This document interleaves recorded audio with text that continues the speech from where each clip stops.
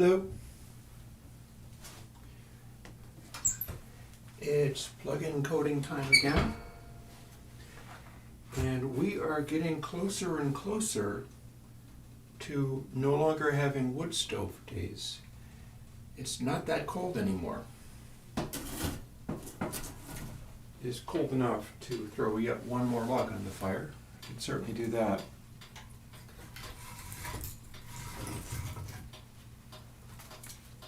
But yeah, what's going to end up happening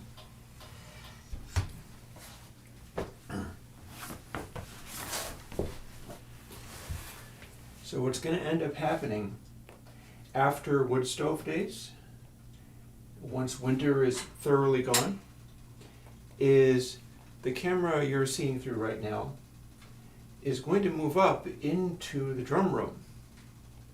Because I was sounding a bit of an alarm as to how the things look for me at the moment. I had been afraid for months about what was going to happen taxes-wise, which particularly stings the way that that stuff is behaving now. It's like, would that I could have taken this hit around, like, I don't know, 2020, thereabouts, but no going back on some of that stuff. So yeah, the year previously to last year, I had a jump of like 10 times, but that was from basically nothing, because that was back when I was still able to spend money on the studio. And if I spend money on the studio, I don't have I get to write it off. I stopped being able to do that, and that snowballed. And then this time around, I was afraid that it was going to be 10 times again. It was not 10 times, but it was a little less than twice. So as near as I can tell, I'm going to be able to get through that. I'm going to be eating less and spending even less on the studio. But I think I've got everything that I need to go forwards, because part of my purpose for doing this stuff is to make tools for people who have like nothing. So I'm going to take pains this upcoming year, especially with regard to like moving that camera up to the drum room. Maybe I will even do that on stream sometimes. I'm going to be recording stuff that I can put out there so people can have, which doesn't necessarily mean that you're going to want like me playing drums for you on loops or whatever. I'm not necessarily going to be making loops, but what I should be doing is making some short circuit instruments. That's out of the Surge XT community. Short circuit is a whole sampler, and it's going to be possible to make sampler instruments, including things such as my new ability to do drum kits. So I can design stuff the way I think it should be heard, make an instrument, and then you'd be able to play that in using any MIDI keyboard or sequencing it if you really wanted to. I think the MIDI keyboard is a better idea. And you could track things individually, do whatever, but the point being you would not have to have a drum room to get those sounds. And one of the things that I'm working on today, when I move back over to the computer and start actually coding, I'm going to be working on the reverbs again. Because that's also part of the equation, is being able to, like with the sampler instruments, that's going to be weirdly like getting multi-track recordings in a Reaper like master recording of individual drum heads, and then being able to put those together and mix them down to stereo, including probably some forms of ambience and reverberation. Because the thing is, like, I've currently got a really well-damped drum room. There's like no sustain in there, nor should there be, because it's a very small room. But that means everything would have to be artificial, but I'm getting to where I'm able to do that, and I'll be able to produce a pretty much complete sound, perhaps even specifying which reverb I'm using so that you could bring the drums in and then maybe have other tracks using the same reverb plugin and mixing with that sound. Anyways.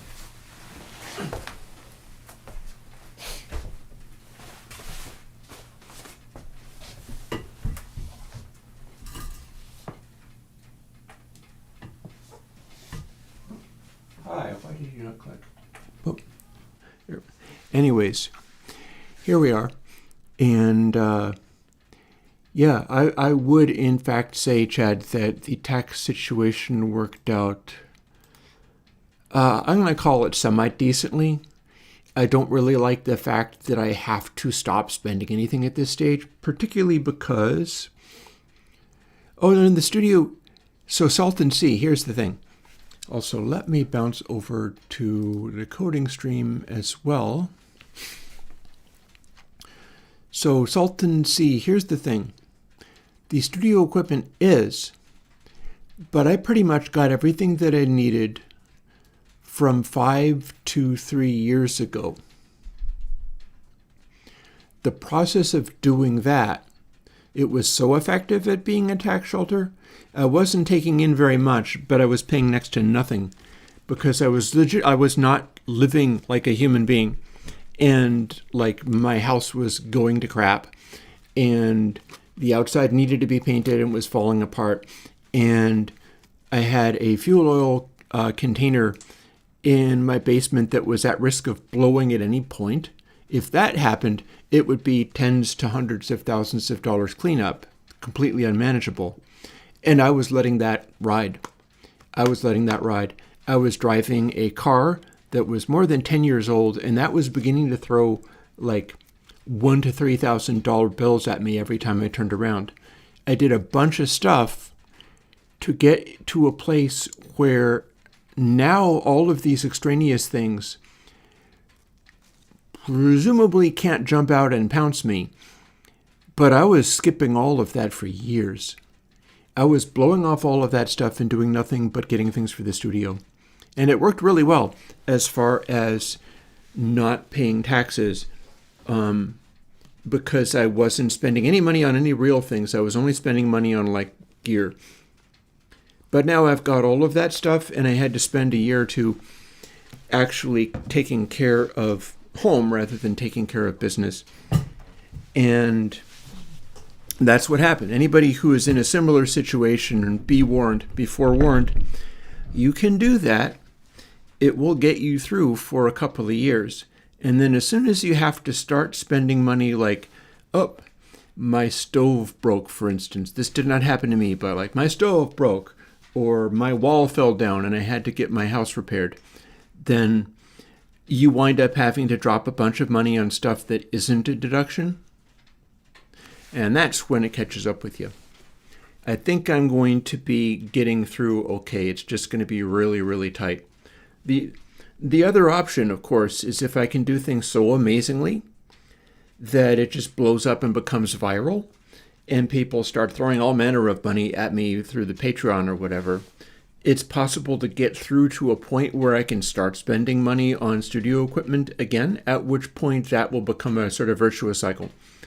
That will become a thing where it turns around and then the next thing you know, I'm like, oh, I should study this old sampler. And people will be frothing at the mouth for me to do so. Like, you know, your classic SP1200 or whatever is completely out of my reach. There's no possible way that I could get one of those. But if I was able to do that, that would be directly relevant to me studying that stuff for making new plugins. And I'd be able to write off the entire thing. If I was able to get the entire thing, which is not currently possible.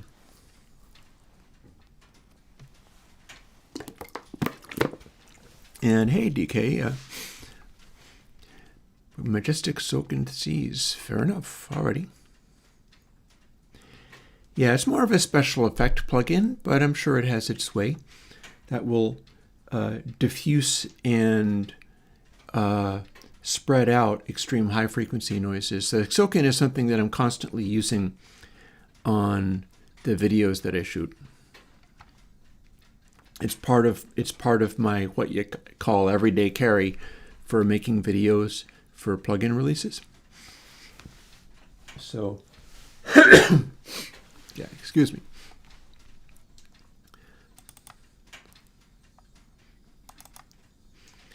So today is a day for doing a variety of things.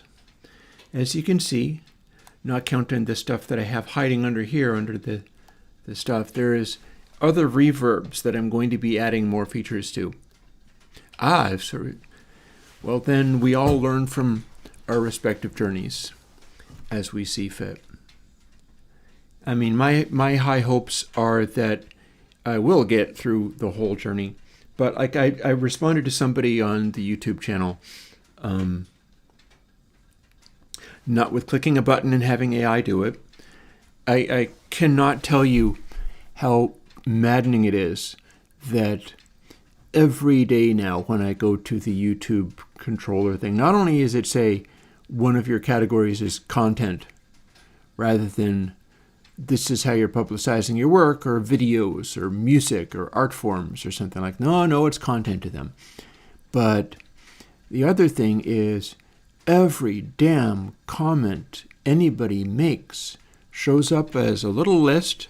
They don't sort it by time anymore. They sort it by their opinion of what they think is important. So you have to go and click an extra thing to see what was most recent, which is still possible. It has not gotten to where it's no longer possible to select show me most recent, and instead they will only ever show you the things that they want you to see in the order that they want you to see them, which would be the absolute worst, and is still possible. But it hasn't. Okay, it has happened yet, but they still let you turn it off. So then I go to view things in chronological order rather than only what YouTube wishes me to see first. And every damn thing has like 3 little buttons underneath the comment, which is YouTube's idea of what it thinks its AI should have me respond to people as. I can only assume there are some people who are going with this. Sometimes I shout it out. Sometimes I take a little screenshot, go to reply for real, and type out what the YouTube AI would have me say.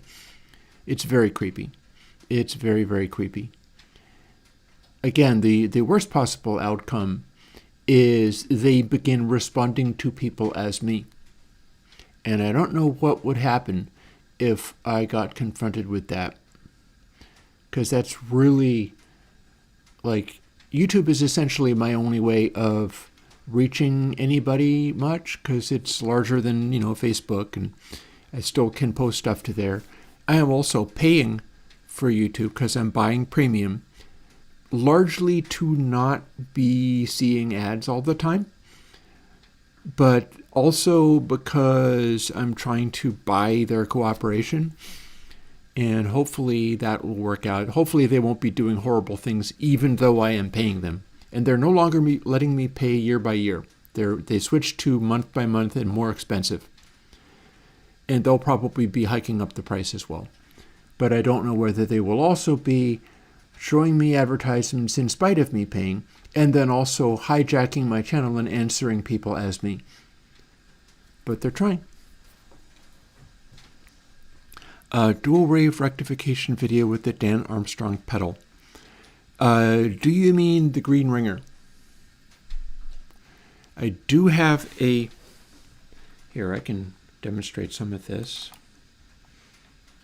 I've got this all hooked up to the speakers and everything. This is all live, so I do have this to some extent. So if I go to, like it's out, so it's a VST as well as an audio unit. If I go to this,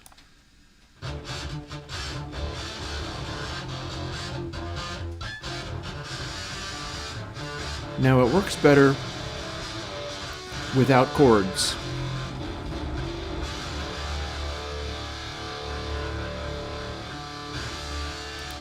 And then if you applied it, this is what a green ringer is. It's a little bit more complicated than that, but you can see that mostly what it's doing is full wave rectifying the sound. It's just manipulating it in a particular kind of way. In fact, we could run it on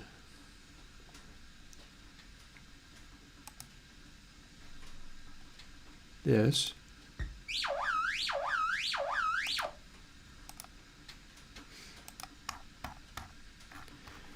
And as you can see, it's taken a sine wave and turned it into something else. And that's what a green ringer does.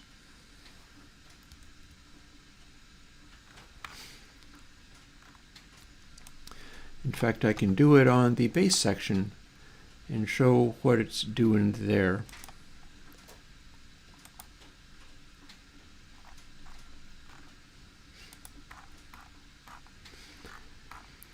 So that's what that Dan Armstrong pedal effectively does. It's doubling the frequency by changing it into a different kind of waveform. And it'll do so all the way down to low frequencies, and it's not just putting only one side of the waveform, because there's also a filter involved here. We're doing some kind of high pass.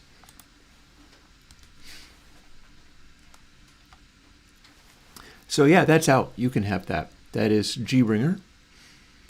And give it a shot. Meanwhile, the fire's going fine. I don't think I'm going to need to throw much more wood on this. In fact, maybe as early as Thursday, the camera will already be up in the drum room. Honestly, I would love to. What I should do is I should check with Adorama and I'm going to have to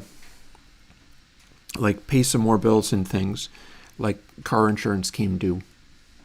That is another, $1,000 to $1,500 level bill that I can expect to come around periodically.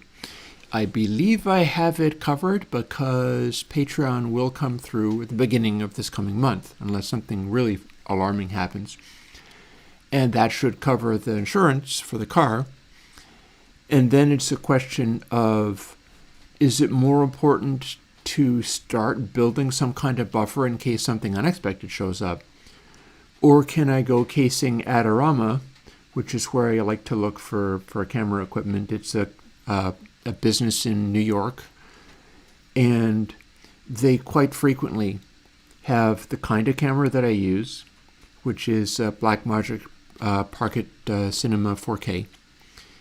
I've got lenses. Again, years back, I was stocking up on all manner of these things to get the right kinds of lenses and things for the cameras, and I was in a position to be able to do it. And so I wasn't actually earning money. I was spending more than I was earning, but it was helping me with the taxes because it was all deductible. So if I am able to find another camera body in the scratch and dent section of Adorama, and I'm tipping you off, if you want to go and do that, that spares me doing it. It's like, oh, there's none. I guess I'll just have to live more safely. But if I wanted to live all kinds of unsafely, what I could do is go and try to find a scratch and dent Blackmagic camera of the kind that I need that fits exactly the same lenses that I've got for the other ones, and have it as just another view, because the video producing thing, I can have the camera sitting there for the every week shooting a video for releasing a plugin. But then doing this stuff, it's like, well, you got here, and then that is actually a blank, and then that is the wood stove cam, and it's part of the live streaming setup.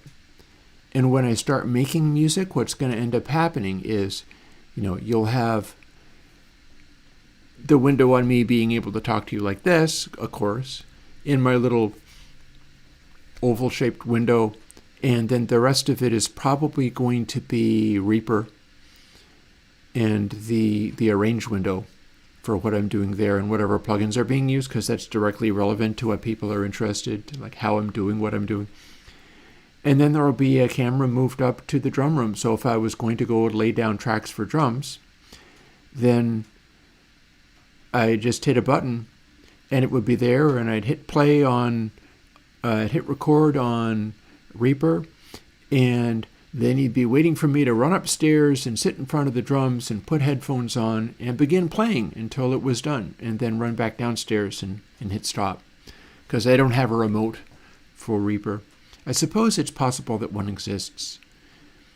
There's one for Logic, and not that I'm replacing my phone, but it's not so old that I couldn't run an app for that. If there was an app that could control Reaper, that would work. It's also a matter of whether things even work, because increasingly we are in a world where stuff that worked, like here's the thing that was happening just the other day. I was simply trying to watch YouTube and ran across a video that I was watching. I don't remember whether it was a loading ready run or it was something else. I'm pretty sure it wasn't Venus Theory, but Venus Theory is a person that I do this with. And I went to hit full screen. And just for this one day, at no point could I hit full screen and have it switch to actually being full screen. Instead, it was always the bars of like white interface stuff from when you scroll down from whole screen, and it switches to a different thing. And all of a sudden, there it went, and it would no longer worked. And that's the same thing for making these videos or making these live streams. Is I can work on having, like I spend money to have a fiber optic connection so I can do streaming and do it properly.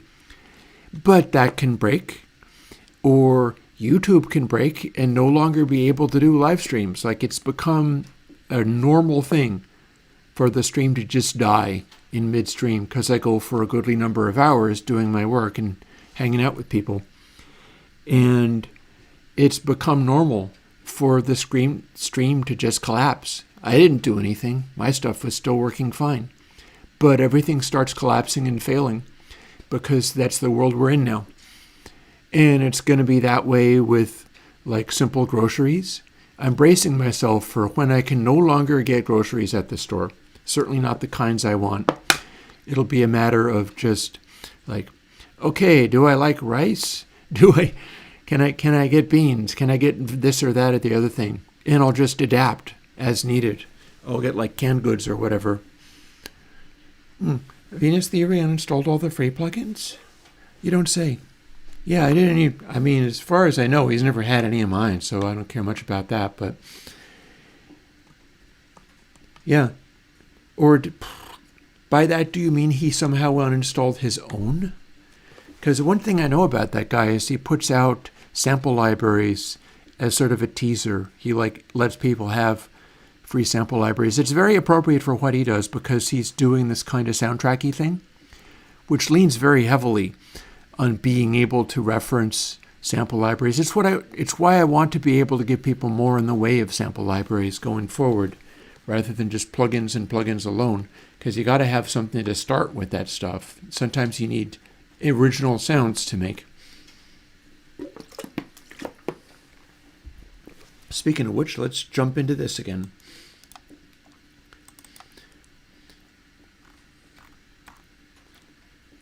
So,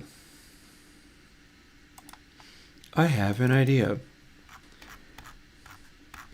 and I'm going to apply this idea thusly. It's not what you think, but this makes sense.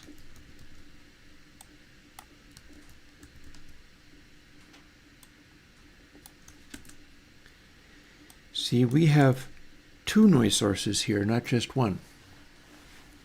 I'm making it out of FPD-L and FPD-R.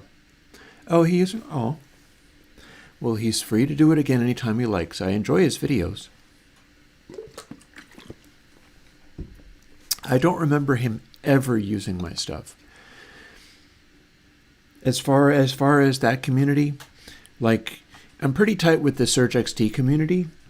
There's also a community which is like Ben Jordan and Venus Theory and stuff. They do road trips together. It looks like a lot of fun.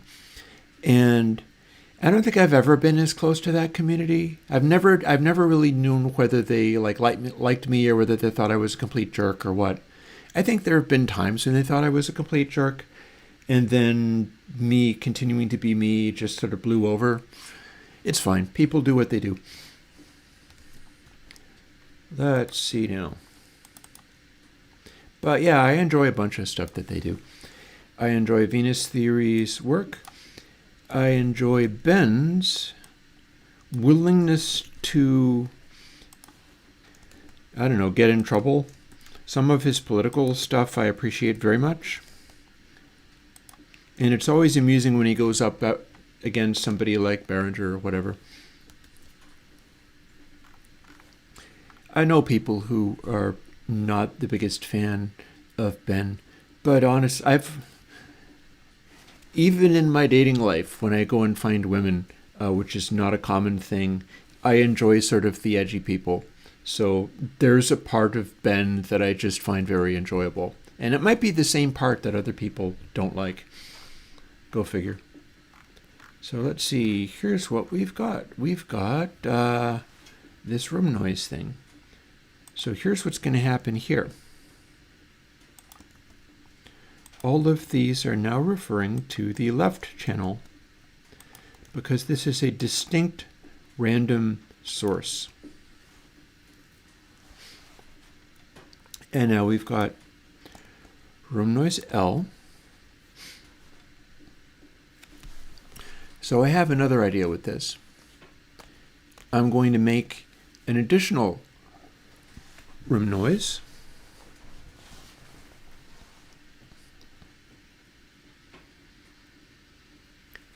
And where this one is apparently, I'm trying to work out what my levels are with this. I think they are probably, I've got it set up so it is in fact adjustable. Looks like I settled on 0.5 is the proportion I'm using. That's somewhat arbitrary. Like on the end of this code where it says 0.5 everywhere, I could as easily have that be times 1. That would cause the background noise of this room to become much louder. I kind of pulled it back. Or I could have it be 0.25. It would still be only changing the exponent on the number, so I would be having a high resolution form of that. Not that you'd really tell in this situation. And that would make the background room tone even quieter. The next one that I do is going to become somewhat different. I'm going to simply copy this and paste it. And I believe everywhere it says L, yeah, there's no additional L in there. I get to change this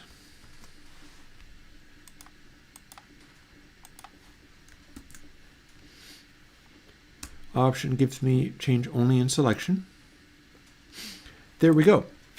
Now we've got a separate room noise control, and it applies only to room noise R, which we're currently not using. And there's a reason why I'm choosing to have it be the separate one rather than reusing room noise L for this. We're going to go in here and have wet equal 1.0.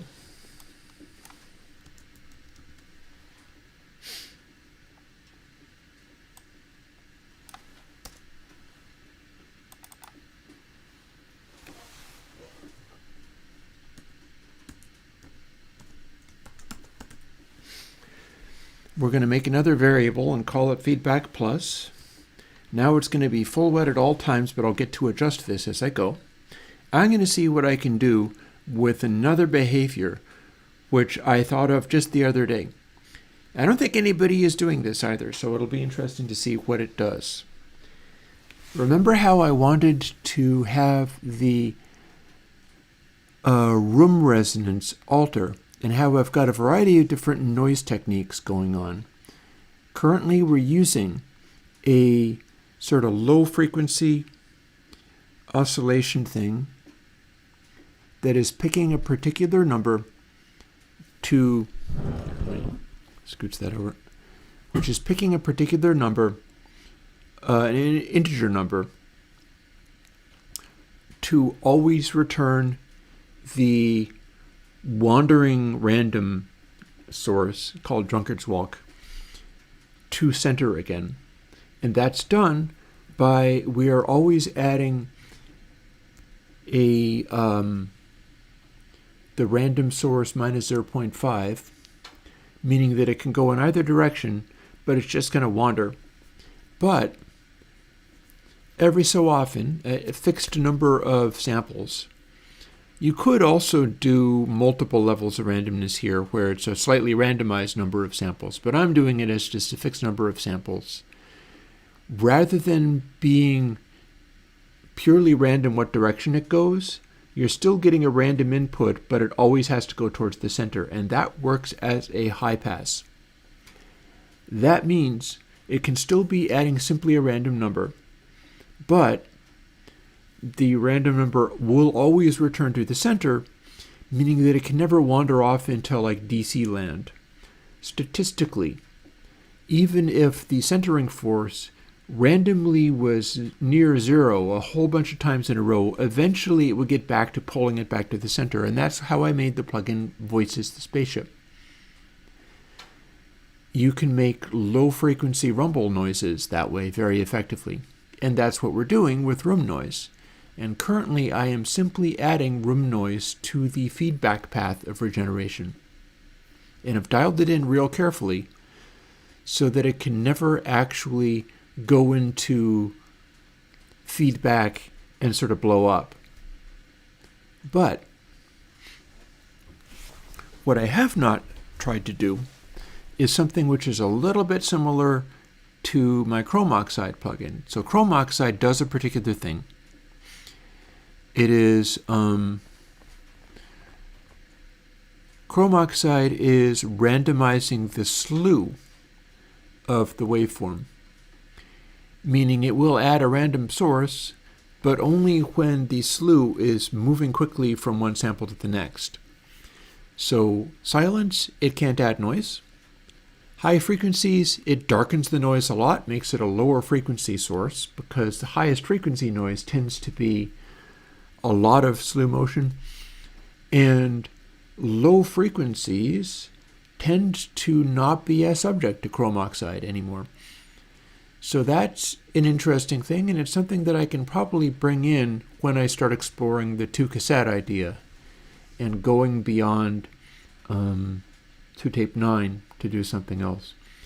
I am not sure whether I want to go all the way towards doing a GUI 2-tape, although I could, when I get to 2-tape 10, I can do the thing which I did with console. Call it X and do a GUI version. And then it'll be, 2-tape X2 or whatever if I did more. But that would be kind of neat. And 2-cassette is clearly where I would be adding noise, and the noise could live inside it could live inside doubly. In other words, that would be appropriate for having that work out okay. What I'm doing now is going to be something a little bit different. See, we got feedback plus. See, we got room timer R. Watch this.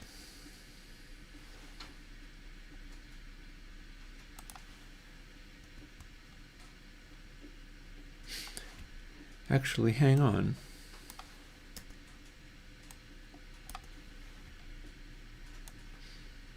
I'll save a little time by doing a find and replace from this.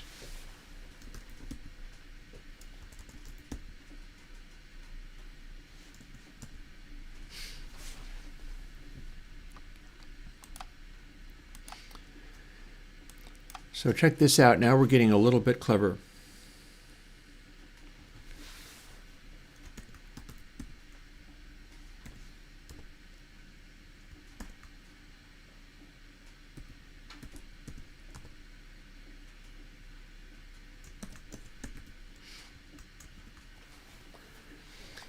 Now, if we do this, we are handling the existing waveforms as they come through the infinite loop.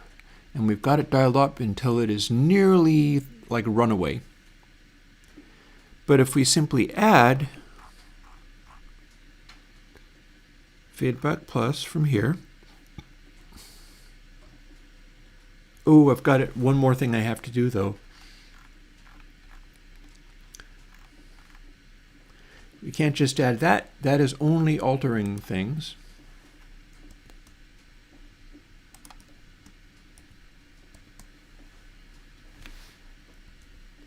Times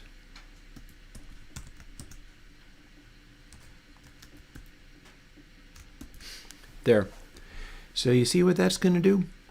Rather than having a set value to bring in the regeneration, now we have that set value, but the set value is having an additional randomization always added. So what that's going to do, it is tending to be towards 0, so it's going to end up being roughly the same, but the way that it varies means that we're going to have randomness added or taken away, and the amplitude of this fluctuating based on how much noise is in there.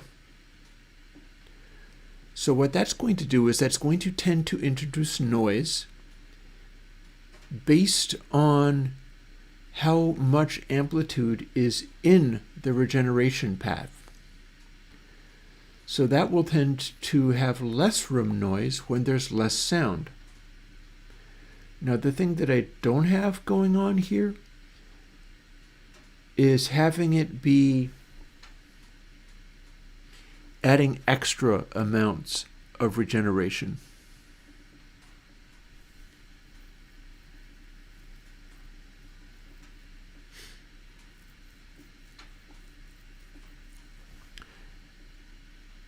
So now the next thing is clearly, let's see what it does.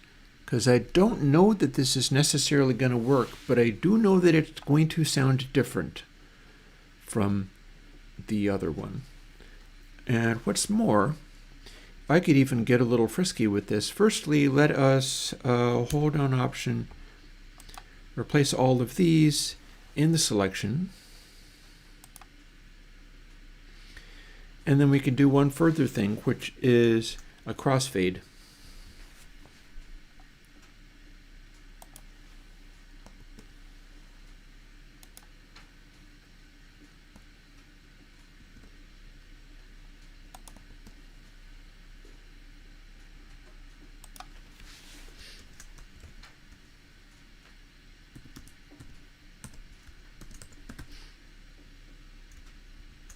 There.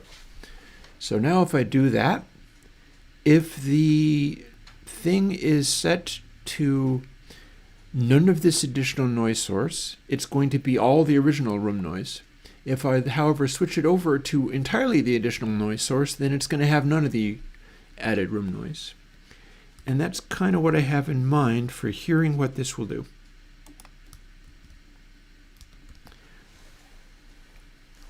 Let's see if it builds. Let's see if I need to address something here. Clearly I do. So why do we not have enough of these? Well, let's see.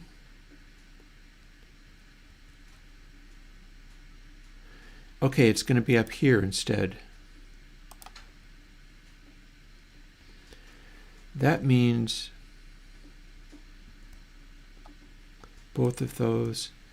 I somehow missed adding an extra parenthesis. It's fine. Pretty sure we're good. Yep, we're good. Done with that alteration.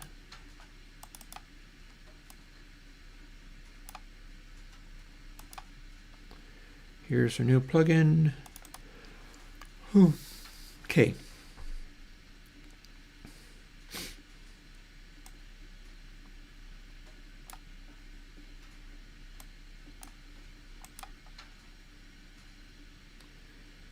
So if I apply this here,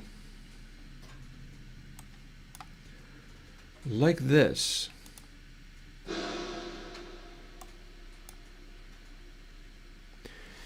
We can have a really large sustain, or we can have it die off a little more, and it will fall back on the bass noise. So if we apply that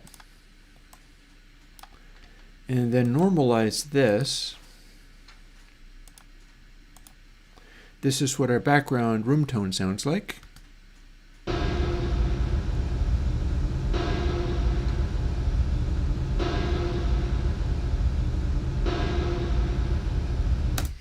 And that's quite interesting.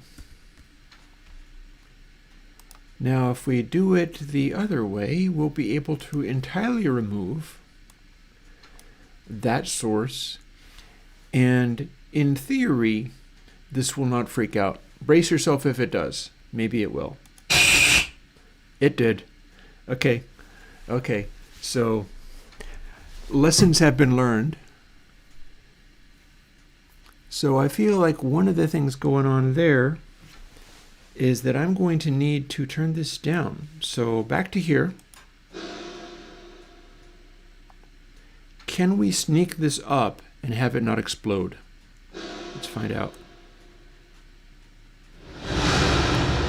Ah, okay.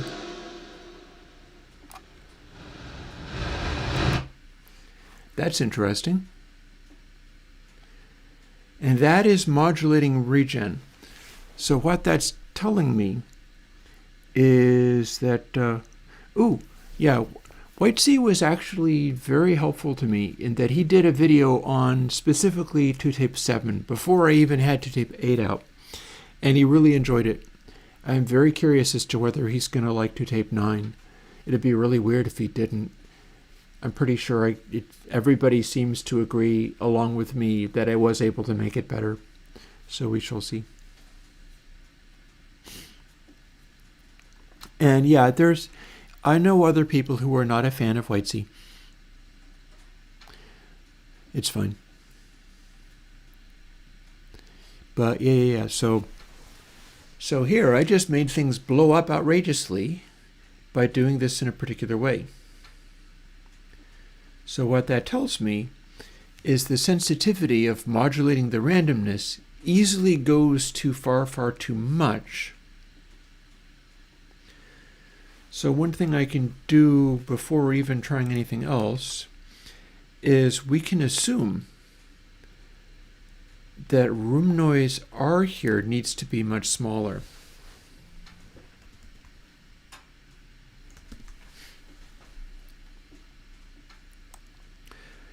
And I can make that happen simply by adding this to every single place that the new noise source shows up.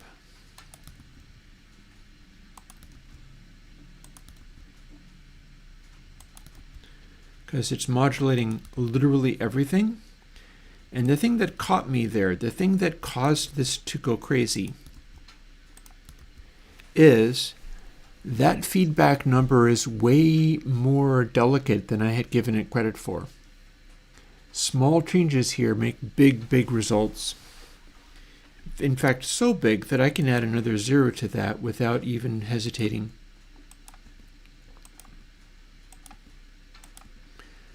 That room noise number is going to have to be way smaller. But we will end up being able to see what it does. So let's build this and then go back into, that's what it does, clearly. And then we're going to see what this gets me. There are also more adjustments I can make going forward.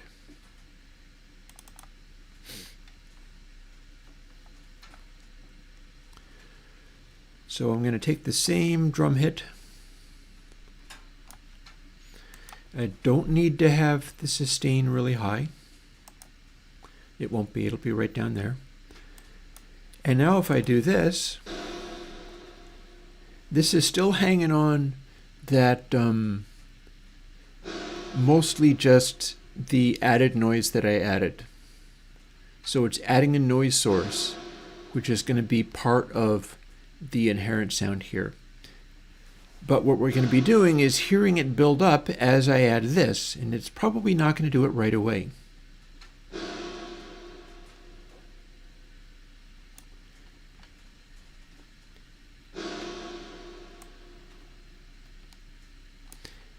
And as I get closer to here, it is closer to fully having this regen here. So in theory, what happens now is I can increase this and it will get to the point of crazy feedback, because I had it so that it was tuned very accurately.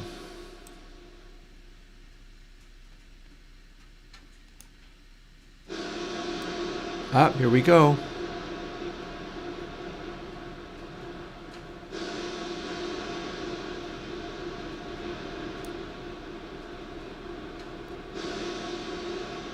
Here we go.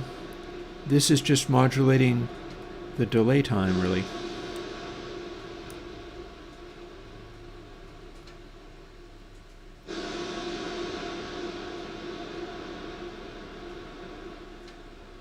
Ah, yeah, see, it's cutting back more easily. It's expanding more easily.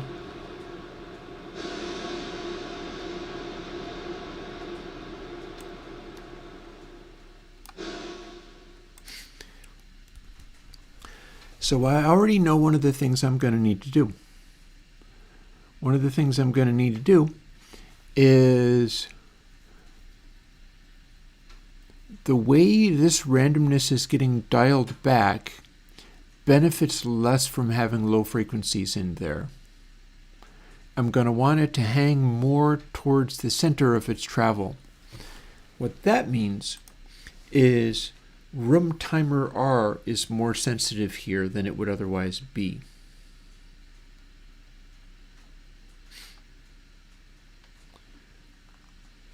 So we can play with that and see whether it goes crazy or not. We're going to do yet another manipulation.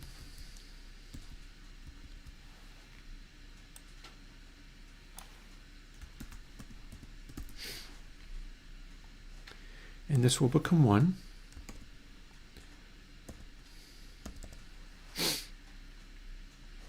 And then this will become...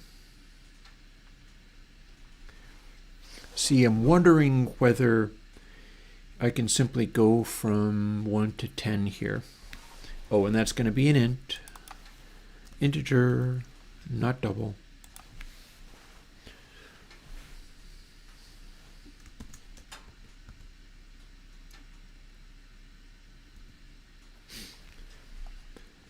And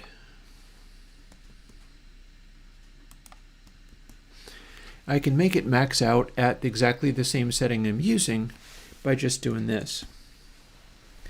So now we're going from 3 is the smallest setting I can use to 13 is the one that matches what's currently there. And we're still using that final control that is normally dry wet to do all of our manipulations here. And here's where it goes. So that I'll be able to start turning it down, at which point it will start giving me more centered behaviors rather than behaviors that are simply showing a modulating feedback amount. So yeah, let's give it a try.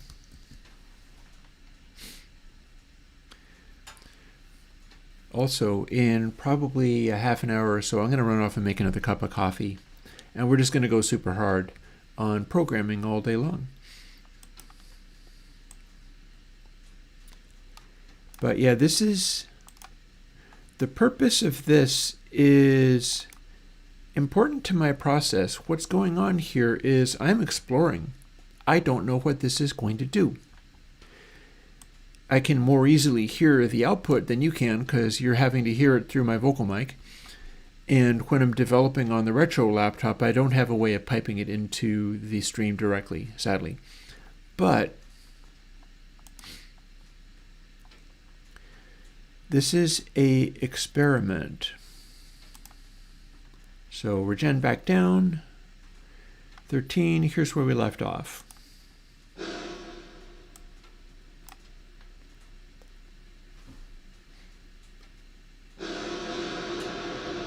So it's kind of wavering around. However, if we had this being a much smaller amount, that's going to be a more high frequency randomness. Let's see what it gives us.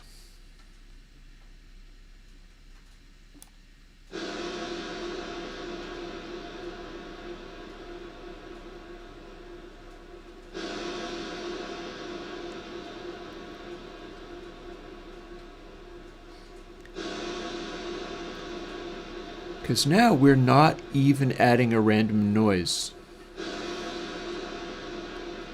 We do not have a noise floor any longer. Also, there's an interesting side effect. I believe this is amplitude dependent. There's going to be a gate equality to it. But I'm not sure how relevant that is. So let's start fooling with this. We've now got it at 3. This would be 4. This would be 13.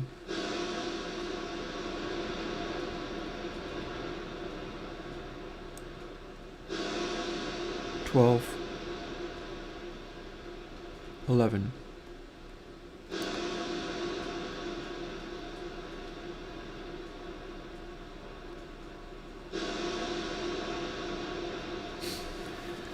So what interests me here is listening to the output of this. I don't dare turn it up anymore because I might get more crazy runaways.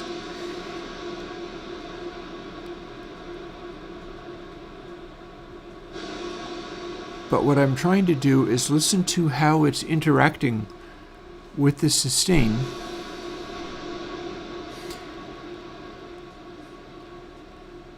See here how the volume, the amplitude just cut back a little bit?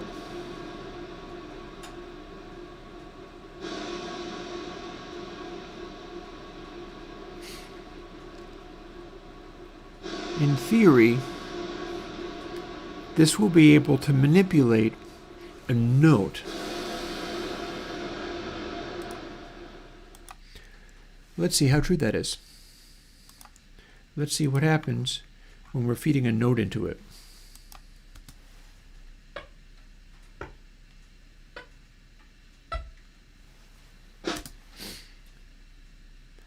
Let's feed all these notes into it. So no more snare drum, no more automatically it's going to be a noise because the snare drum is feeding it with the noise. Now we're going to feed it with notes.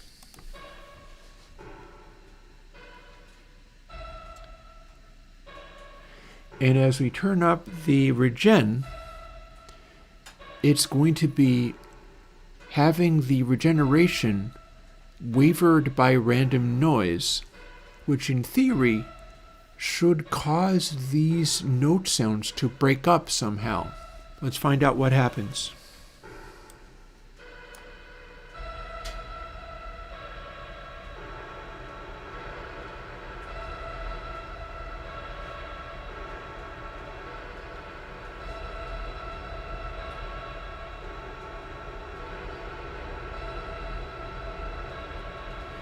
I'm still hearing funny boosts and cuts in the regeneration. What that tells me is that the frequency modulation of the noise going into this, it's able to sweep down to where the overall regeneration is being consistently modulated by the random source going in. So rather than it giving a noisy effect, it's giving a playing with the amplitude of regen effect. It's like acting as if the air is capable of cutting regeneration back for just a moment.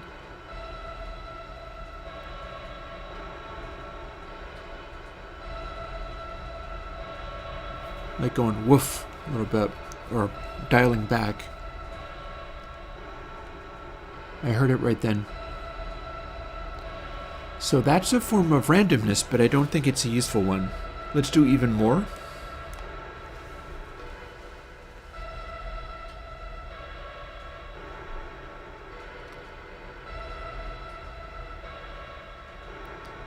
See, it sounds like somebody's playing with a fader.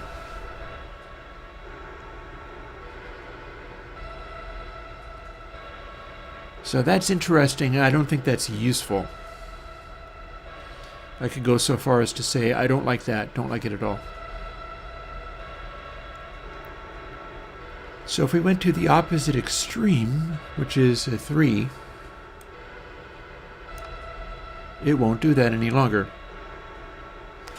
And that is because the random source is being made to be much more tightly constrained to the same average.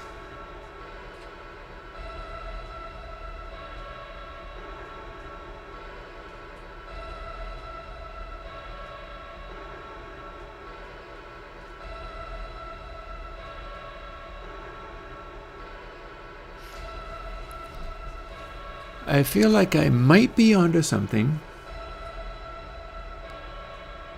as far as this producing a useful variance in the sound.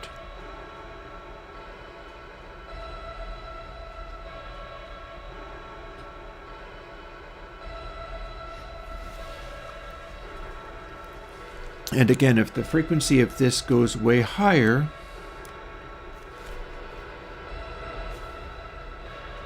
it sounds like somebody's playing with the fader.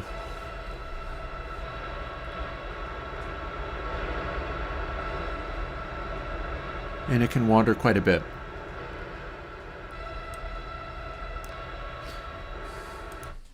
Whereas if it's a very small amount, you can't have that kind of wandering, which, if introduced directly as noise, means low frequency stuff. This is kind of the opposite of what the other noise needed. Perhaps even to the point where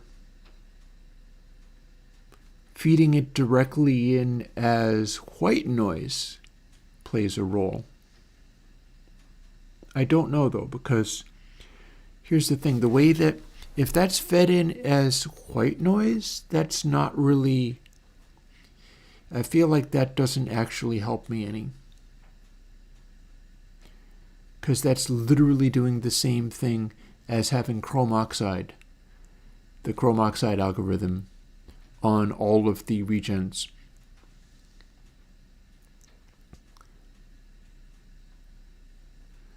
If it's just modulating sample by sample randomly,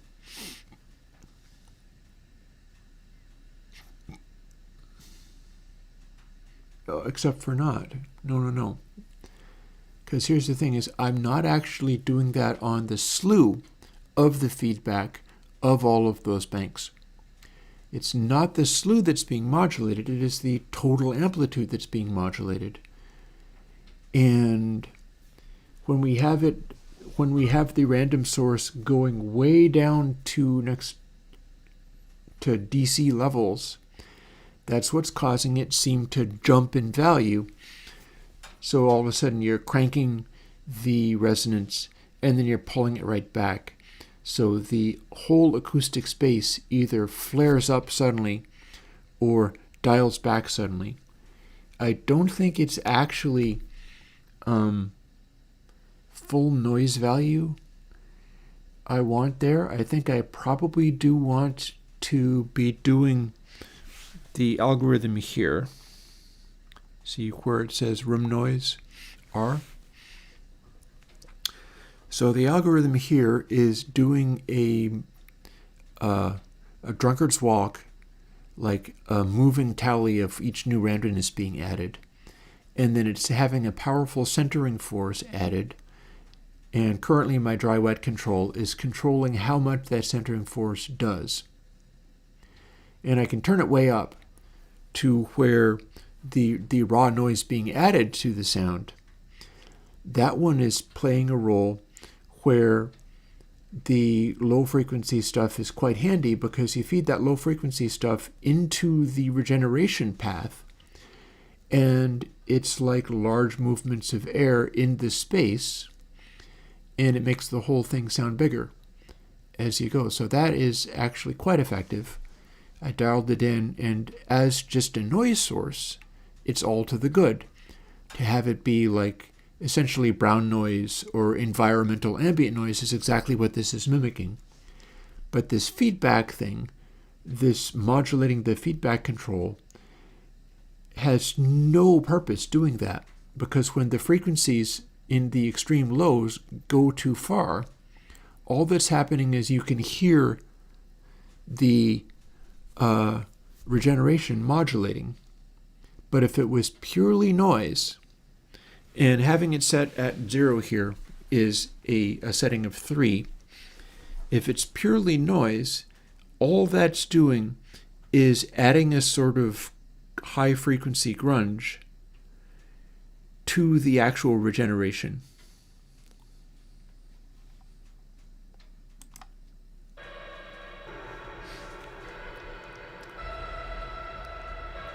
So what I'm wondering is, can I have this be modulated using the additional noise source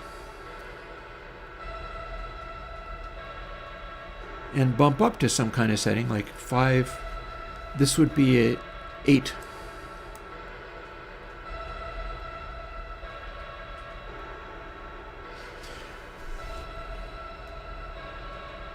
Where there's like a spatiality to it,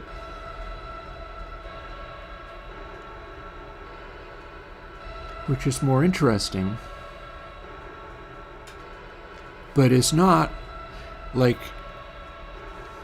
some jerk has his hand on the regeneration control and is going, like, it shouldn't feel like, bump, I bumped the regeneration, ooh, I cut it back.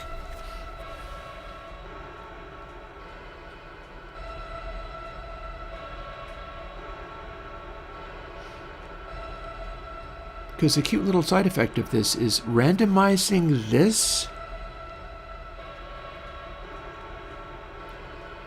makes it sound more physical, because it's breaking up some of the repeating patterns of the regeneration.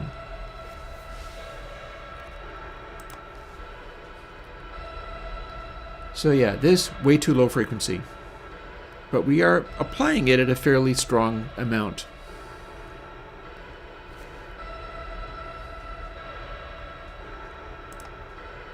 In fact, guess what? Let's apply it at an even stronger amount. What we had there, let's double it. Got all of these little ones. I can make them all be 2.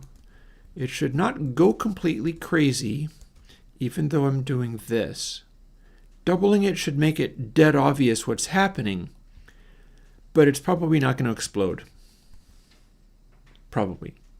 I promise, it's probably not going to explode.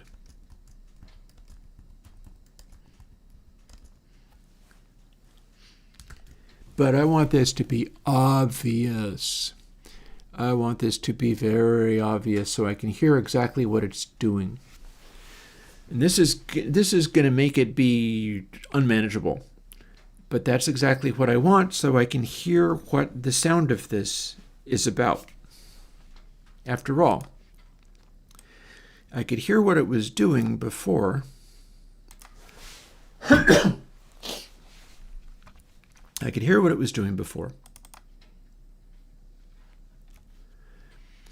But I want it just to be aggressively obvious to the point of irritating. Let's set that up to go. And let's fire it up, and let's pull regen back and see if it's still safe to have a high regen on this anymore.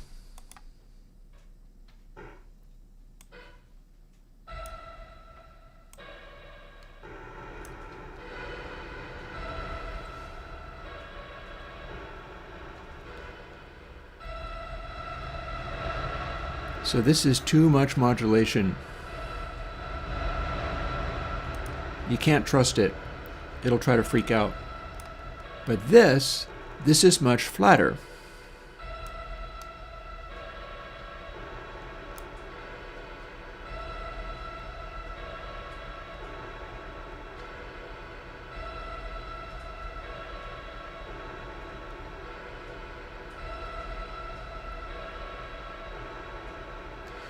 And we're getting a certain quality going on here.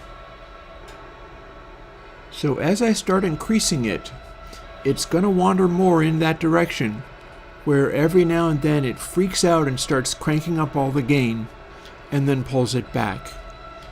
But this is like too much of the randomness source going in, but we're restraining the low frequency excursions of this randomness source, and it's able to still control itself. Now as I start increasing dry wet, we're going to hear what happens when the feedback wanders too far, because it's got a lot of extra feedback on tap now.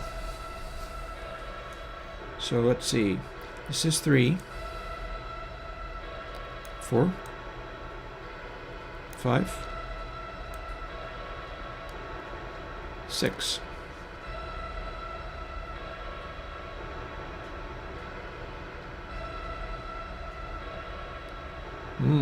Okay. 7. Ah.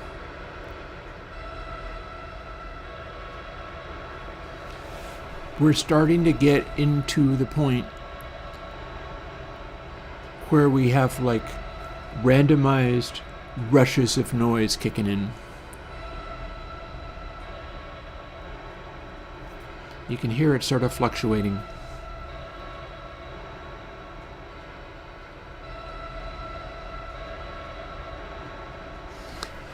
If I push it one more, it'll start getting more obvious.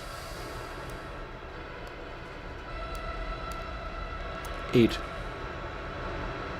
Ah, hear that?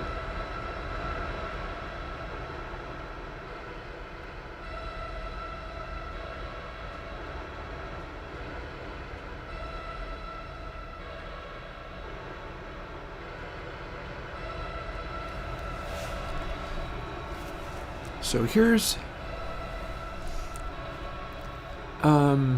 aliasing doesn't have anything to do with this. So now that we're hearing this, I can probably push it even a little farther. Let's do 9.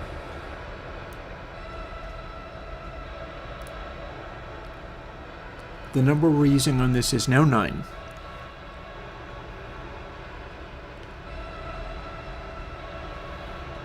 So where the previous noise being added was doing a thing of just bringing in literal noise and burying it in reverb, this is modulating the regeneration.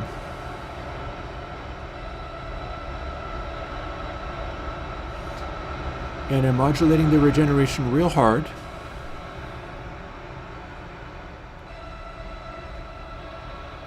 And I'm trying to interpret what kind of sound this is. I hear a noisy quality to it.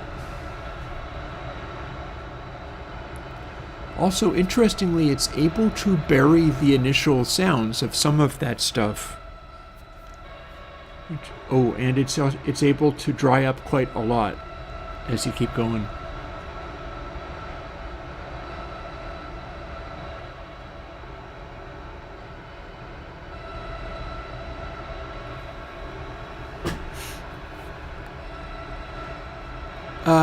Yip 2 probably meant a chief.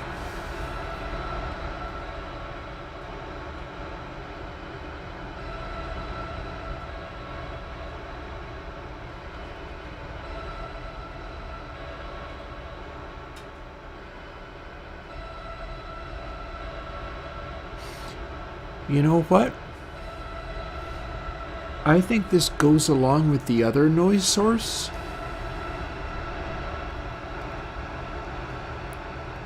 but this is generating wind blowing through the scene.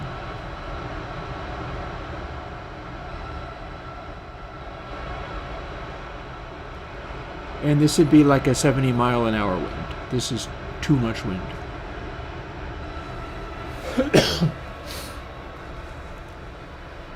So having figured that out, I think now the question becomes,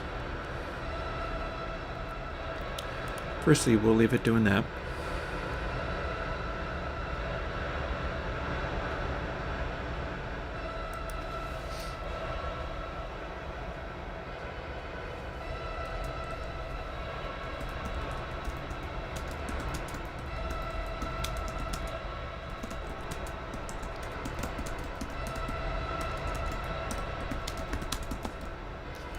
Because this is another legitimate way to dial in particular kinds of sounds. Like, I can use this behavior. It's just that allowing the high levels here is such a special effect. Like, I've got a sound that could really... Are we getting out of control here?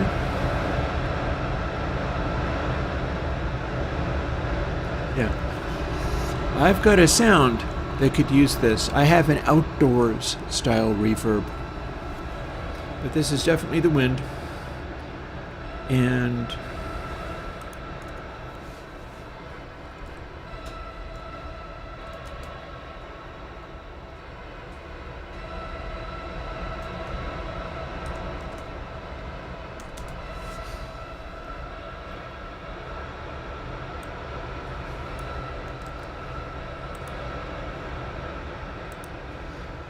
so remember, we're adding 3 to this variable. We're using this variable times 10 plus 3. Let's dial it right back from this overly high volume, overly high wind setting.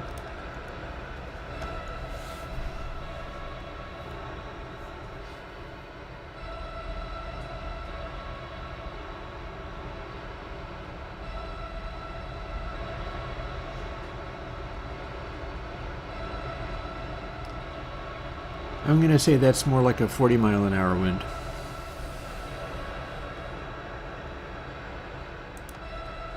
Which is still quite high.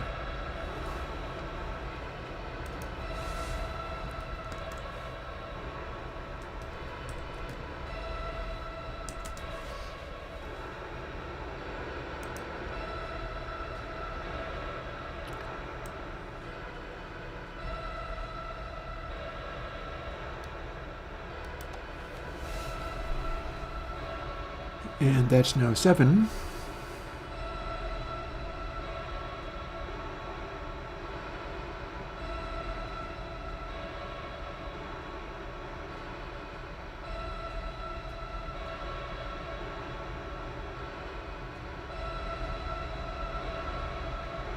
We'll call that like a 20.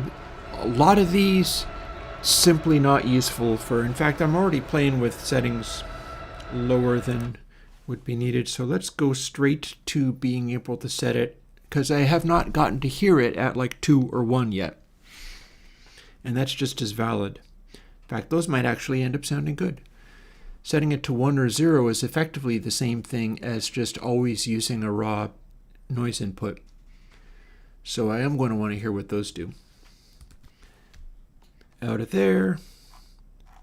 Back to here. Now that we know that we're not using the high values, we can just get rid of this -3. And now the 0.1 will be 1, 0 will be 0, so on and so forth. So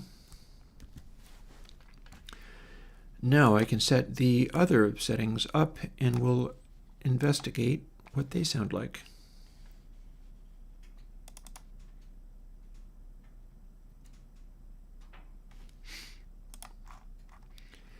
Back to our test noise. What about this?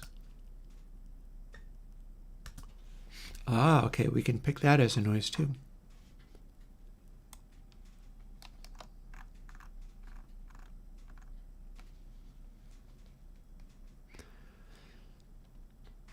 Slightly different sound, same basic idea.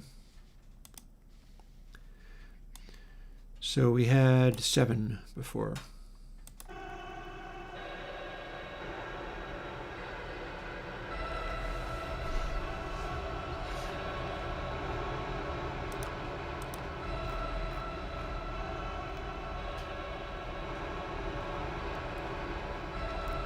And let's see, 8 was 40 miles an hour. Let's confirm that.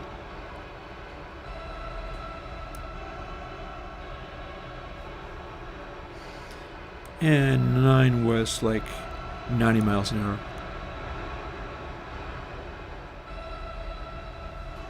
Yeah, I'll buy that.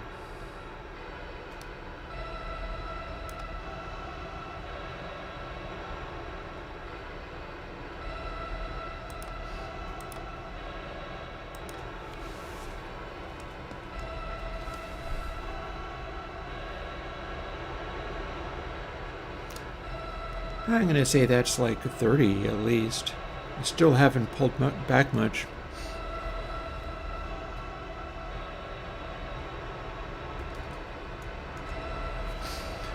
Let's leave the commas out so I have more space to type.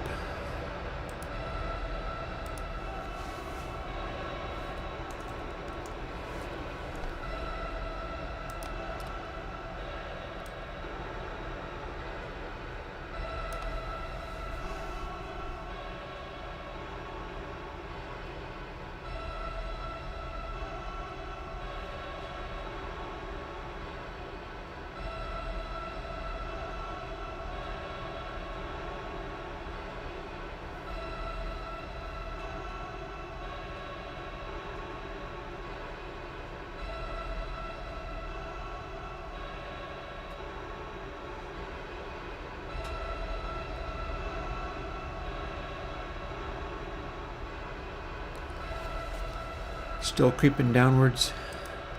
That's like 20 maybe.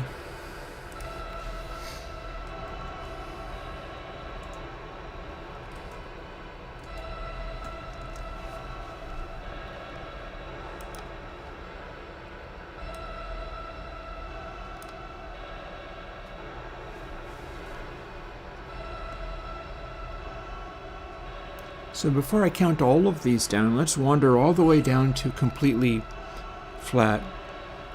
So if this continues to behave the way it was behaving, it'll be something that is maybe like and maybe not unlike quiet, no air motion.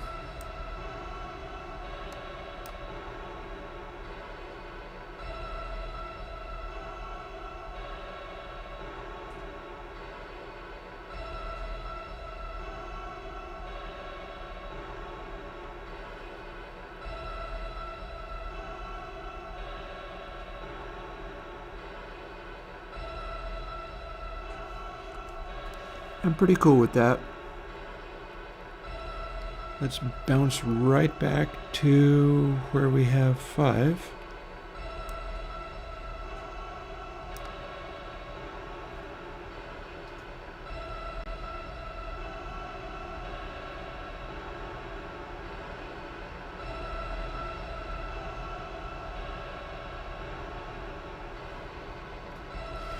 One thing I'm getting out of it is there's a sort of cavernous quality, like there's larger space to it.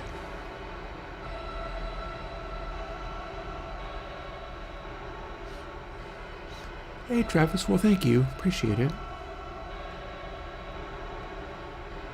Like any day I get to do this kind of thing is a good day, and I'm still able to do this kind of thing, so this counts as a good day in its way. We're basically learning what happens when you do this.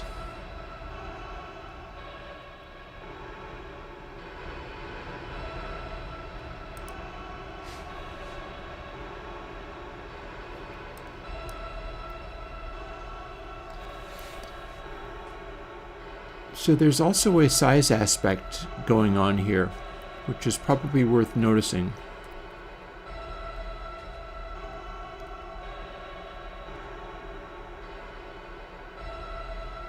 there's a certain degree of quietness, stillness, but there's also a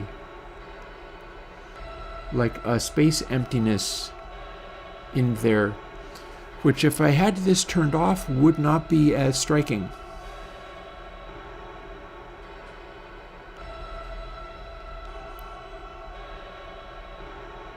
It's breaking up the sustains in such a way where it's doing a good job of getting rid of some of the comb filter ringiness, which is already fairly minimal in this, but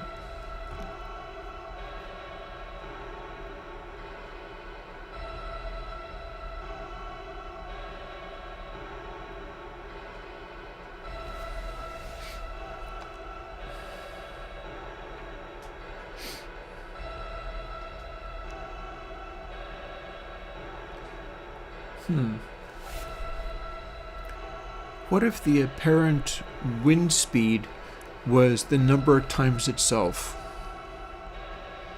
If the apparent wind speed was the number times itself, then this is obviously 0.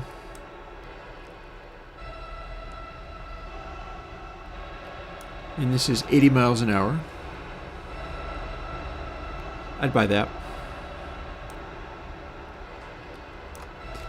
And this would be 25 miles an hour. I'd buy that. A little gusty. 6 would make it be 36 miles an hour wind speed. Yeah, I'd buy that too. 4, 16 miles an hour.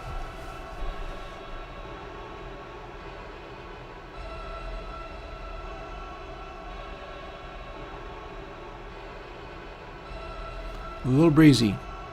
16 miles an hour is pretty breezy. 3 becomes 9 miles an hour.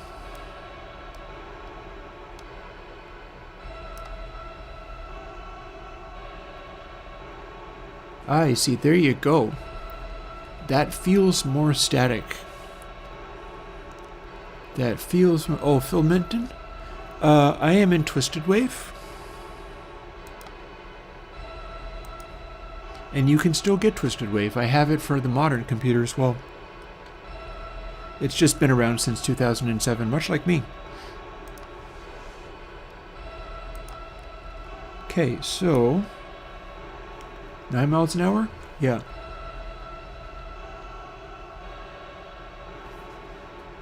2 would be 4 miles an hour.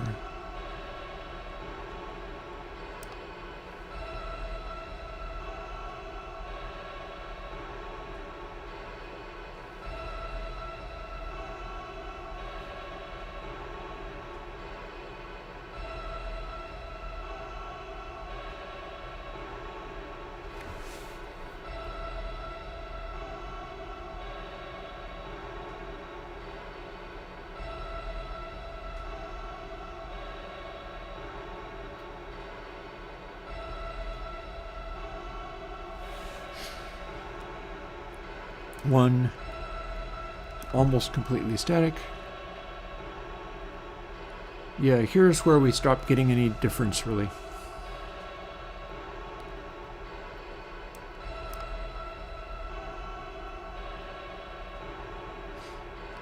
Although I feel like there is still a difference between like 0 and 1.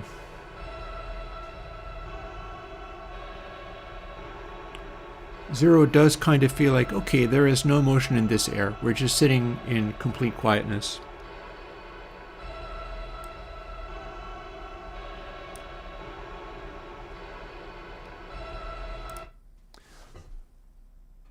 Let's do another experiment. Might be able to whip this into shape in an interesting way. So, back out of here.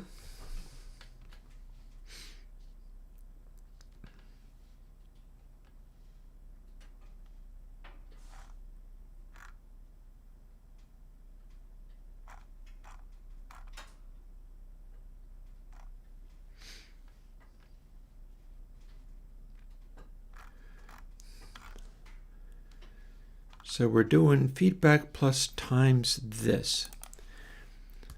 That means we could straight up just build that into feedback plus, at which point we no longer need that.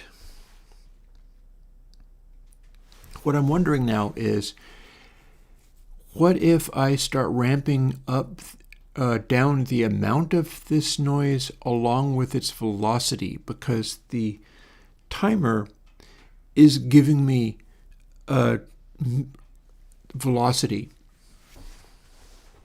So we've still got that there.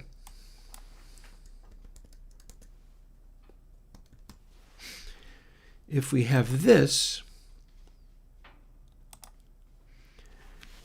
then the amount is also going to scale back as we drop back.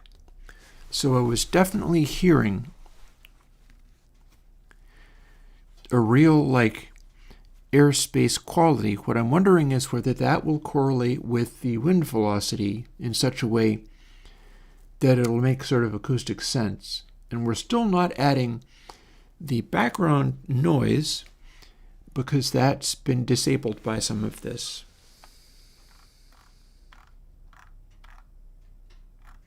Although, I'm going to have to do this. We're no longer interested in crossfading between this.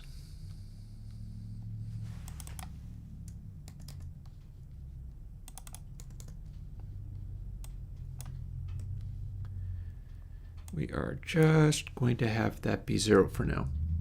And we're not going to bring any additional noise in. We're only working with the resonating sound. I've been using Twisted Wave for a while, so I'm quite happy to use it. I believe I've purchased it more than once. I don't think it's a free plugin, but I've just enjoyed this. Another one that I've used back in the day was Amadeus. Amadeus does good sonograms.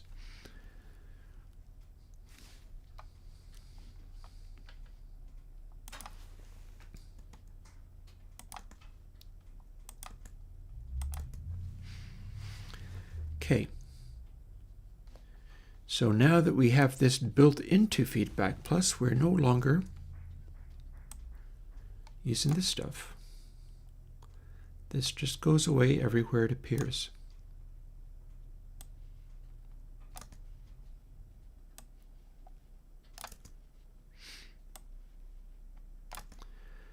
Also, we are getting very close to me running off and making some coffee. I'm liking this discovery process. Like, the great thing about this is I don't think anybody has ever observed what happens when you do this. My whole purpose here is to do the experimenting and see if I can get unusual sounds happening and then try to observe what they seem to convey. Because then I can incorporate as much of that into the reverb as I want, or not, if it's not relevant.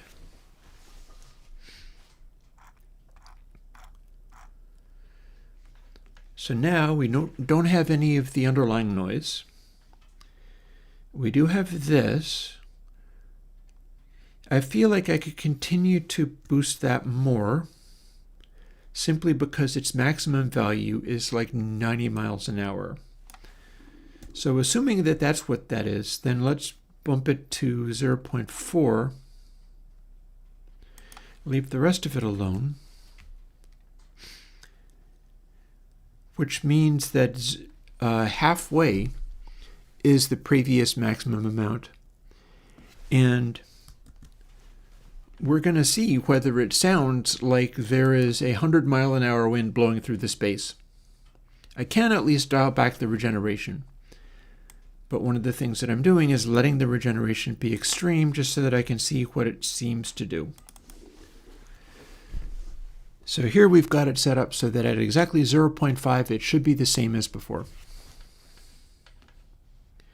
Will it seem to be a crazy high wind when I bump it up? Same sequence of notes. Should be safe here.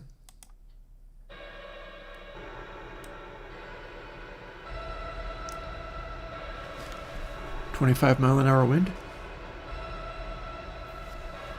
And if we start increasing, it's going to go a little crazier.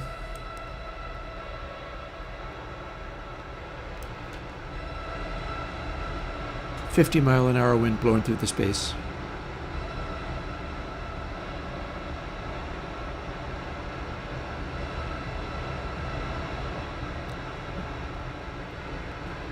"60-mile-an-hour wind blowing through the space."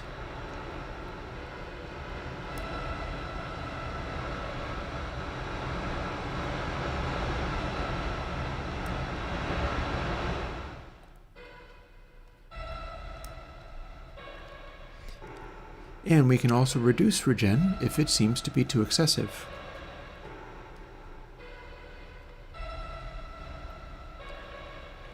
"81-mile-an-hour wind blowing through the space."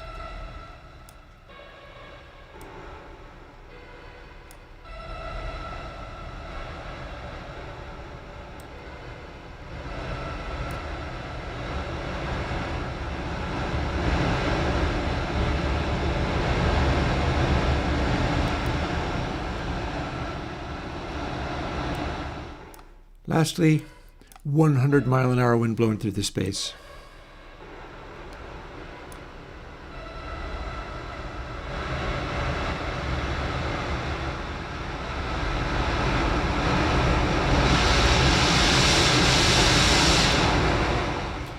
Okay, so let's not have any 100-mile-an-hour winds, all right? Now, back to normalcy.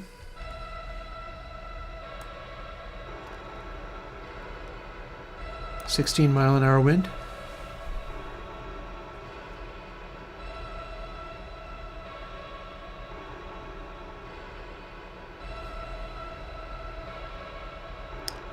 "9-mile-an-hour wind."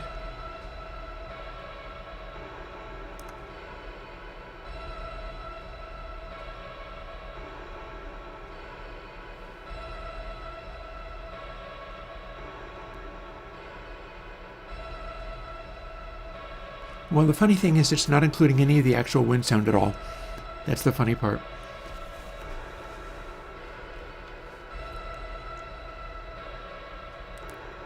Uh, 4-mile-an-hour wind.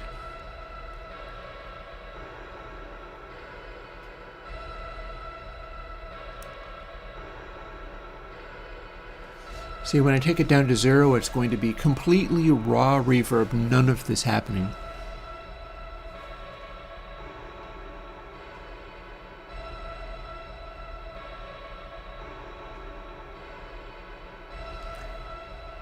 I'm kind of liking the 4-mile-an-hour wind one. Seems very chill. That's like barely even a breeze. That's like the one person walking around. How about 1-mile-an-hour wind?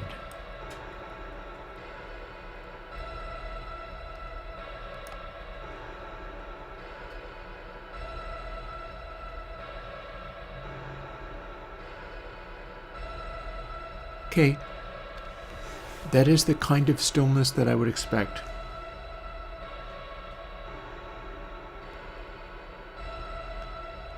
From a sealed up space that is also so small that there can't be any breezes in it, because it is too small.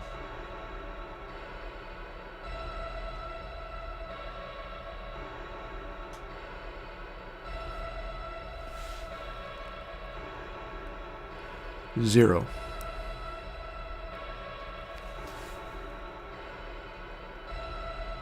So that's where we start. This is nothing being added at all.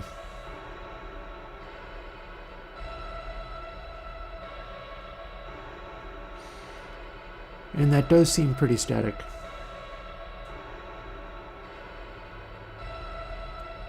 Arguably unrealistically static.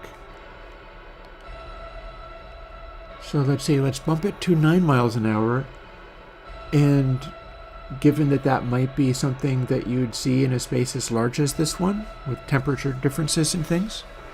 And let's see what we get. So that's going to be setting it to 3.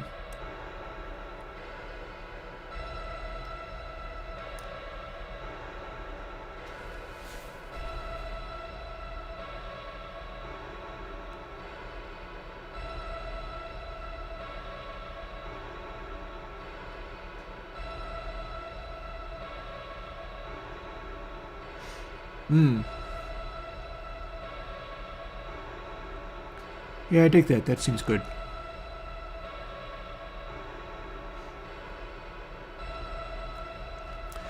So maybe what I'll do is I will set this up so that as I go off and make another cup of coffee and take a restroom break, let's set it up to some degree of wind that is not so ridiculous and overwhelming, but still sounds cool, and I'll just leave this going. This can be your ambient vibe for going to a place.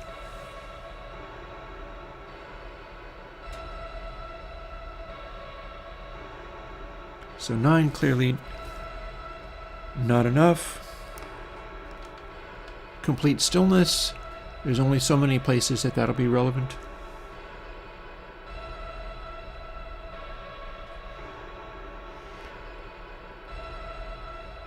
What if we pretend that this is outdoors?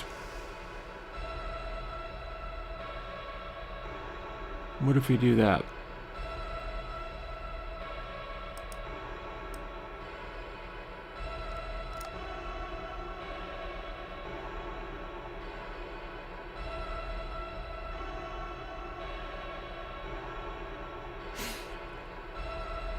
Semi-strong wind. Let's call that like 40. So that'd be about 0.6 for a 40-mile-an-hour wind. Let's give that a try.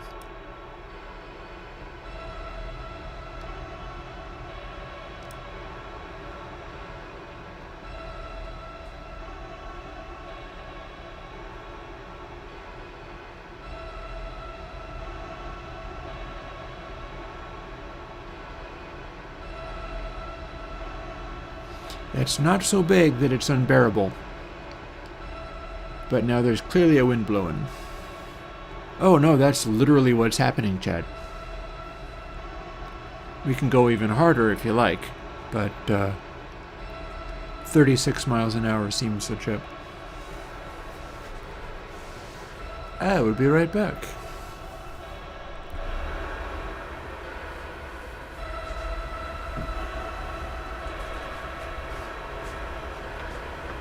Now let's boost it.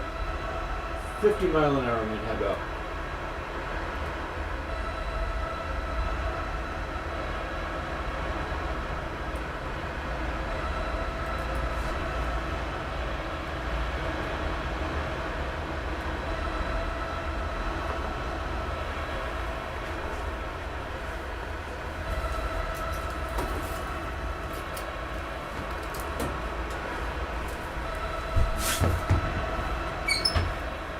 We're about done with this too, so let's finish that up. Before it goes out completely, throw some smaller logs in there and burn up all the charcoal nicely.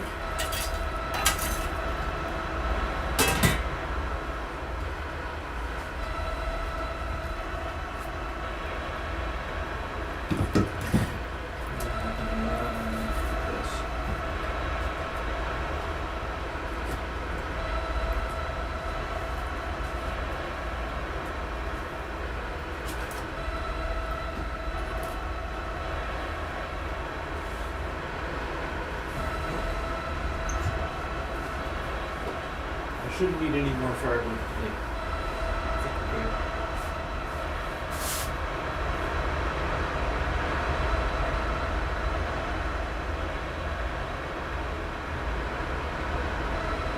Just want to see what we can catch. Come on, man.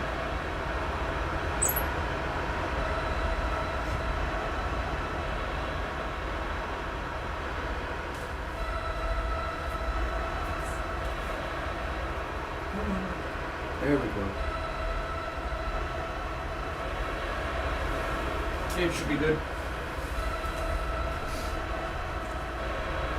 So we can put this. Okay, clearly that's what we're doing. Cool. I'll be right back.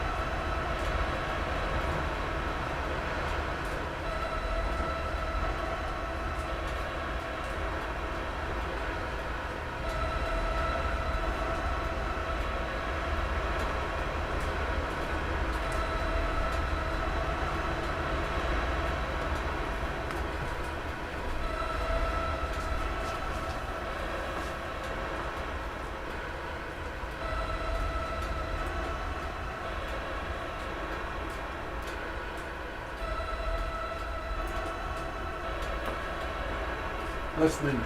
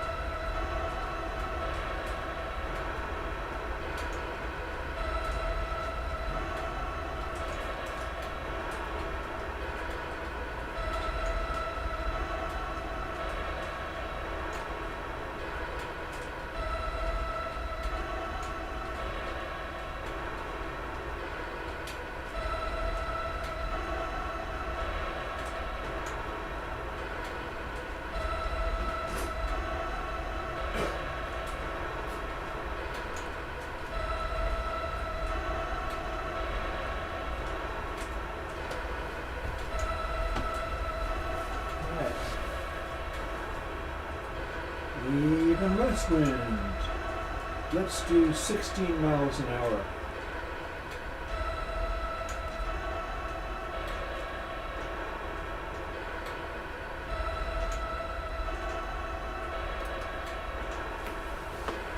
Very big space, but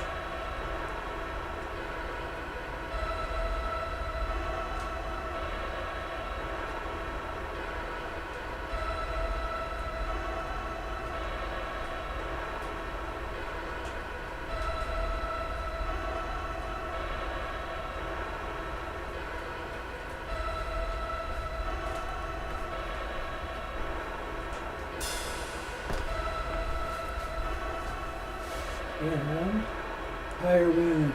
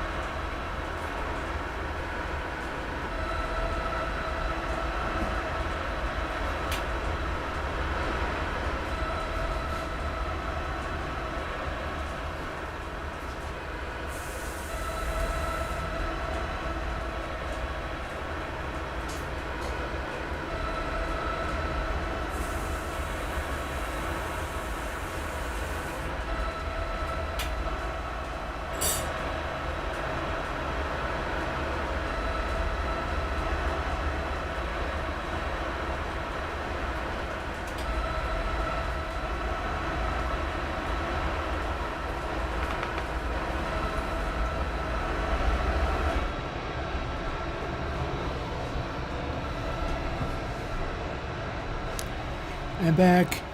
I got my coffee. Quiet the winds.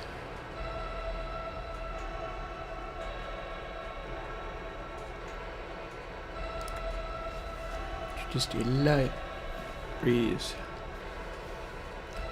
Right on. So we got somewhere with this. We don't even have the other noise source happening, but we got somewhere with this.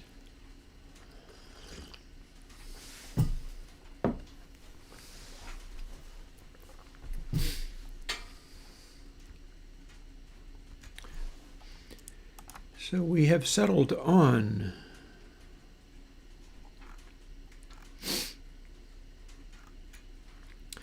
a variety of things we're going to sneak in as basically constants.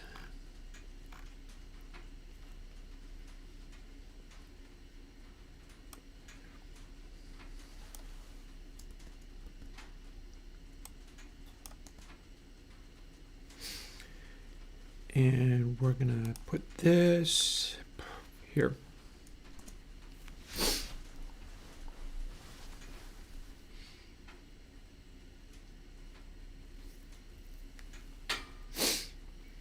So firstly, let's see. I'm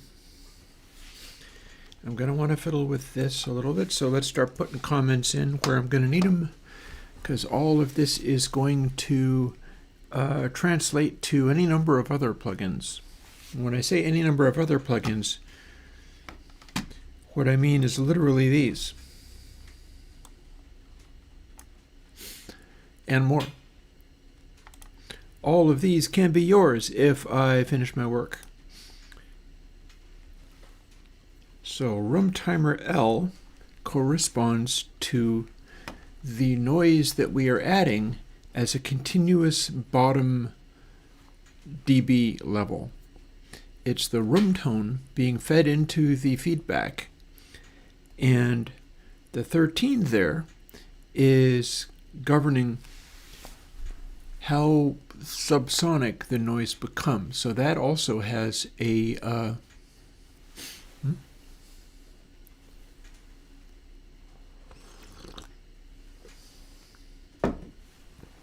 my coffee is not smoking. My wood stove is smoking, but that's what a chimney is for.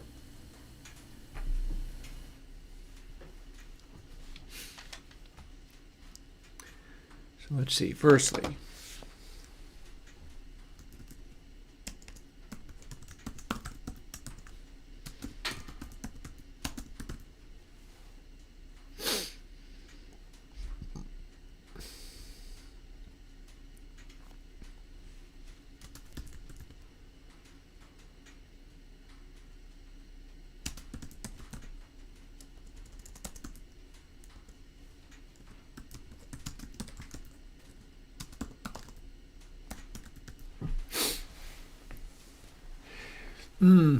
well, we could fool with that today, Arlo.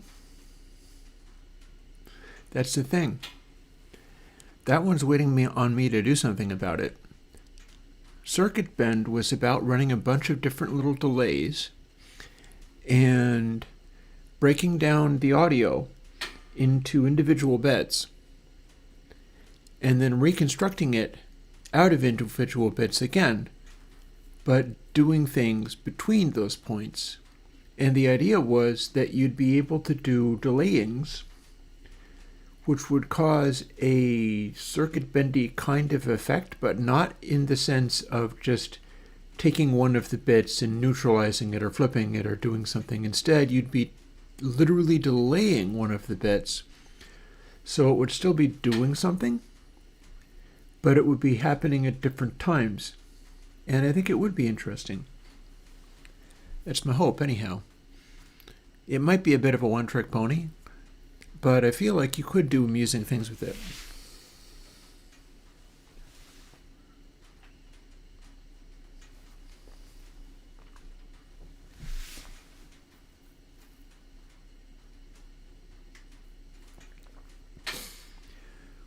I mean, it's worth a try. There's other things I was going to be doing today, but I mean, continue to, like I keep saying, continue to remind me about a thing if you think that it sounded amazing. Donut eventually came out, although it might not be what the guy had in mind, but I did go and do it, and it did come out. That's what Circuit Bend was going to be. Not exactly. I still intend to do something along the lines of granular effects. Just not, haven't done that just yet. Honestly, the guy that moved to my hometown from Audio Damage, they have a new plugin, which is in fact a granular effect, so I'm thinking about getting that. Oh, do you think my voice sounds funny? Maybe I'm just not as well as I would like to be. Explain what you mean by, like I am. Oh, you will get your hands on Wooden Box. Wooden Box is coming out. It wouldn't have any of this stuff, though. There are no 50-mile-an-hour winds inside acoustic guitars, unless something's gone horribly wrong.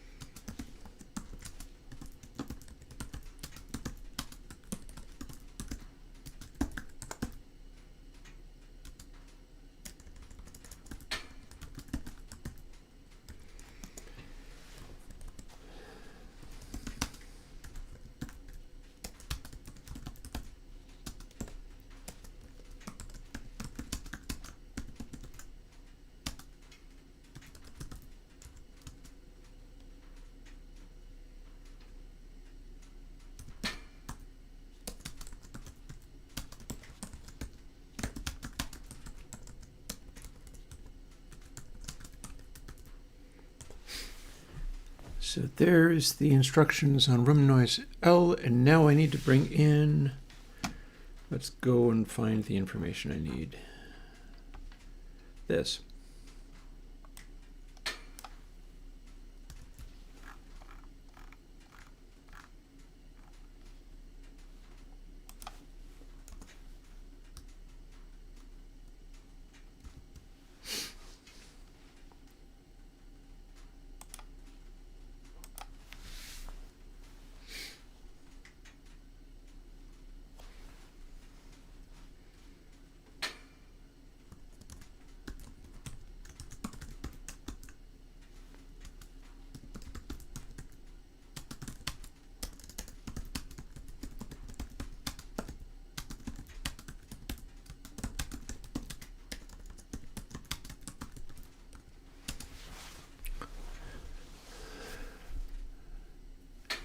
And yeah, I need to write this stuff down because I'm going to be making reference to it again.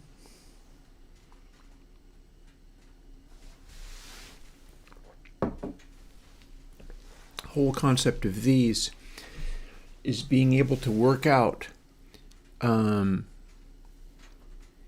all of this will be interactive with the feedback control to some extent. In particular, that very first noise factor there is pretty well entirely governed by, like you can suppress the initial noise generated by the room tone quite a lot, and in this case even more so, that the regen is being manipulated by this. But if you don't have any regen, then the wind stops being a thing. So that's going to have a great deal of effect on the full scale of whatever the space is. You crank the regen of the space all the way up, and that gets you into the sort of ambient zone of, we're just sitting here in this extremely live space that is so live you don't even know what to do with it, and indeed has winds blowing through it maybe.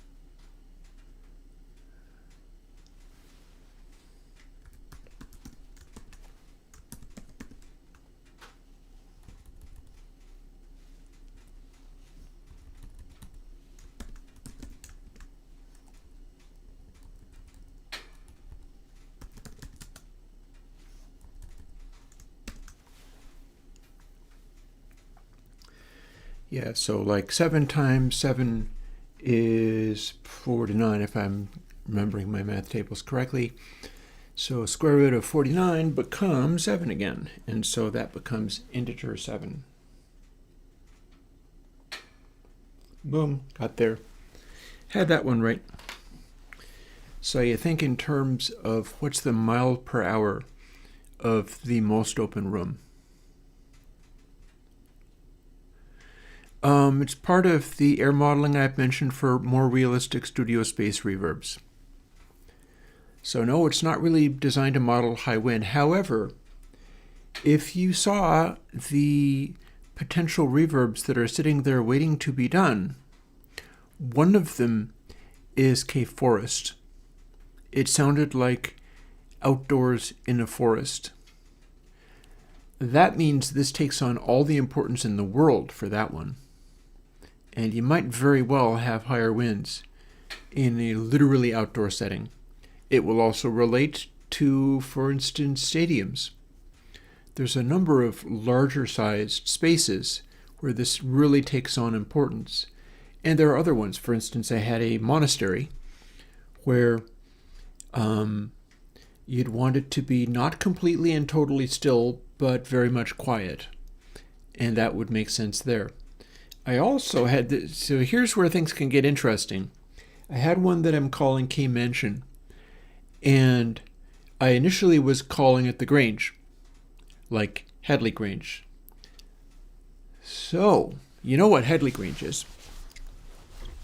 Headley Grange is the haunted house that Led Zeppelin recorded Led Zeppelin 4 in.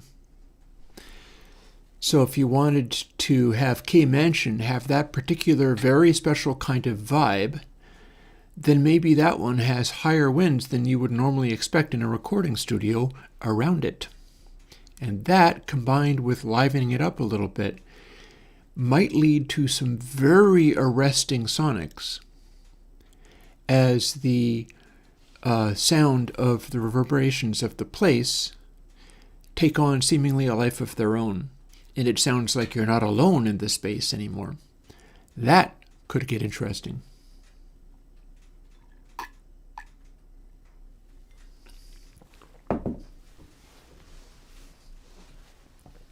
So I think these will end up calling for their own unique settings for each individual reverb. I do not have discontinuity features in them at this time. What I'm doing at the moment is leaving out the discontinuity features, although they're in console X, and something like discontapity is what ended up with discontinuity features, which means that the overdrive effects in console H and in console, let me see, were those actually discontapity?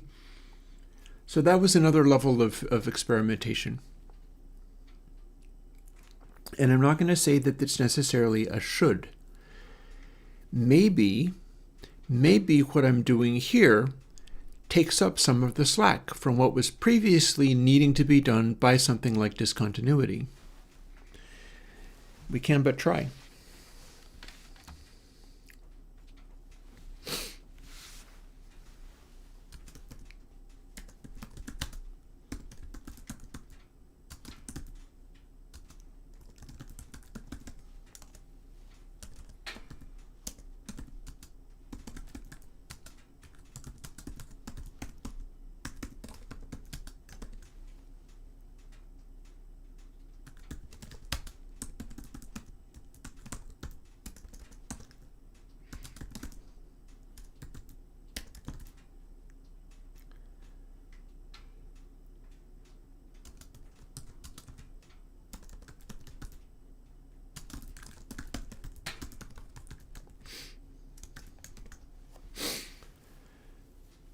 And feedback timer is also going to have to play a role here, isn't it? Or rather, feedback plus, isn't it?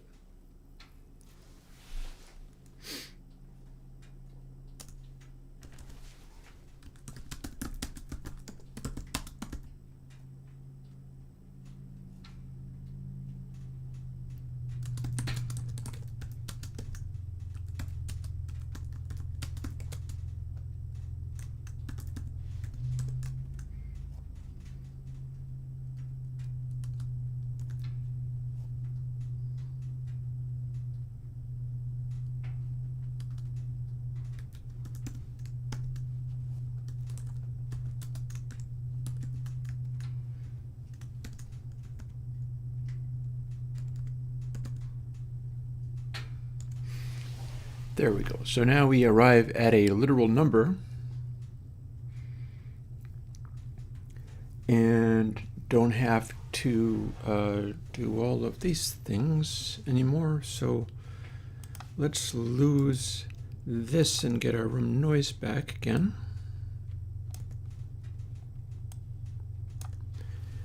And then here's Rockstar, which is a large hall.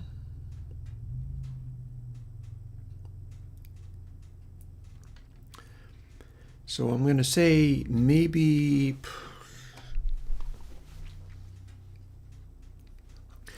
16 miles an hour might be as much wind as we can reasonably expect to have in here.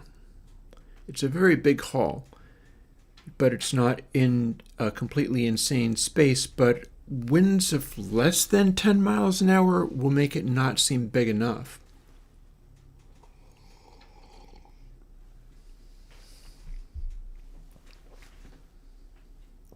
Oh yeah, and remember, you can simply run the discontinuity plugin, or indeed the more extreme variation that I made also and put out on any of these, in front of them, behind them, whatever you like. So let's see. So 16, square root of 16 is going to be 4. There we've got that. And then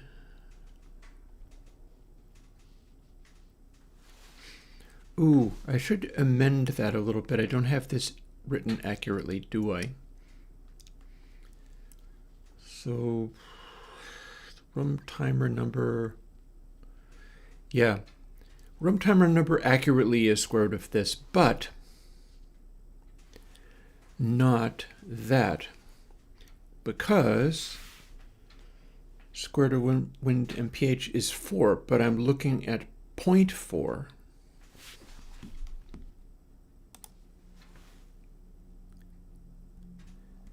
That means we need another 0 in there.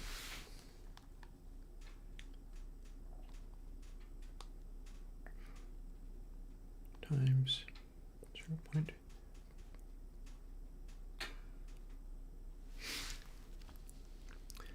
And that should give me the answers I need.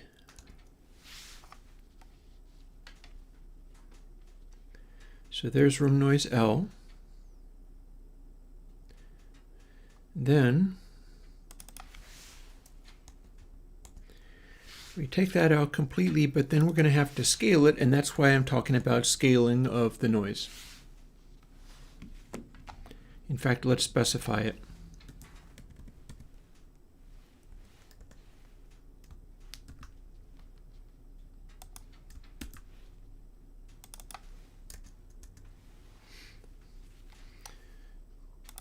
So again, this plus room noise R times 0.00016. And same for here.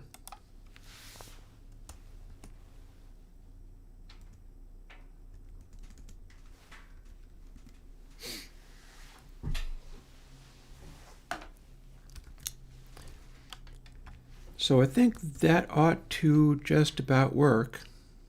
Up one change. I have discontinued all of this stuff.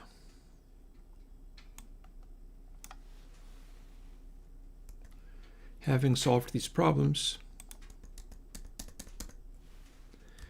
what can go back to being a functional parameter again? Ooh, hi, what's going on there? What have I missed? Oh, that's what. Okay, I need to do that in all these places. Don't mind me.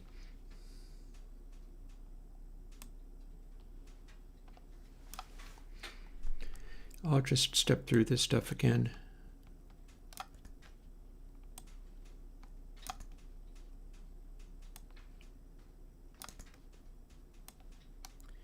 Don't you worry, we'll get there. Because, yeah, literally every path of the reverb feedback is being modulated by this. That's why it didn't complain that that was not a used parameter, not a used variable. It was a used variable. But all of this stuff has to be scaled by this now. So, boop.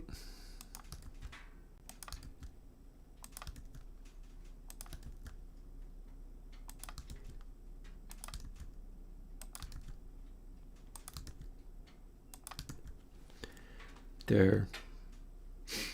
Okay, so we ought to have that sorted now. Let's find out. Well, hey.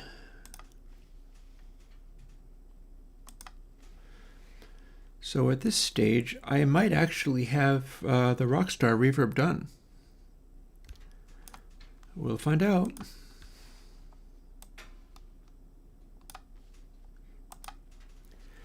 Then I get to fool with these other things like Bezier Q3 and Dynamics 4, because understand, I have also been asked to do like an aught style. And one of the things that that involves is being able to do upward compression. And if I do upward compression, that will start acting in its way like a Beatles style Varimu compressor, because it'll be able to bring up quiet stuff very aggressively and also be able to make an Airwindows aught kind of thing. And that's the idea of doing Dynamics 4, is being able to bring that in. I can still use it on my hardware by just having an additional parameter that I don't necessarily assign to the control board, and having the bottom, the upward compression, be my lower slider for manipulating my own compressor. This is also because I would like to do another version of Console X where it does the compression before tape. That's something that I believe was present in Boston and in a number of other places. Notably, I think that stuff showed up in the Beatles sometimes.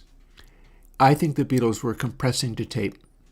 It makes sense, because back in the day, you didn't have noise reduction nearly as well. They were just beginning to invent Dolby around the turn of 1970 or so. And it was a very expensive, fastidious little thing that you had to bring into your studio and fool with. I think that's one of the reasons that stuff like Revolvers and Sgt. Pepper sounds different from like Meet the Beatles, is that they were starting to use tape noise reduction, specifically Dolby. Dolby was what came out for that. But this would also be why they were not compressing after tape. Because, first of all, the compressors don't live in the control room in old-timey studios. You'd be patching stuff through them and hitting tape with that. So I probably can get into another level of retro quality through having my simplified tape tones happen after the compression and bringing up detail using upward compression. All of those things should go together pretty well. But then I also want to see whether I can make a Bezier Q3 that has 4 bands where you can move the bands around in the way that the current 2-tape X2, console X2 does. Because I've got my little joysticks on my little control surface, and I think it's a lovely way to manipulate things. But I want to see whether I can bring the Bezier Q stuff into it, the current Bezier Q stuff into it.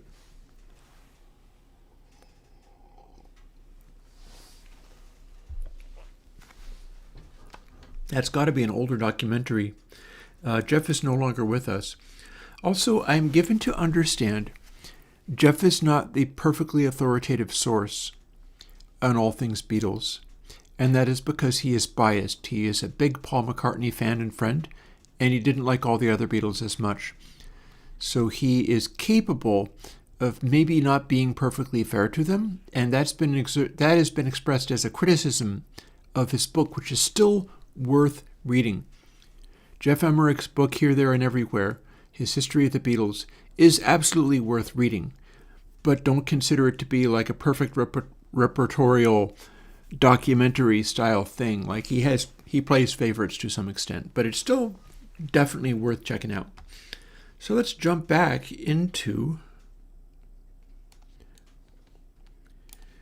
our wonderful superstar reverb, Rockstar. Full wet.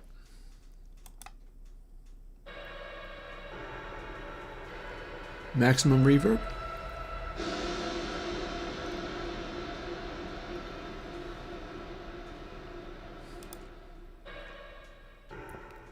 Realism. And let's start selecting other bits of audio. Like here is it as a drum loop.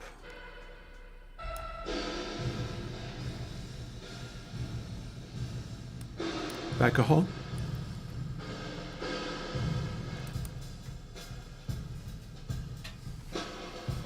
So much for my coffee. Did I have? I did. I got me some water as well.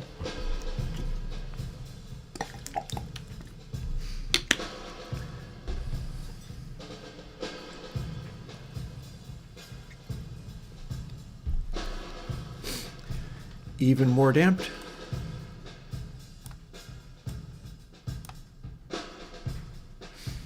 Just a little space around sounds. But that's still at the back wall, so let's move things forward.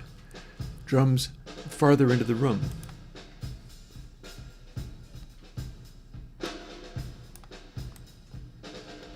More sustain.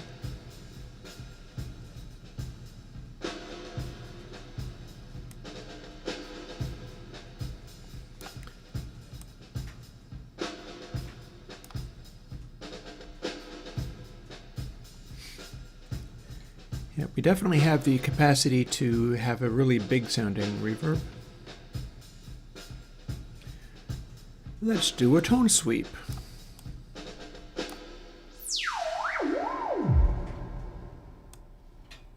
More reverb.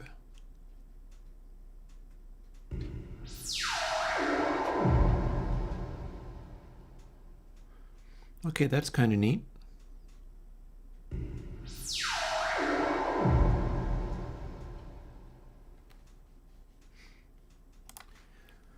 Let's apply that and then bring up the detail. Oh, it's hiding behind me, isn't it?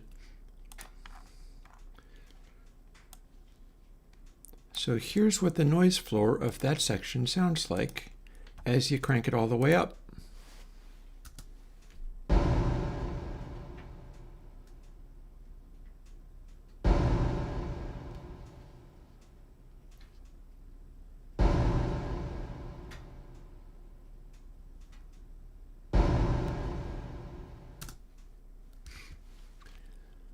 And farther in,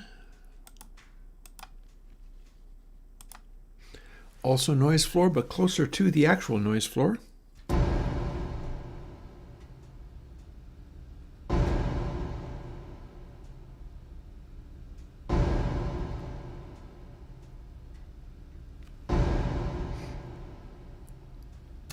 And undo all of that stuff. And let's snag some of this section and just the tip of the snare sound so that we can zoom it up and hear what that noise floor sounds like in its livest. So here we go. Full regeneration, which is also going to give us full noise floor. Let's do it full wet. Position won't actually matter very much, so that's fine.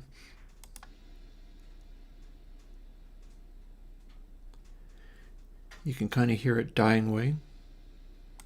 And then we apply and close. Then zoom right over into here and normalize that. This should be like some kind of crazy noise floor of a space.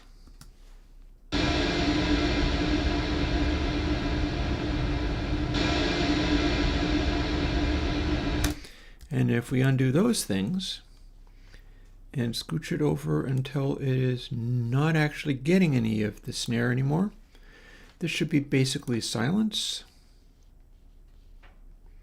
Might or might not be. At maximum sustain, this should be sort of the intensest of room tones. Normalize that. We're probably still going to get an accent on the front because even though the initial tone is actually quite dead, there's still going to be a hint of snare hit in the air from this recording. or maybe not.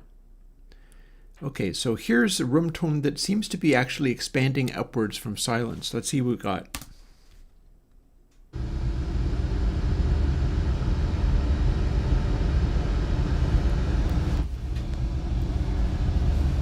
Okay. This is now the room tone for the Rockstar Concert Hall.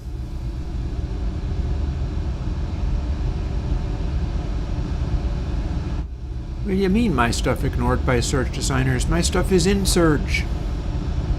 They're not keeping up, but my stuff is in Surge. Come on.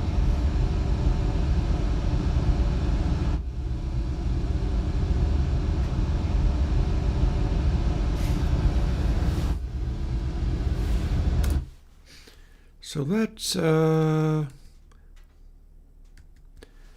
let's get out of that, and then let's move this until we have at least a hint of sound to start it off, and do it again. But that was full sustain. So shall we hear what it sounds like when you have a noise floor of the actual reverb? Because it is doing not only air motion, but it is also doing a room tone. And it's combining both of those things. That's going to be, let's put it to regen 0.5.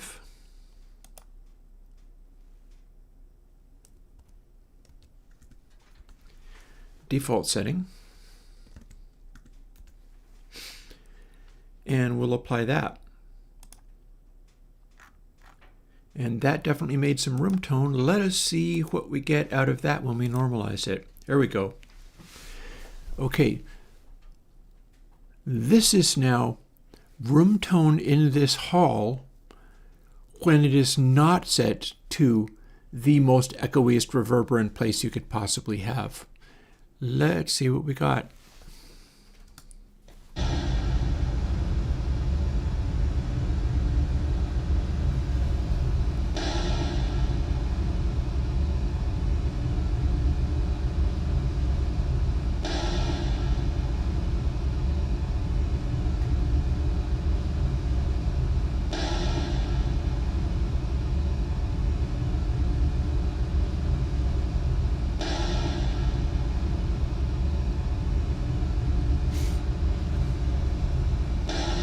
What I'm wondering now is, since I have added wind, can I pull back the room tone?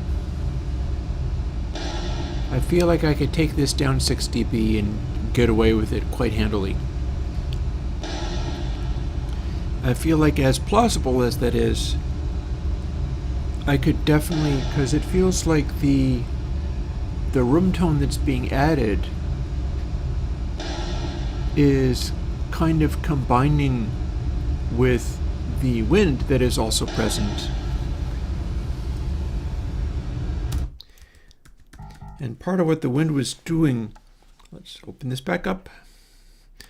Part of what the wind was doing was replacing the need to have, like, the low frequencies that I need to have to give a sense of space are being compensated for to some extent by the fact that we've got the regen modulating. So let's see.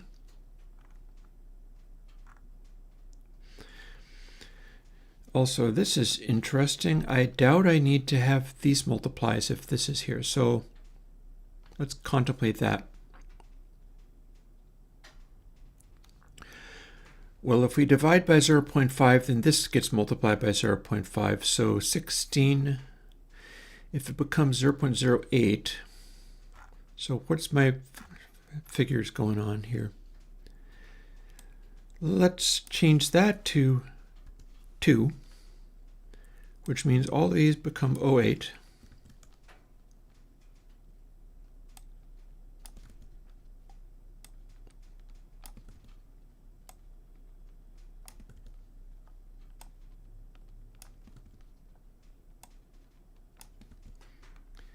And then we'll lose these because we do not need to modulate that there. we can just run that straight because we're compensating for it here.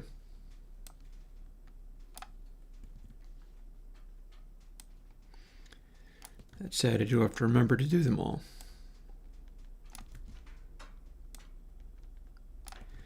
That's going to wind up being exactly the same, but some of those multiplies never needed to happen.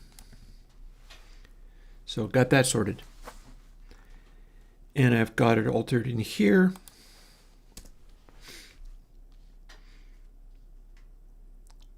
So that's cool. And here's the one I was going to take down by, let's take it down by 12 dB, not 6.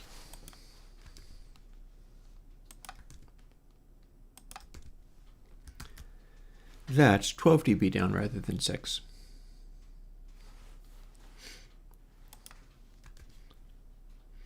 And I'll correct that as well.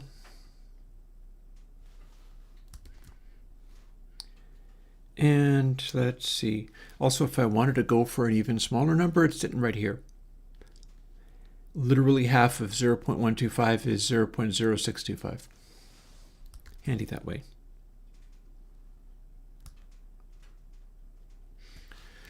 Also, I could fiddle with this until it was exactly a shifting of bits number. That's a possibility. Actually, I'm warming to that possibility. Give me a second. I can be multiplying this by a number that just changes the exponent. It needs to be shifted quite a bit, but I bet I can find the correct number to just shift it by the exponent, or within 6 dB of what it currently is. I will select something. I will make that work.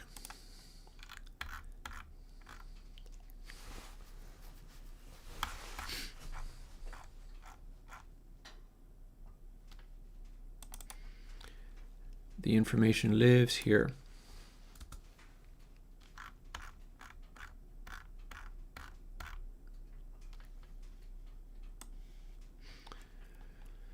So I want 4 zeros. Well, this will make it a little tiny bit louder.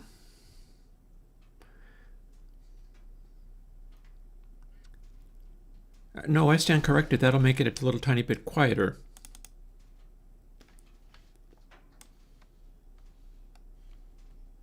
Four zeros. There's your number. A little tiny bit quieter, but not too overwhelmingly so.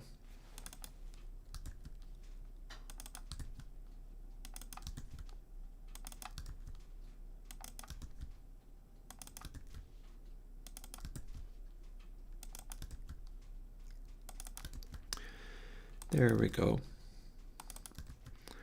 We take our number, and because we have to pick some kind of level to bring it in, let's bring it in by literally just shifting the exponent and nothing else. The mantissa remains the same as it is as we continue to generate it. That should work nicely. Might or might not make anything like, well, I mean, why would it make an observable sound difference when it's just being added to regen 6n anyway? But it's all good. We're just doing an Airwindows trope here. We're doing a thing where if we can alter a value to give us a new value without introducing a discontinuity into it anywhere, then there we go.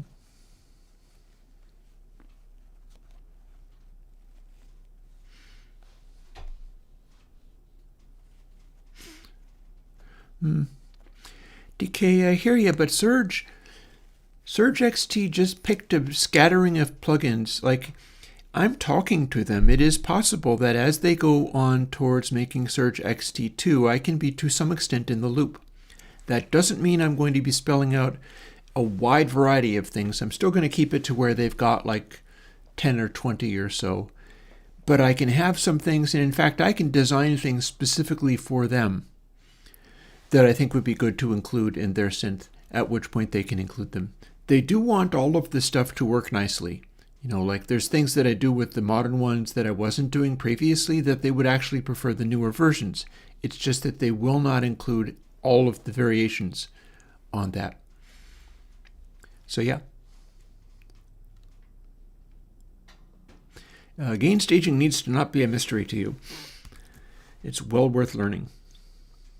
So let's see. Let's build this. This is the new changes to it. Everything should be copacetic at this stage.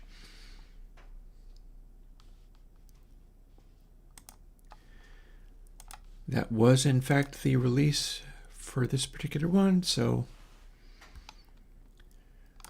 we'll just drop that in there, assuming that this is the final version. Drop that in there. Going to need to make a VST of it. Now let's go right back and start playing with some of the same things again.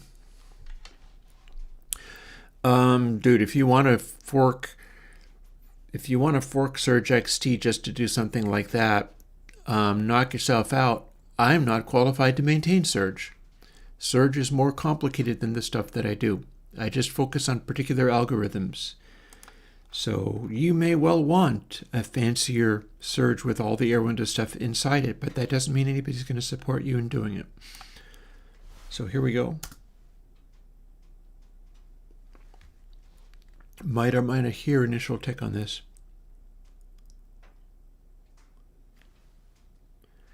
No, that stayed about 80 dB down, doesn't it?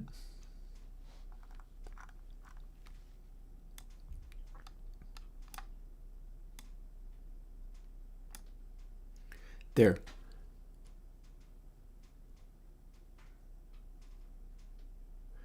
Delicate little noise. Now we're going to apply. We'll do this a couple of different ways. First of all, flat. So default, meaning I want to hear what the sound of the noise floor now seems to be. Yeah, God bless. And it's like that. I see little wiggly noises in there, but I don't think it's as loud.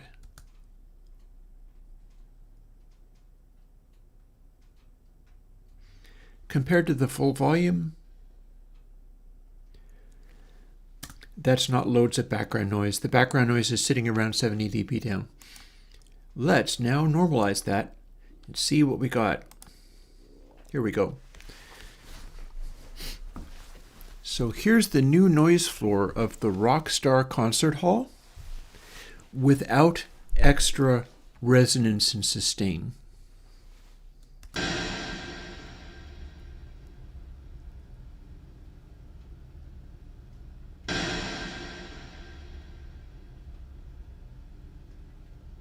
I think that's legit.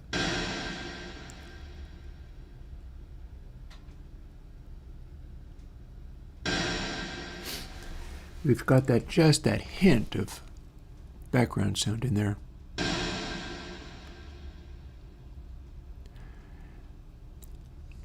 Yeah, short circuit is the one to pay attention to right now. Surge XT2 is within the next 2 or 3 years. Bear that in mind. Do not expect Surge XT2 anytime soon. It's in the next couple of years they're going to be working on that. Short circuit is what's getting the attention right now. I'm friends with that group of people, so I know. Also, you wouldn't have to... I mean, it's a publicly available Discord server. You can go there if you want and see all of the talk about that. Not like it's a nefarious secret.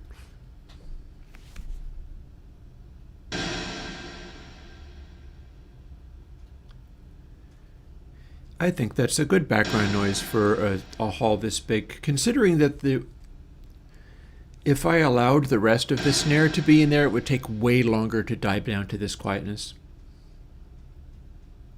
I think this is a good quietness level. Now, we'll delete both of those things. Just for the sake of argument, here's what it would sound like if I didn't have any reverb on there at all.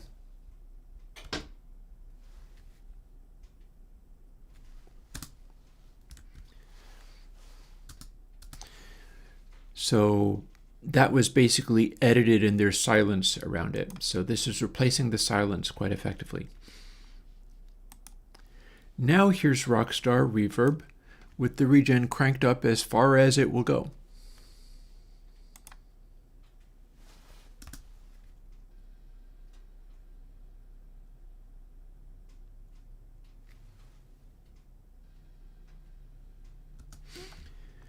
And similarly, the background wind noise, seeing as it is an enclosed space, this is not like a giant cathedral with busted stained glass windows and wind whipping through.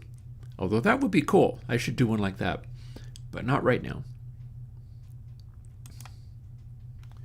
Normalize. So here's what you get when you have that faint noise going into the maximum sustain.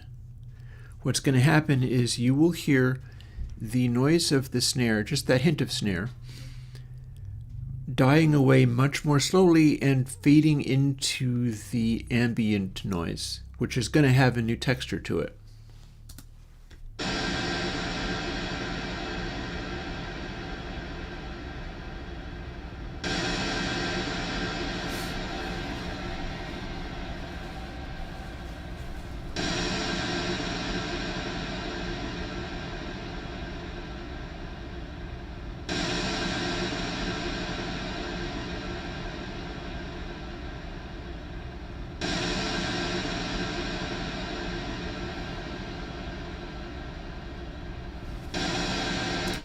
I think that works pretty well. I'm going to do an intermediate stage. I'm going to hear what it sounds like when it dies away, yes, but not quite as aggressively as that. And this is all very delicate, quiet sounds. So we'll go about halfway. Halfway between those is in fact 75. So we'll do that. There's a taper on there as well. I'll also try a 25.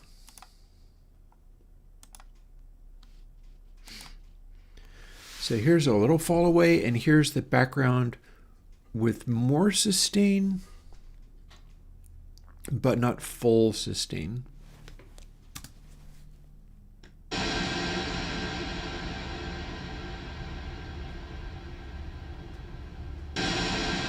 Yeah, I kind of hear more of a silence down there.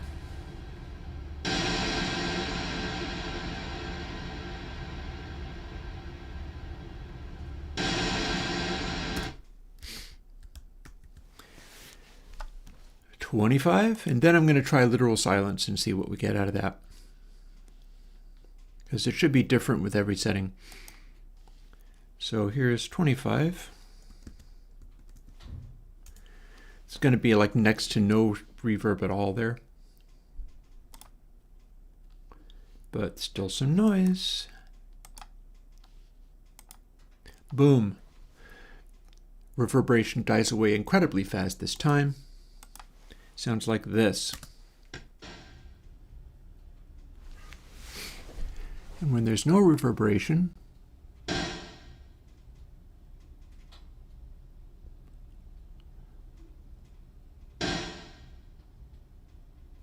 much less obvious room tone.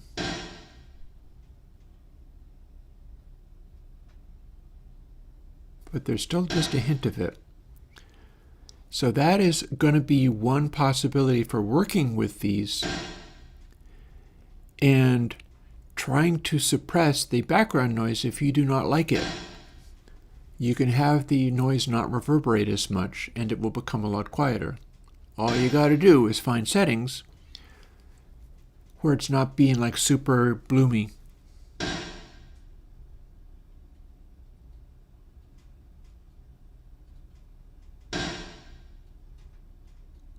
And I think that's really pretty convincing as far as a background noise is concerned. So now, final thing. Let's maybe have the tiniest little hint of noise before it goes into the silent section. And let's ring it once more at maximum reverb.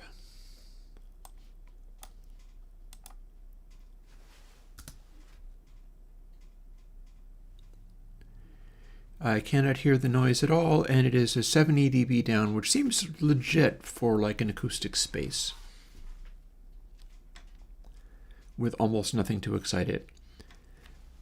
I believe that was at maximum reverb. I'll find out real quick by normalizing it, because then, see, I got almost all of the sound removed.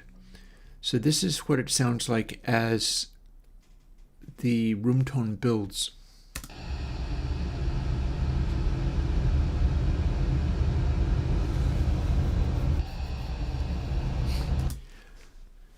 Let's get funky.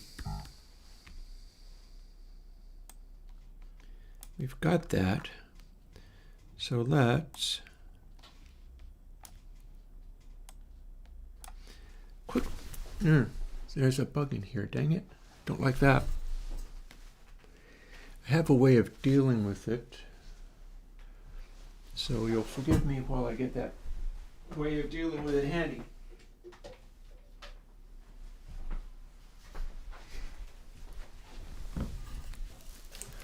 It is this. It is a dust buster with a thing on the end. It'll make a loud noise, but you might have even seen it. It might have been on camera. Scroll back a little bit. When I flinched, you might have seen a black speck buzz my ear. I don't like that one bit. If it ends up landing on something, I'm going to go hunting with the dustbuster. So,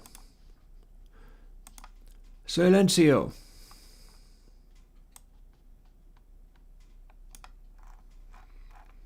And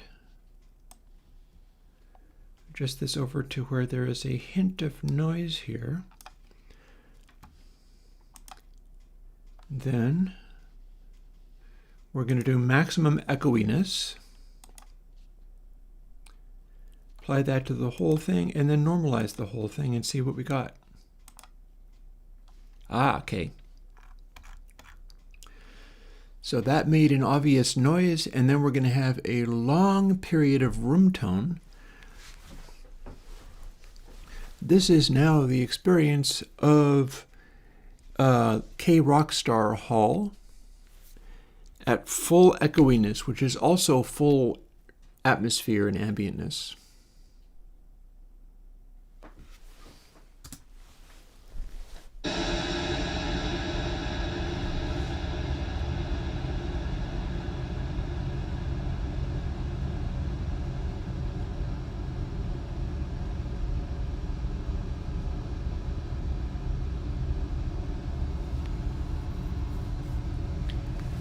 Seems to be well enough controlled.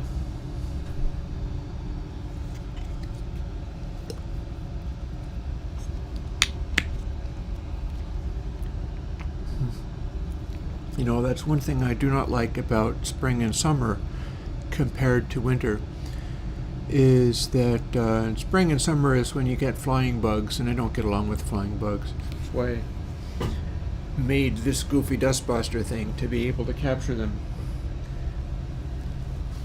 Now, certain flying bugs are cooler than others. Like if I get bees and wasps, I will tend to try to capture those in some kind of enclosure. And I will capture them and bring them outside and let them go. Also, I get along with spiders. But stuff that will fly around my ear, do not like, do not want. I mean, even if a bee was flying around my ear, I'd probably still try to capture it and set it free outside. But moths and flies and things do not like. So we'll see how much of a problem that continues to be. Hopefully not much. Anyway, here is the room sound for the maximally reverberant Rockstar Concert Hall. And I feel like this sounds like a real place.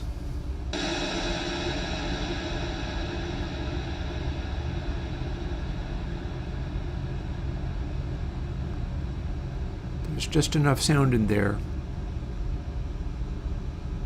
to have that be convincing.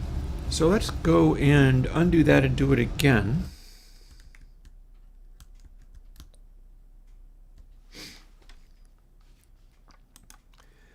But we'll do it again with the default setting rather than the max setting. I'm going to be tailoring all the default settings to appropriate things. default setting will die away a lot quicker. But that's also going to change the texture of the room tone.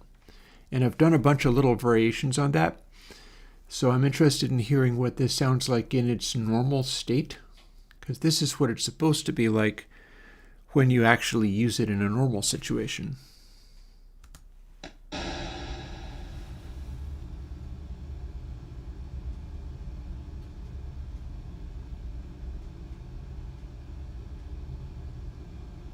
Yeah. I think I agree with that. I think that works. So what's going to happen is the amount of background noise and room tone is going to be very conditional on how much sustain you have going on in the place, because that is controllable. There's every reason to have it be controllable. But if you're going for something that is splashier and longer in duration, that's also going to bring up the room tone a little bit, but in a way that will fit with the duration you're looking for. Whereas if you control it and restrict it a lot, here it comes again.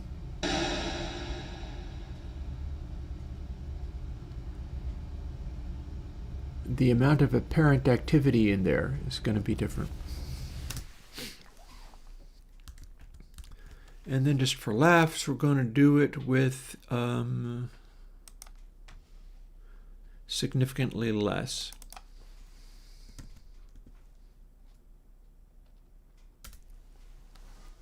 Let's say 0.3. And it's too quiet to hear, but we can still get room tone out of it. Alrighty. So if you were using this giant concert hall, but you dialed its sustain way back so that it still felt big, but it didn't build up into a giant mess, your room tone would sound like this.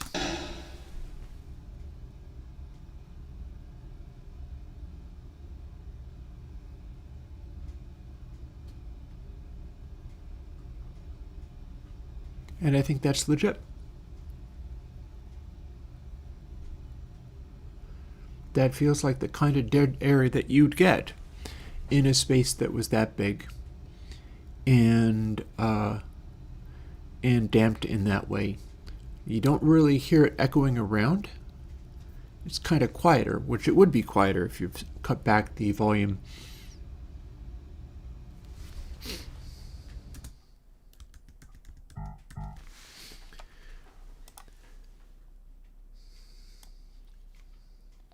So as long as we're playing with the sound of the Rockstar Hall, let's put a guitar in there and have it be kind of balancing and play with it a little bit.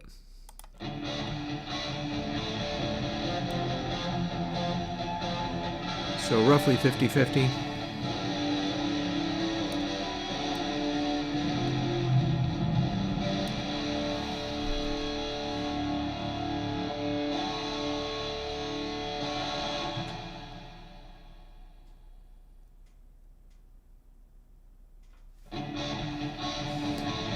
And then if we had much more sustain,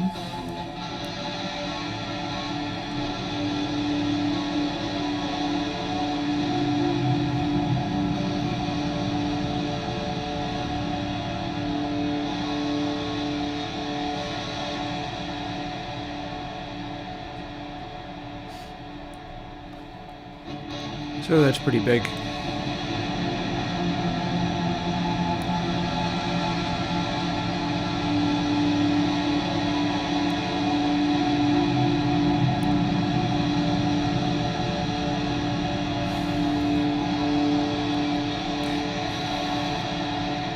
So we don't necessarily want this much regen. This is the almost infinite regen.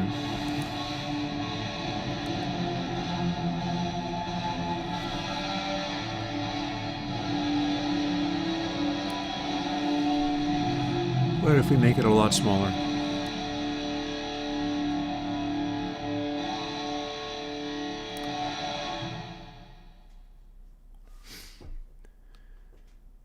And play with it a little more.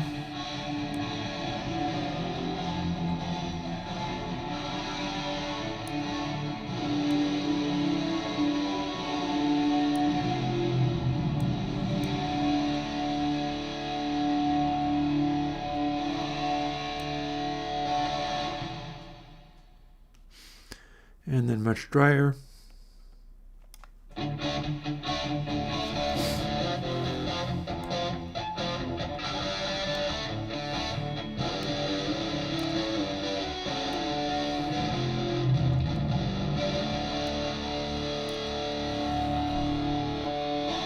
Barely audible. And there you go. Rockstar style hall in a way that is not overly loud and obtrusive.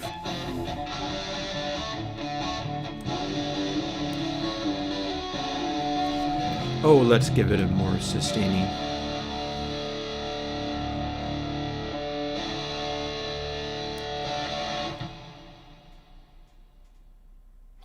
Yeah, that seems good. And then some drums.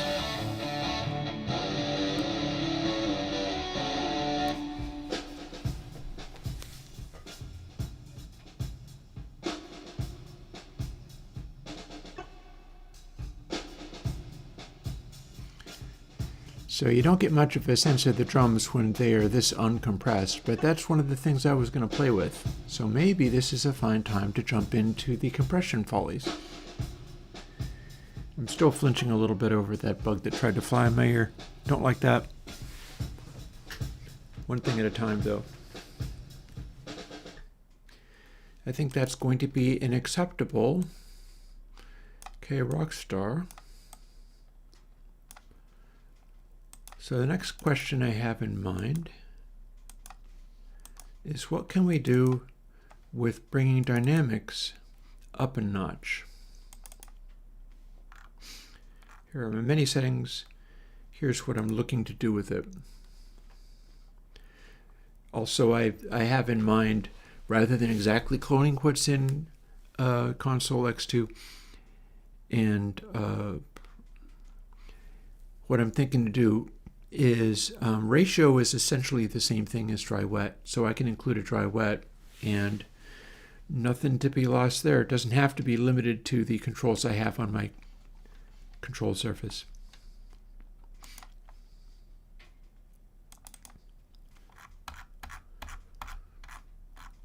So here's what we got. This is as big as the dynamics is. There is no more of that. There's only this.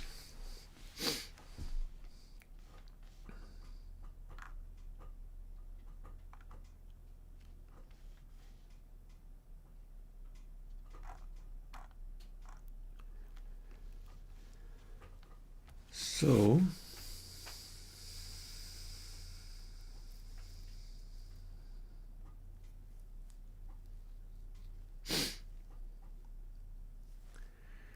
what shall we do with this, precious?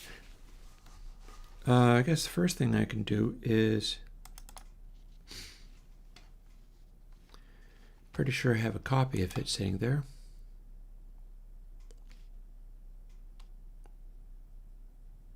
Nope, that's Dynamics 3, which isn't even out yet, but I'm going to put it out. I think I've got a built copy. I do.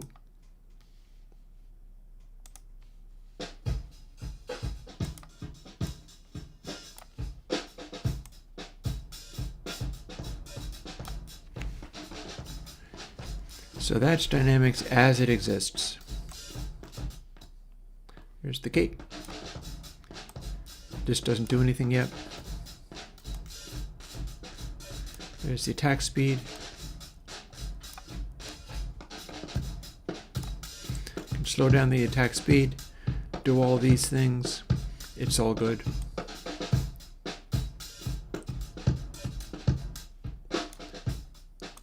But what we don't have at the moment is upward compression, is ability to bring up the quiet stuff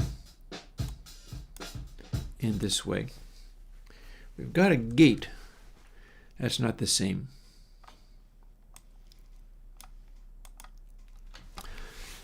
So here's the next thing for today, as we're closing in on 1:30 in the afternoon. Yeah, there will be no further coffee drinking today, but I'm going to see if I can't continue to do stuff.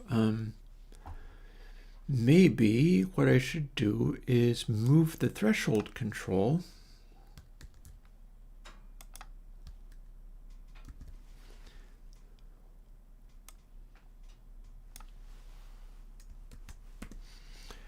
down here and assign it.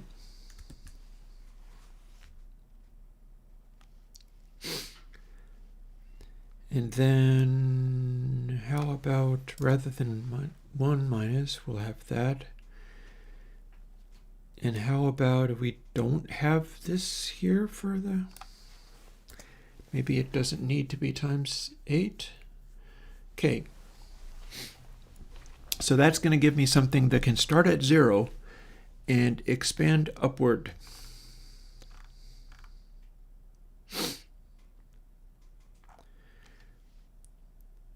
Here's control.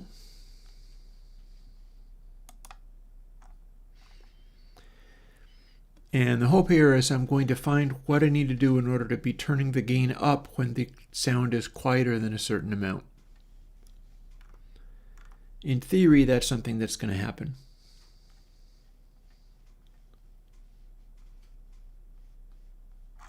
How does best gate happen? Okay.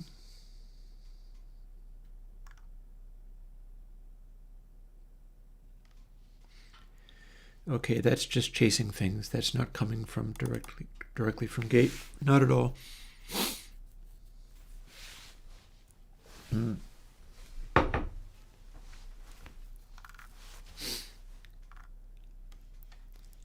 So CBA, CBA, and then times equals min CBA divided by best thresh.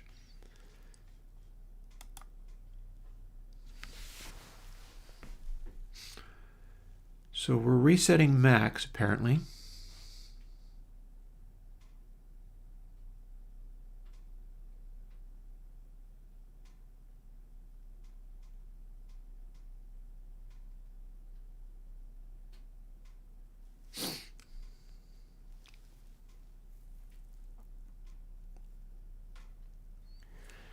The interpolation is done through all of these that are sort of continuing settings, and then we're sending in Bez control. Bez control is the smoothed average absolute value both channels, much like a hardware compressor would.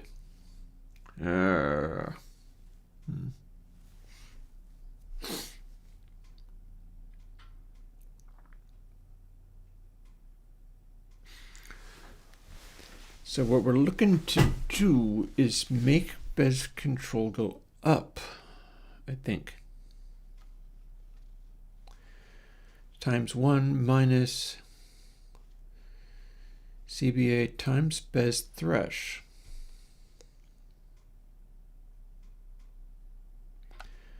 Well, that's our makeup gain, isn't it?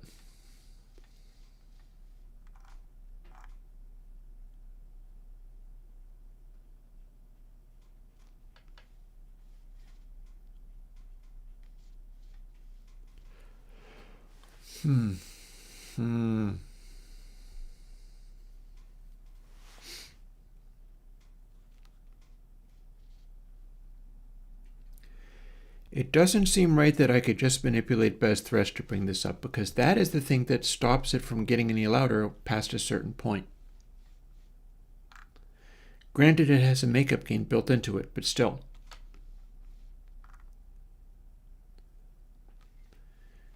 We've got a thing going on where the control is a factor.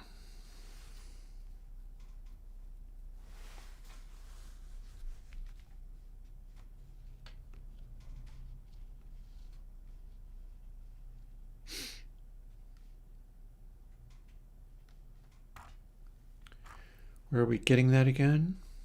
Okay, so 1 minus param A. So a full crank, that makes this be 0. And then it ramps more as you go.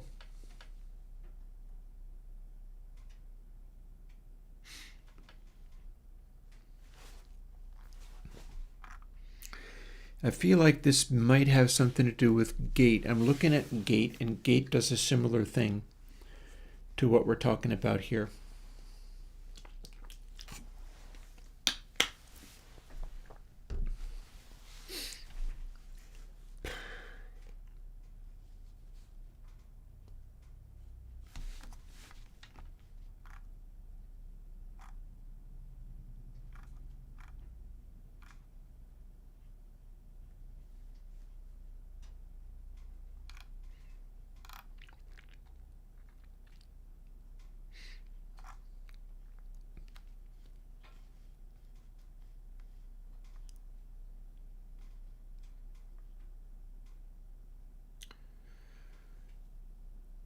We could play with Bez thresh plus gate.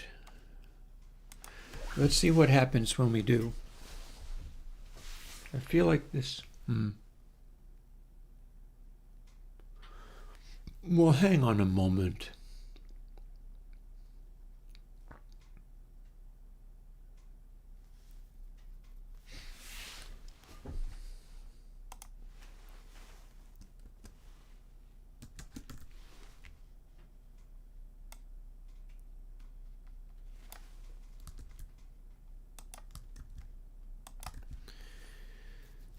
So that amplifies things.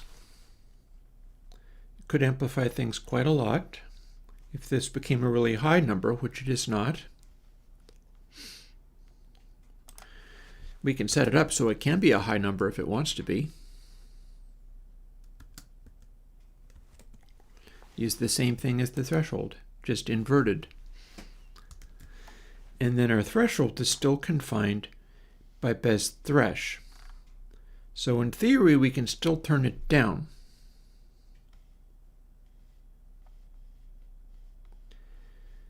But we're bumping up the gain this way. Oh, and we don't want gate, do we? That's not the right word at all. We want Bez up. And gate doesn't want to have that on it, so let me move that. Move that there to where it belongs. And we use Bez up instead of gate, because gate is not the thing we're talking about there at all. Not at all. Not even the littlest tiniest bit. So there is our boost. That is our minimum amount. And it could potentially become a hugely large number. So what I'm wondering then is that's our pre-boost. Then we're going into this normally.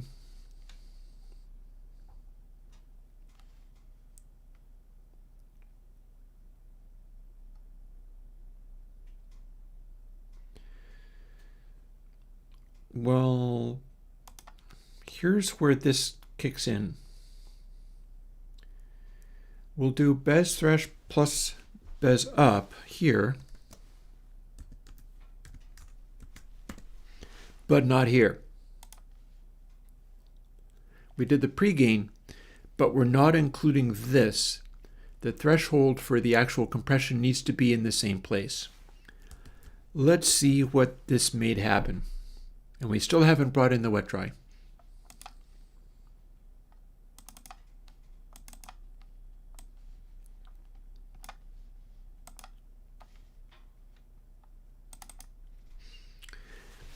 Okay, something's going to happen. I don't know exactly what. Something's going to happen.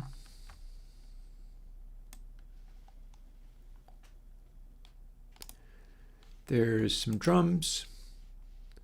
I believe if I have it set to 0, nothing weird's going to happen. Okay, here we go. We've got some makeup gain. This is the downward compression.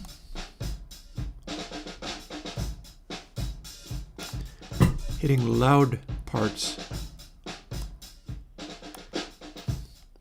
Now, if we do upward, what happens?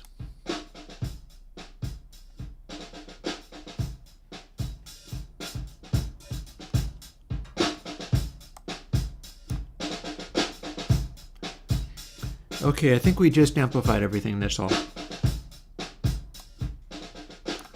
Let's take this the tiniest bit off.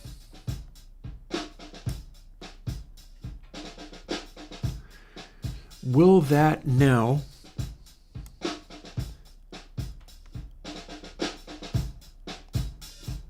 still compress? Doesn't look much like it's compressing to me.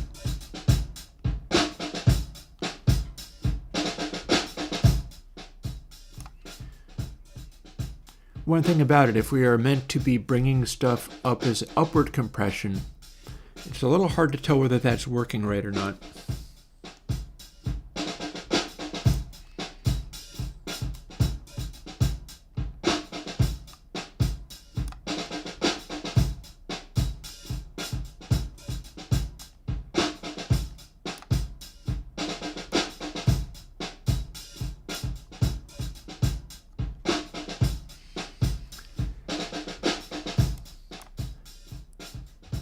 Yeah, it's boosting just fine, but it is not managing things the way I thought it would. What's up with this?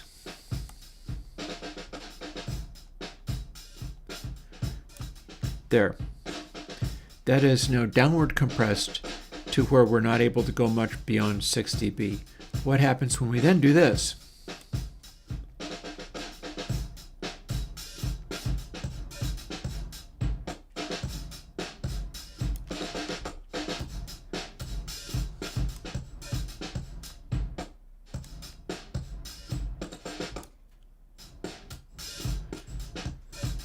Maybe.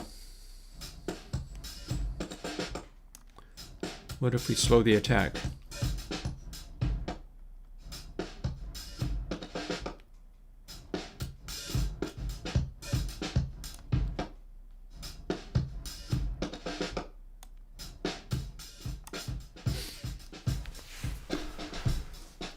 So yeah, what this effectively is me trying to find out how to upward compress rather than downward compress, while I only have sort of one compressor element in there. Ideally, so the other thing I'm wondering is whether this needs to have another threshold. We've got the one threshold. That one threshold is being governed by this. And that's what a compressor does.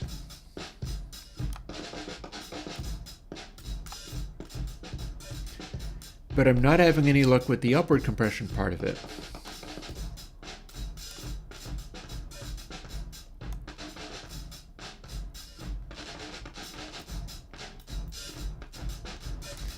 We're just adding more gain.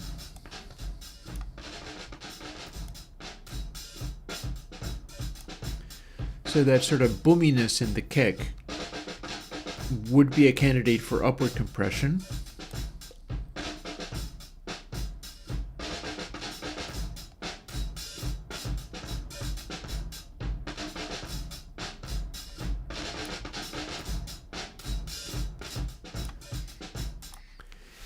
I just don't feel like this is doing what it's supposed to do.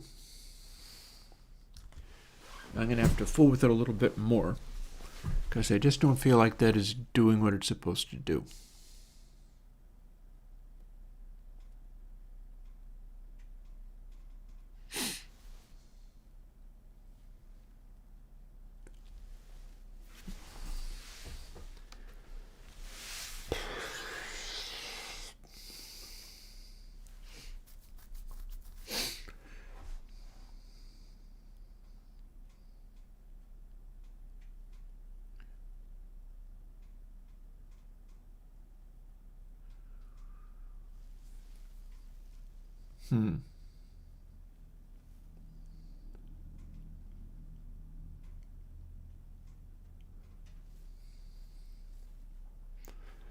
I feel like the initial gain stage makes sense.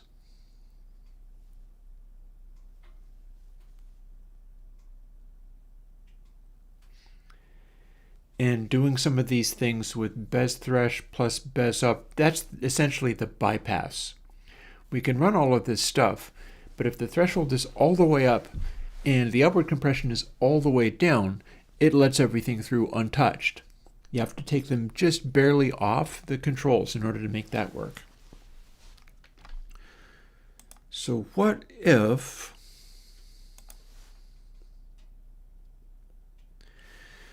this operated slightly differently?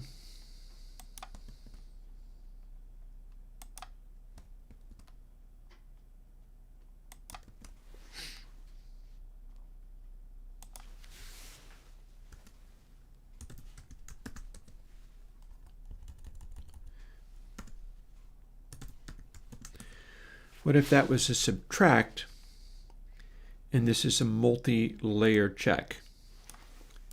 So Bez thresh larger than 0, or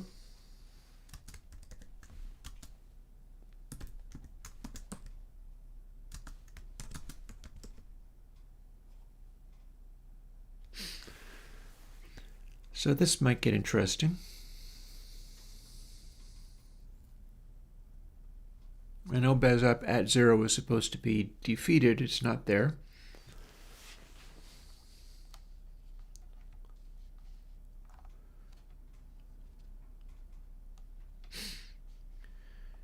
Actually, that will do just as well for the other one. Let's give that a try.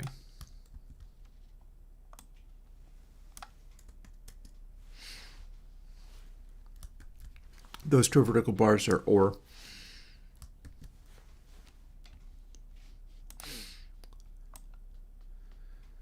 So this is now going to be doing something of an interesting thing. Don't know if it's going to work. This is one way to find out.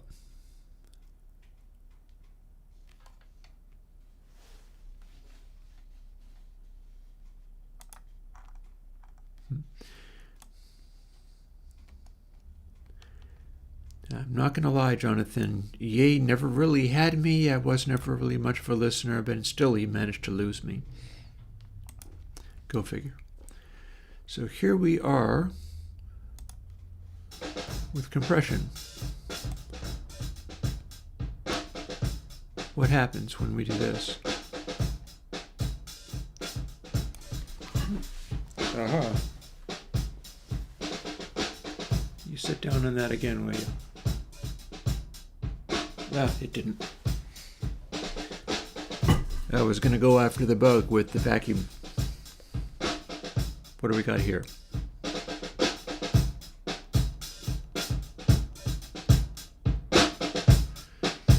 Okay, now we're just distorting. That's useless.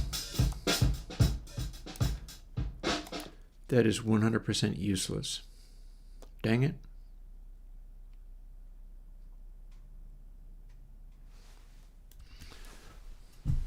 Well, it simplifies things, though. That didn't work.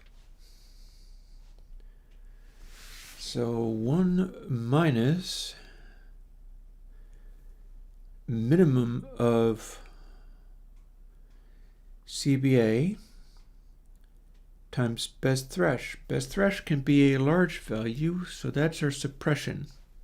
It gets turned up and then gets turned down again.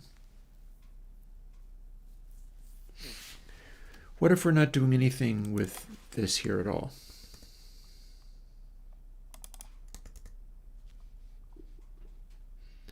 What if we leave this out completely? Then what?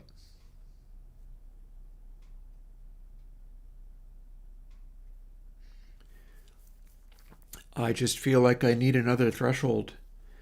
This ain't working.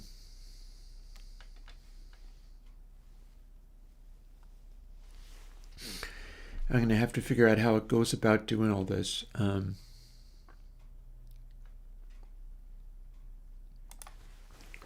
One thing about it, if we're undoing that, then I don't need that.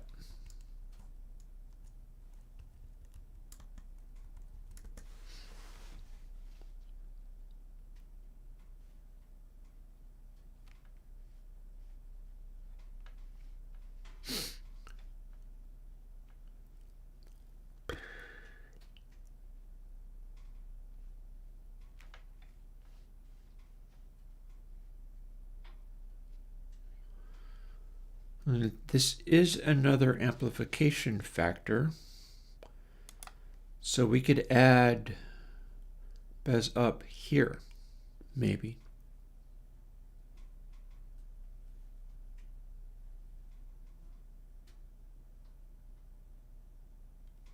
Maybe. Oh, gosh. I think I need another threshold. I think this needs another threshold.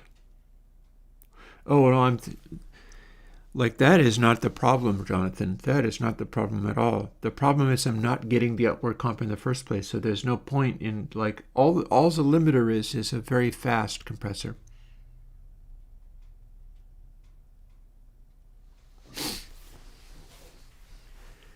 And I need another threshold where it will start applying to the thing based on where the threshold is at. So maybe let's pull all of this stuff back and start over.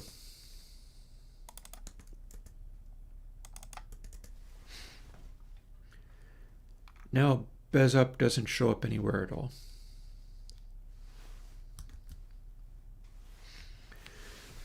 And I could put in a dry wet at any point, but that's the easy part, so I'm not interested. I'm interested in what's getting me stuck. So the idea of this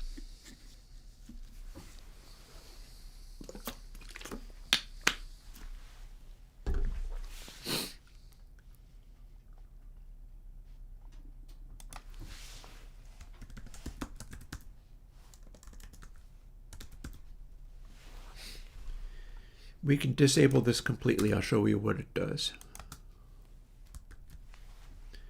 I think I need two separate thresholds.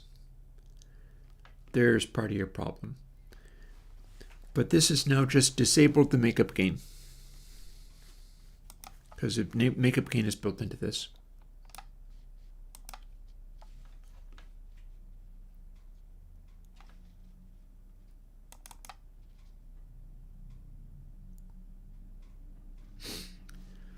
So without makeup gain, here's what you get.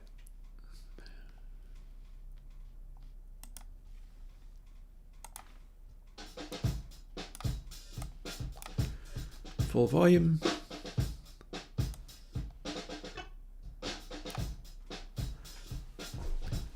Compression. So we can do it fast or slow. If we're doing it slow, you're still letting through the attack a little bit, so it pokes out. If you're doing it faster, it's kicking in, and this is compressing.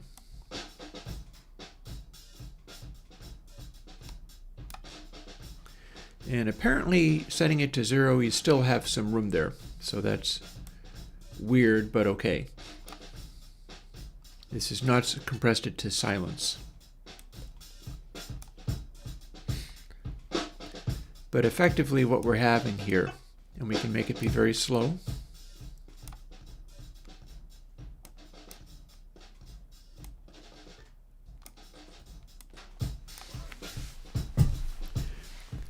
And then you've got this. That acts more like a limiter. Slow release, fast attack. We've got a gate, but the gate is sensitive to the release, so it's not doing anything obvious at the moment.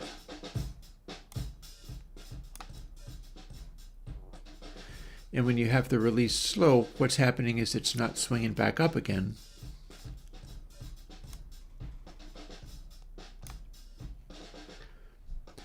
So that's acting a lot more like a limiter.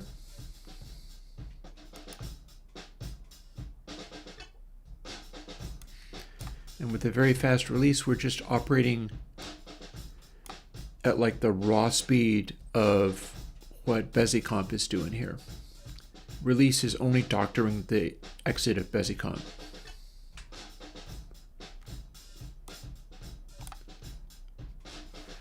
So that's basically just suppressing things, but from the top down. No suppressing, no restriction.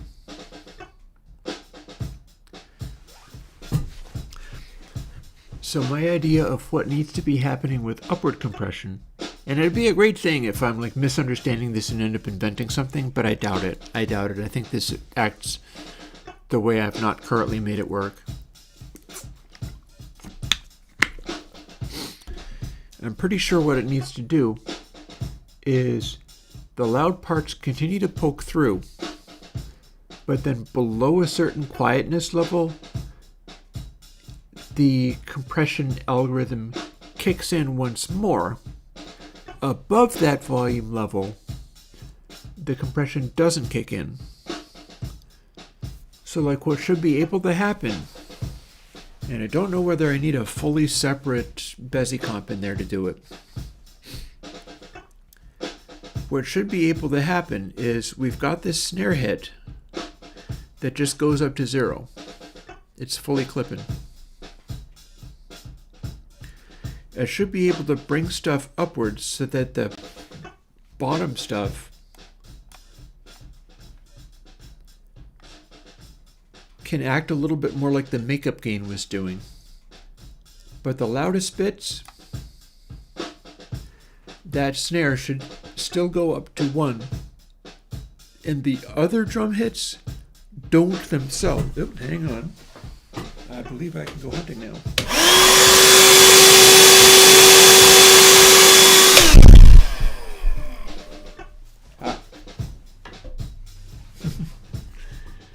Forgive me, I think I won. Now I can focus properly. So, that loudest hit still needs to go up to 0. Intermediate hits need to be able to go up to like the -6 or whatever that they do. And then the quiet stuff needs to come up to meet. I feel like that's a whole separate compressor.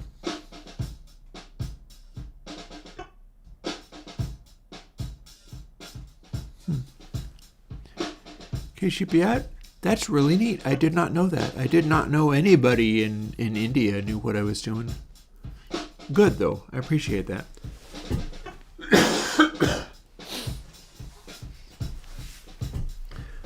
But you hear what I'm saying? You watch what these peaks do. And the hottest peaks hit 0. And then the other peaks go to 6. It needs to be bringing up the quiet stuff, but the intermediate peaks don't. I need a separate threshold for that.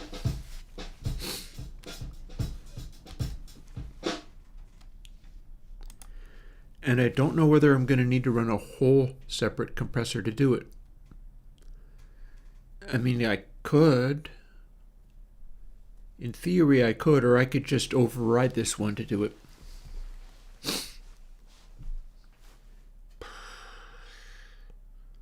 First, though, we'll ignore Bez gate for the moment. What's happening with this? And why would it be misbehaving?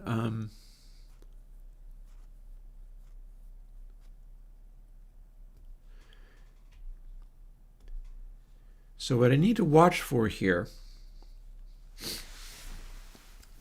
and if I'm lucky, I can still do it with the same Bezi comp.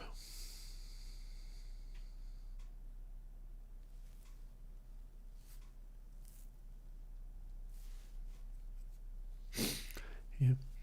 Although, KCP hat, I think that I would be more impressed if that was more generally a thing. Honestly, though, if ADC in India, if India is into my stuff, that makes me very happy. It's certainly not... if y'all were willing to throw me the occasional coin, that would probably help. I don't know if I have many people in India kicking in on the Patreon. It is worldwide, you know. And it might, before terribly long, the US dollar might be extremely undervalued compared to what you got, which I don't honestly know what you got. I should. I feel like I should know what the currency in India is denominated in, but I do not. I'm an American. What do you want? I would like to be more well-informed, but that's kind of part of what that's like is, oh well, I don't know anything. but I'm going to try to know stuff like this. So, Bezier comp. Also, interestingly, this is not being corrected in the way that my modern stuff is, and I don't know whether that's going to matter.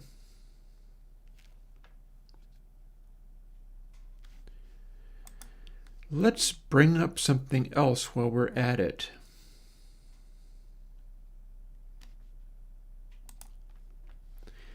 Okay, Rockstar, now that's a recent plugin.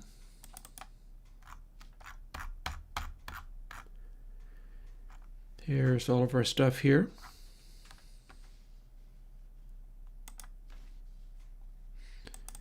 And there's something rather special that we do with it.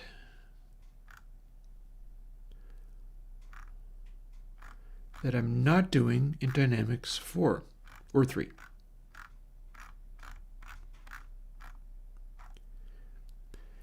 I need to have this bez trim in here. And I'm going to have to go farther back for it.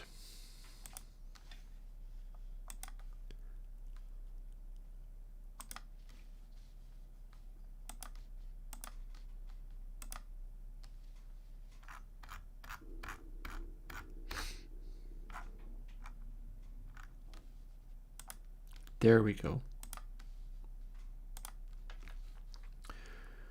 What I need here, in order to do this Dynamics 4 and upgrade it beyond what currently is there, and I should be putting that one out as standalone. I really should. I've got so many things to put out. I've got a nice little backlog of stuff that isn't garbage.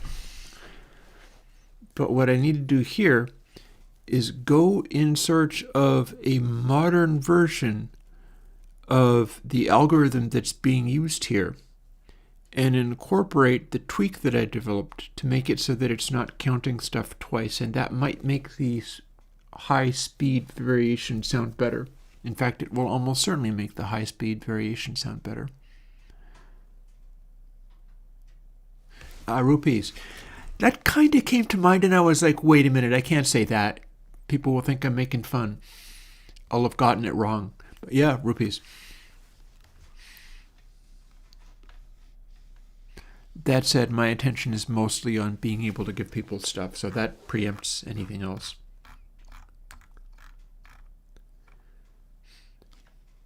So here we are looking at something. There's BezRes, there's SlowRes. SlowRes is really not the one I'm looking at. This is going to be the one.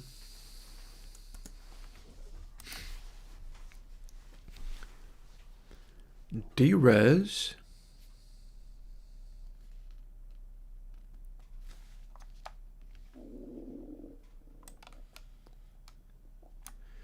So I'm looking to do this revision that more accurately connects the Bezier curves. Even though it's a compressor and runs pretty smoothly regardless, this is still important, this is still worth doing. And if I can only do this today and I don't get the upward compression thing working, it's still going to be a win. Because I have just noticed that this is not represented properly, and it needs to be. So let's copy this and bring it on over to here.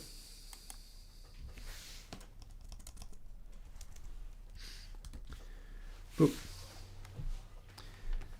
And it's going to be DRes I want.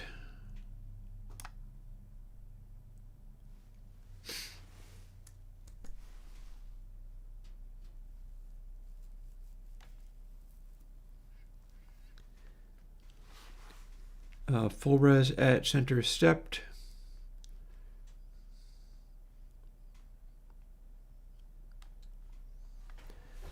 So we don't want stepped to be true, we want it to be false.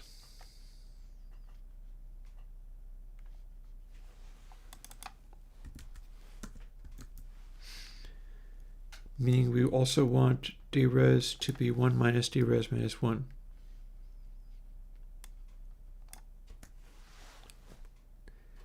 That's probably not relevant to anything, but fine, so far so good. In fact, I think that does nothing. And then this is limiting it. I don't think we need this either. Oh, we do because... Okay. So we can probably skip that. We can probably skip this. We don't need to apply overall scale again. But we do need to make Bez fraction be something.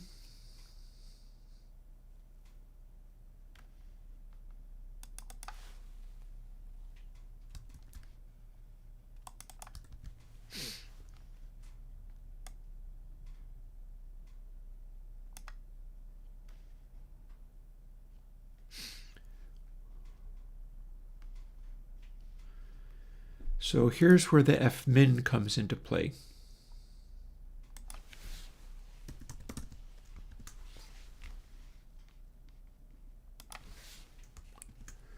There it is there.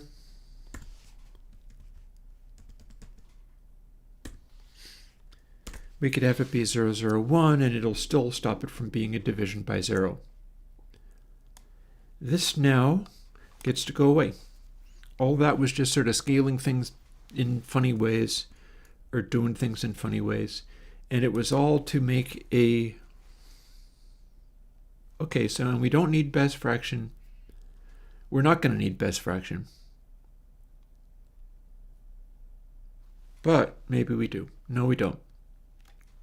Okay, so let's see what we've got. We need Bez trim. That's what we really need. But if stepped, but we don't have stepped.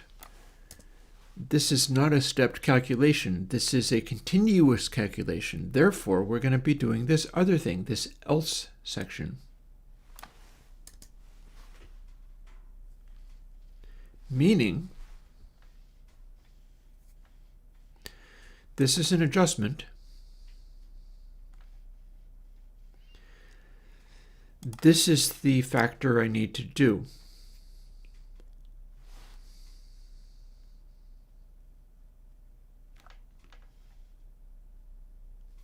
I think.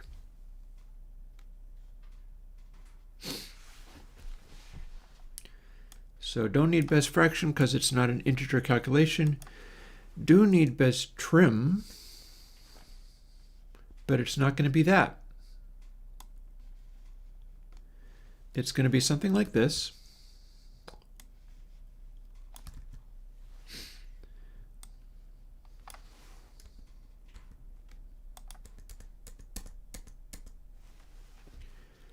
And it's using BezRes instead of DRes.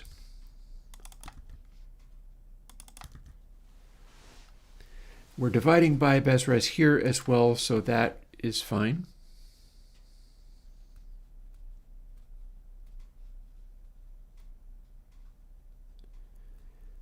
And I don't remember how I arrived at this, but this might actually be it. We'll see. So now we have Bez trim. This is supposed to adjust things in such a way that we can scale all of these parameters back by just a bit. And the way it works will be found in the reverb, but down here.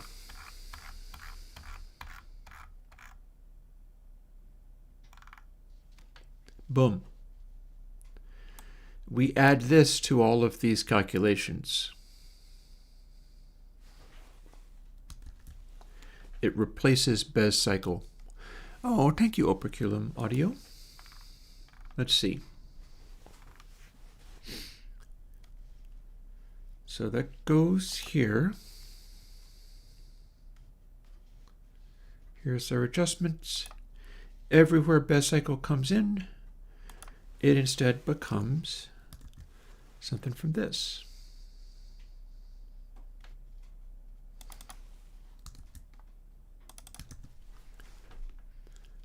Like that.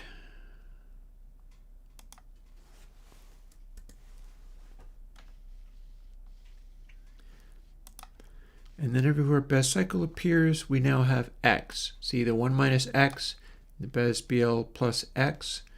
That's because this is the new scaling factor. It's dialed back just a tiny bit. Let's see if it worked. One hopes. Hope springs eternal. It should look pretty straightforward. That and this and this and this and this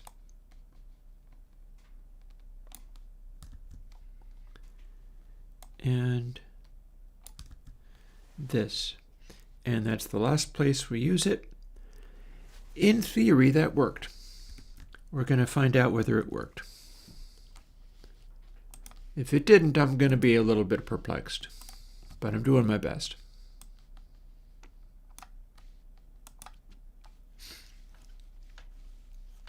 That is at least the correction it was supposed to have. So there is a way I can hear that more clearly. I can try it on, for instance, the guitar sound, which is a continuous noise, and that's going to bring up the compression more aggressively. I can show you what I mean by more aggressively too, because I can use the previous one.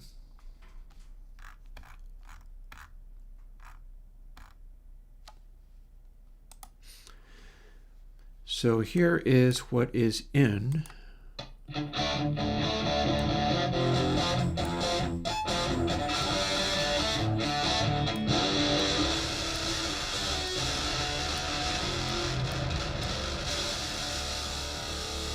The previous one.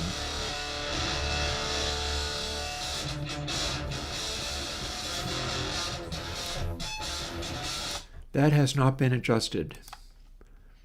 Now I've taken away the pregame, but all the same,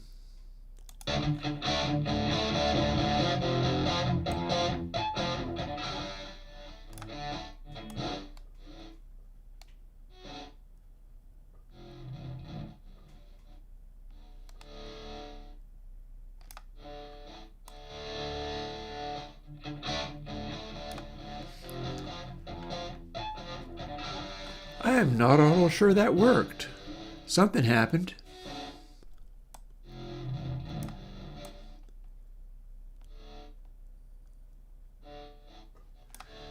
Well, I don't have the grating noise anymore, but I don't have any noise. That's interesting.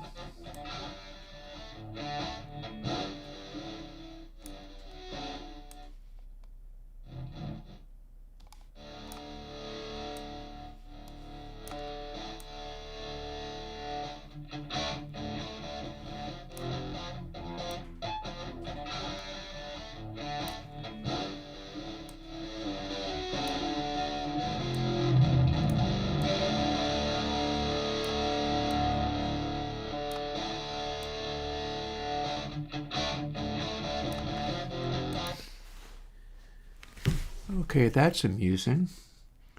I think I'd like to put the makeup gain back, because now, rather than making an annoying high-speed noise, it's like failing to do anything. And I got best comp, best cycle, and we got best trim. Oh, interesting. Okay. Well, that was weird. It's supposed to be this.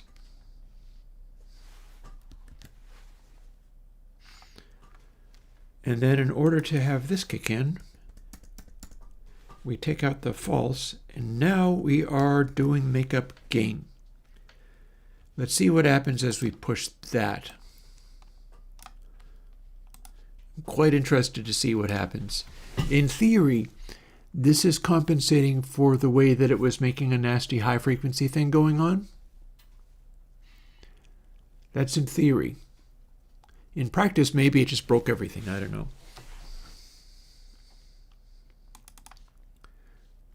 The thing that I can't help but notice is that the annoying high frequency scrub literally and completely went away.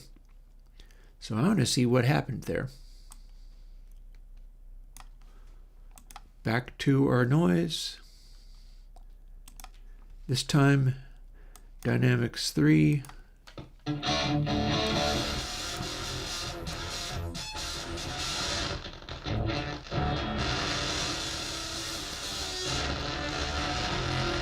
So if we overcompress, we're supposed to be able to do this. Or at least that's one possible outcome. But if we do not, it maybe does this.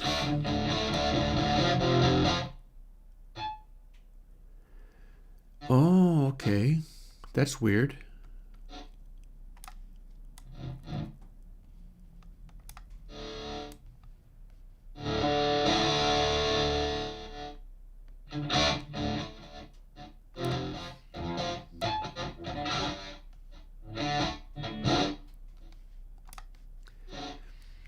Okay, I think this is an unanticipated thing. I'm supposed to be able to make it go really loud doing this, but instead we got like literal nothing. Something went wrong. I'd like to know what went wrong. Although I'll tell you, some of the work that I was doing on the reverbs is fine. Like, I'm glad that I got that much done. I'm also glad that I used this nefarious device to remove the bug that buzzed my ear. Do not like that behavior.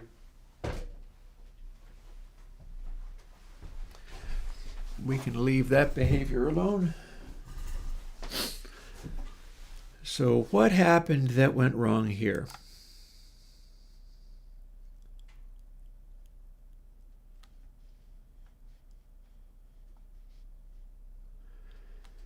Let's reopen the other thing. Here's the other thing. Here's where I got that bez trim thing. It was here. Does this mean I need to adjust?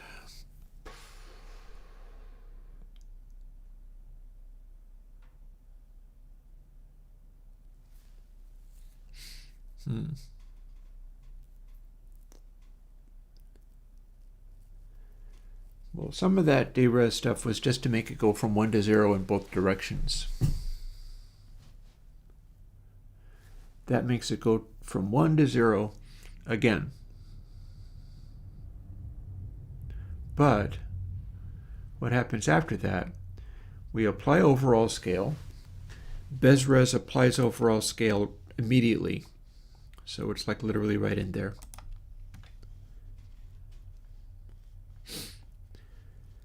And so that changes it to be going from 1 to 0 rather than 0 to 1 or whatever. This happens every time, but this is just applying overall scale, which we already have it applied here. Here. So don't need to worry about that. That's just restricting it. Bez fraction we do not use. Bez trim is going to get overridden here. If stepped, we're doing the Bez fraction business here. But no, we're not doing it stepped. So then, this apparently also needs to be done. Could that be the secret?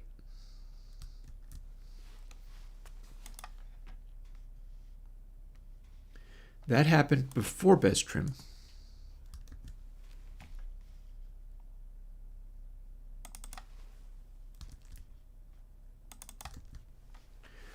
Divided by equals 2 divided by over the power overall scale 0.5 minus over. This is an adjustment. It's to make it handle different frequencies better or something. That's a bunch of trickiness in there.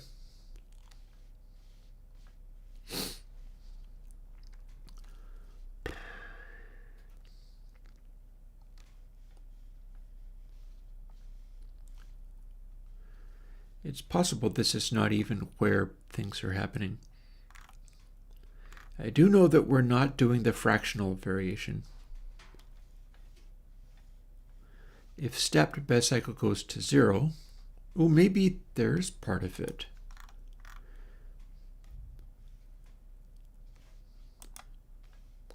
Best cycle. Yeah, so this is not stepped, and so this is subtracting 1 each time it goes around. So it gets to do that funny overtone, but right now that's not what's happening, like at all. And then here's our output stage. And here's where this works, and in each case, we're doing this adaptation, and we're using x, and x is whatever the Bezier function is, cycle times Bez freq trim. Or no, that's the filter. This is where we do it with the Bez trim.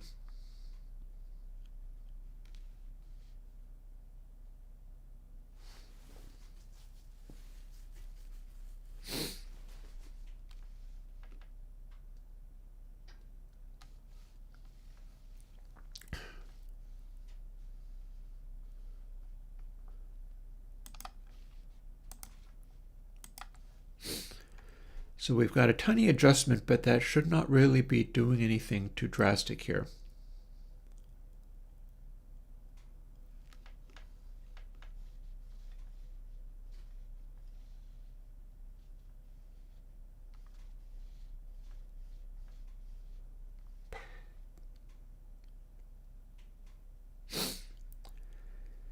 I guess the next thing is to fool with it a little bit more.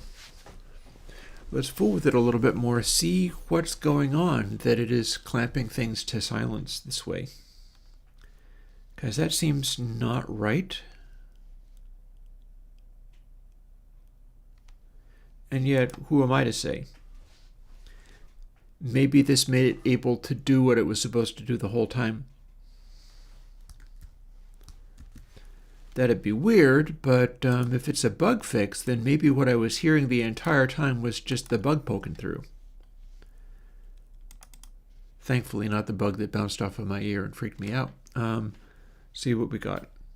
So if we're doing, oh no, let's do alien kittens. That's got loud, thumpy behavior. We've got all kinds of stuff going on. And we can still demonstrate that with Dynamics 3, which is done, so we can put this out if we want.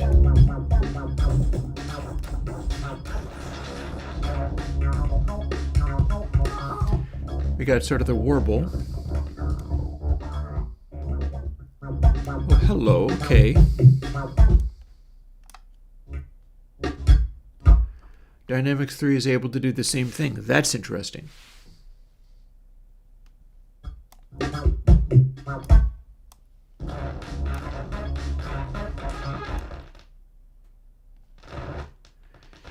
I honestly didn't expect that.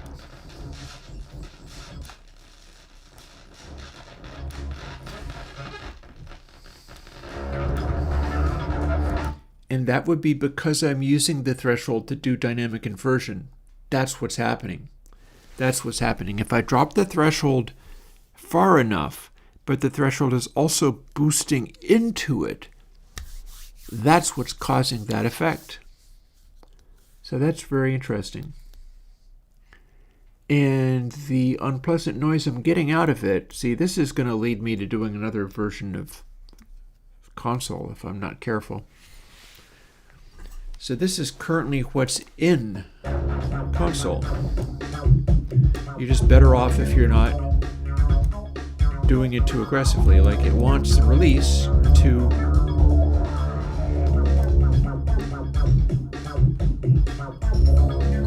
not do this.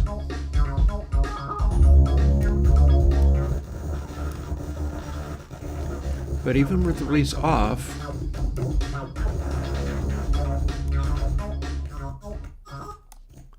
so you can use release to act like a normal compressor, but without it,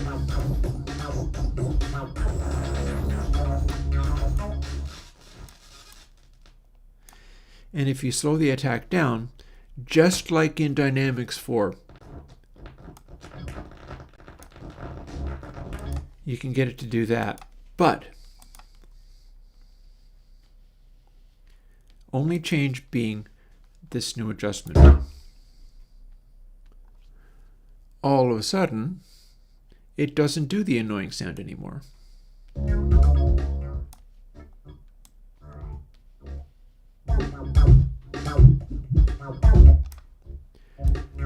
No more grind.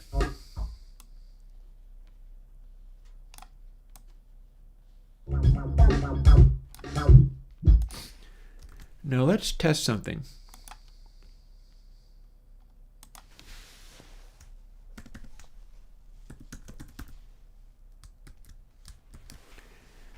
In theory,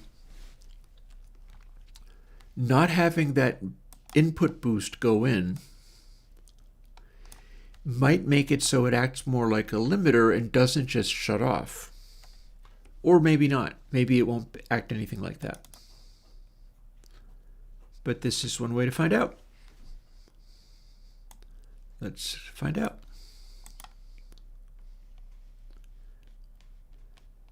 Does this now go to absolute silence when you swing it in?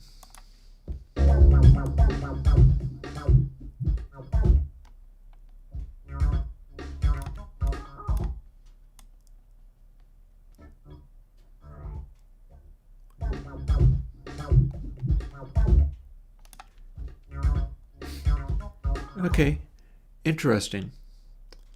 So the pre-gain is all well and good, but one of the things that I'm getting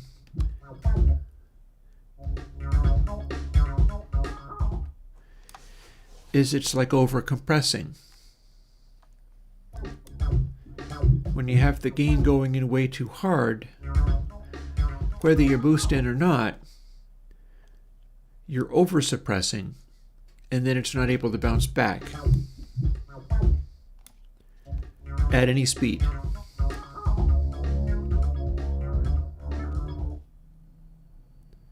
That's interesting.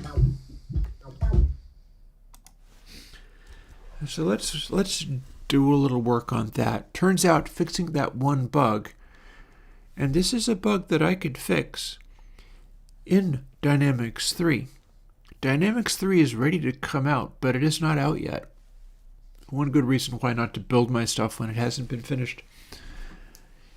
We could fix this in Dynamics 3 as well.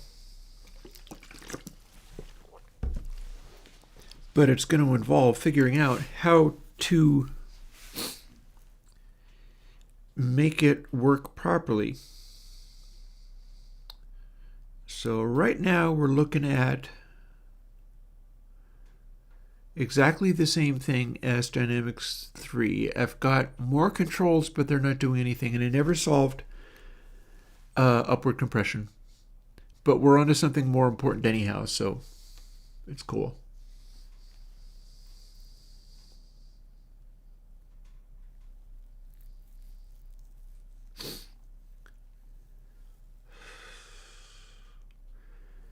For example, L times 1 minus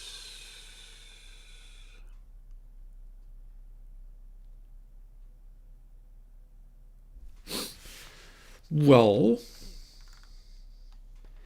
best thresh larger than 1. If mine times best thresh, what if this is what's doing it? Let's see if what happens when we take that out. Now we're just using CBA. What happens if we only do this? What happens if we're not multiplying that by the threshold? Because you see that ends up converging to 0. Now what?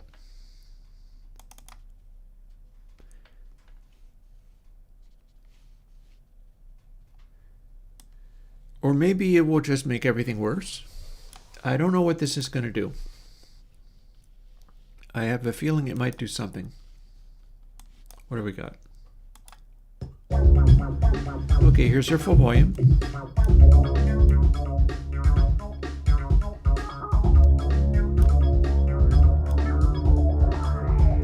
Okay, it just refused to let it do anything. Huh, all right. All right, here we go. That's definitely a something. That was the only place the compression was coming in at all. Fair. Immediate undo. We do apparently need to have that. But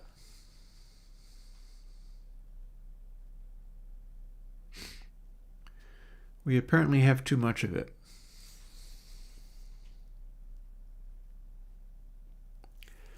So the Fmin there is stopping it from going through to negative.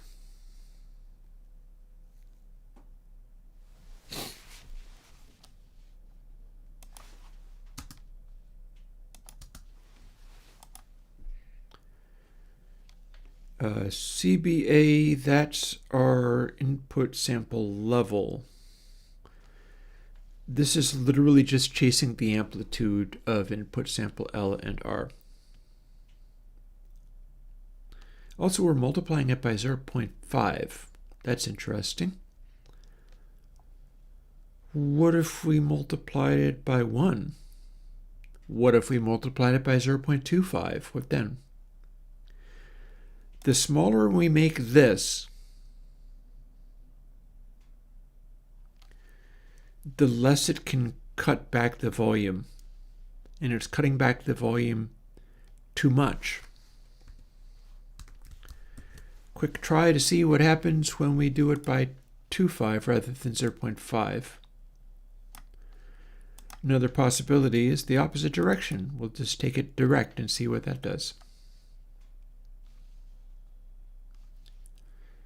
And again, this goes nice and loud, so we'll use that as our test. Swear to God, I might be updating Dynamics 3 if this works. Maximum speed.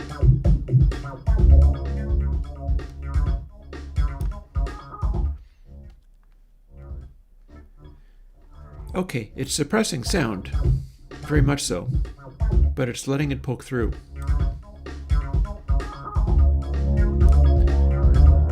And it's kind of having less of an effect. And its maximum suppression is still too much. Interesting.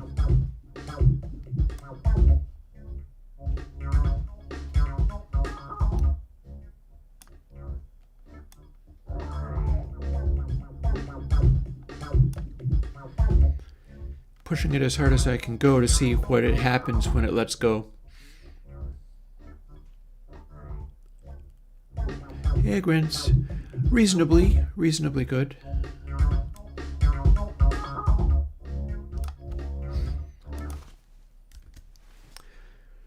So that's weird and interesting.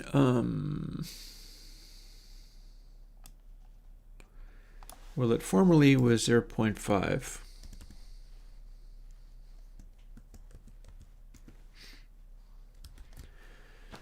So we'll take it direct and see what that gives. Something about this is problematic. And I'm not really quite sure, other than CBA is going to be a factor here.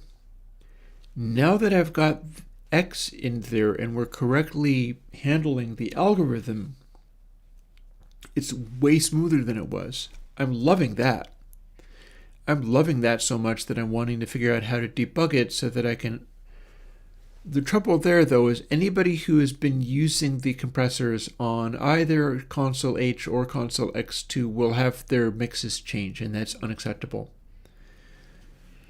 So it looks like I have to leave it as it is for those ones, but I might be onto something with pulling a new version if I can get this to behave itself, which is kind of posing a problem.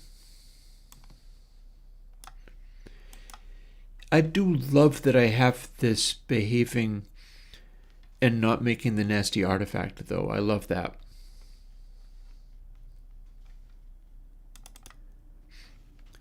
If I could only get it to just not squish so much. That's where I'm running into a problem.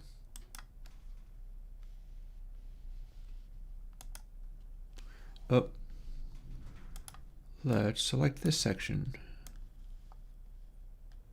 Here we go.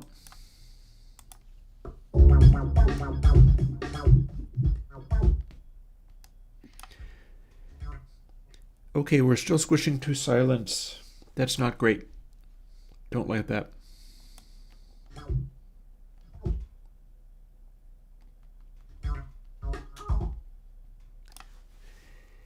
Maybe I have to do some kind of intermediate factor or suppress.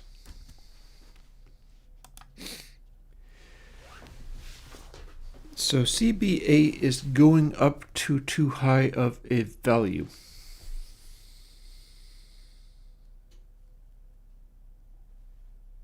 That's its problem.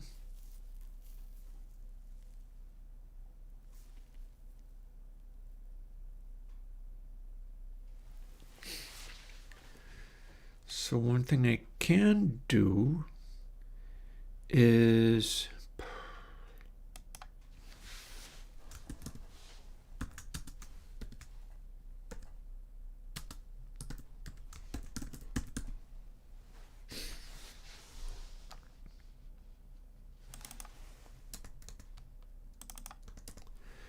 then that's the same thing. Now Bez thresh, okay, so that's 1 minus param A. So that's potentially a really big number.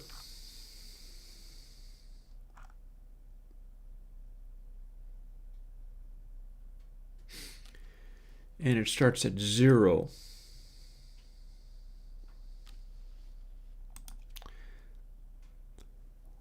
Let's make another kind of threshold.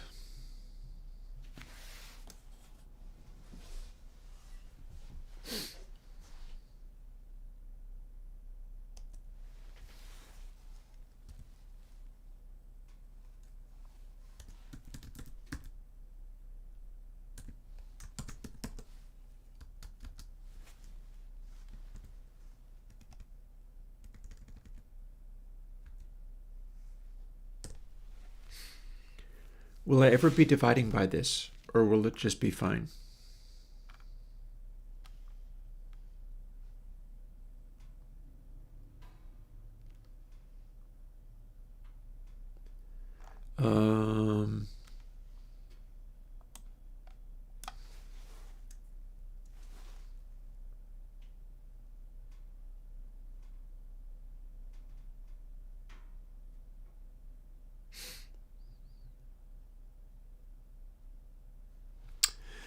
Oh, this is gonna need, boy.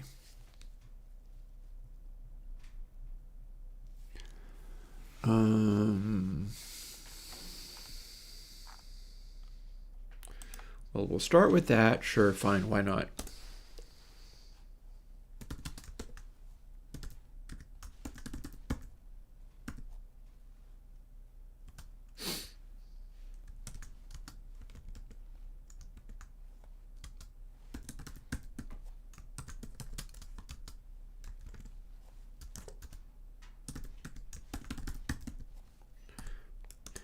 So I'm thinking it's going to want to have something like that.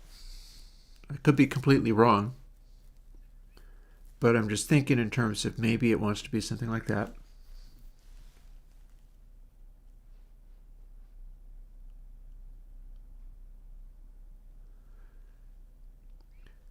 Like it's going to be 0 at full crank.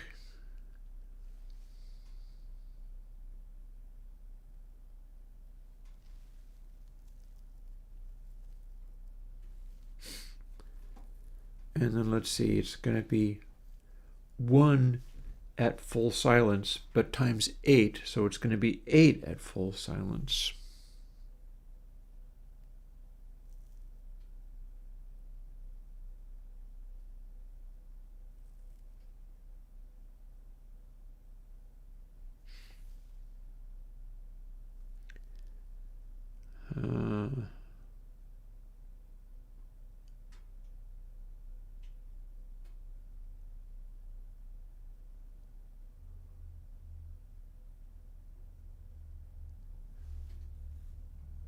Yeah, okay. Technically, I guess what that means is that thresh-min is going to be 1 unless I'm doing other things with it.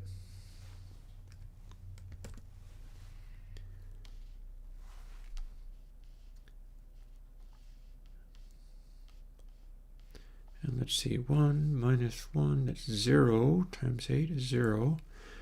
There are going to be situations where it's less than 1. 1 divided by a small amount, that means thresh-min will become a large number. And the thing is, though, if it's a minimum setting,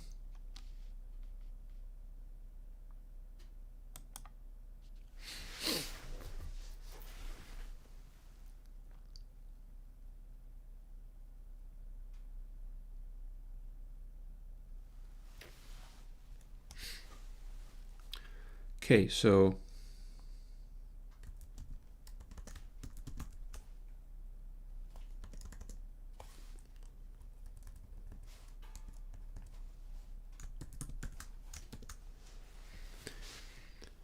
then we do that, and then we do this.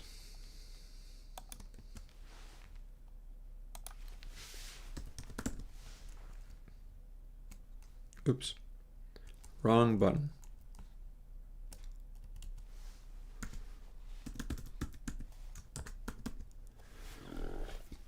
So it never gets to actually be 0. It only gets to go down to whatever the minimum setting is. Thresh-min can be very large, and that doesn't matter because it'll end up being the minimum. Theoretically, we can put this right back in the assumption that it's actually fine. All right, now what do we got? Oh, mistake. What have I missed? Oh, I need to instantiate that.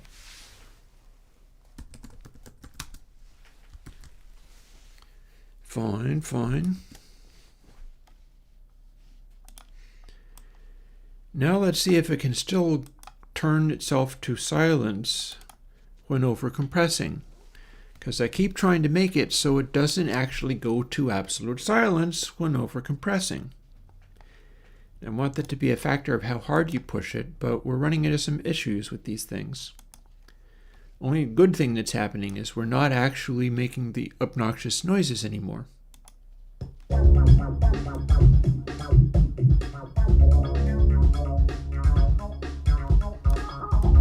Okay, now it's not capable of compressing at all. Yay! Or is it? Okay, that's compressing the tiniest amount.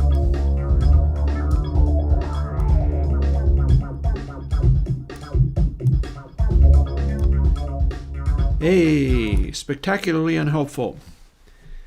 That's 100% useless. So,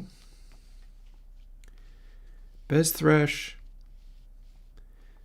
is 1 minus 1, that is 0. It can be as much as times 8. 1 divided by 8 means thresh-min becomes a small amount, but well, what if we get more aggressive with it? Would that help?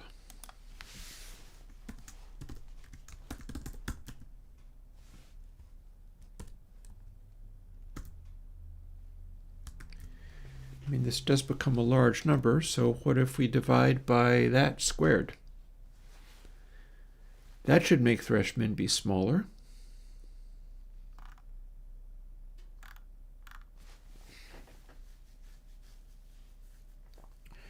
And then we're still doing this. And then CBA becomes CBA times bed thresh. But there's a minimum, meaning it doesn't actually get to become silence. Wait, are we trying to push it to silence, or are we trying to push it the opposite direction? Hang on.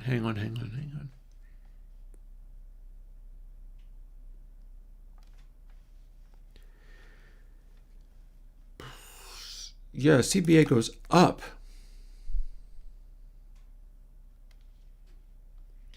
CBA goes up to a maximum of 1. I've got this all backwards.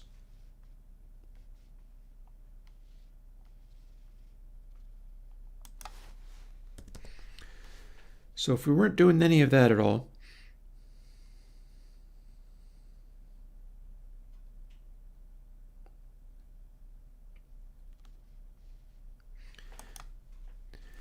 But instead we did something like this.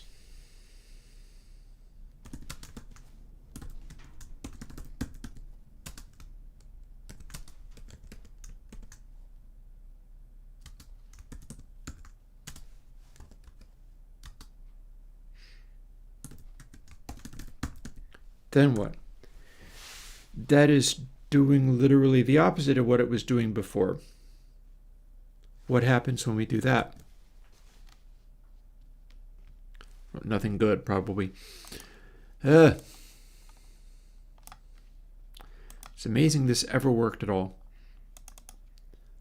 But I mean, I'm not sure what I expect. After all, nobody's ever done one of these, so I can't ask for help. What happens now? Does it go insane? Or blow everything up?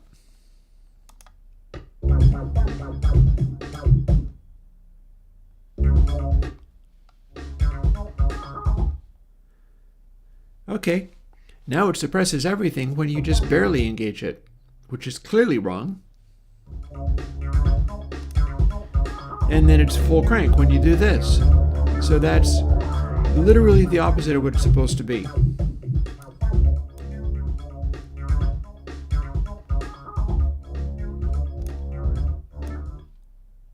Exciting.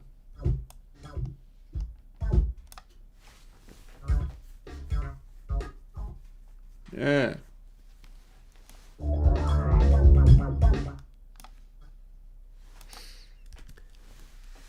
So, no help at all. That super didn't work. So, what might work? Well, CBA divided by equals Bez thresh is useless, useless, useless, useless. What we had before was, in fact, this.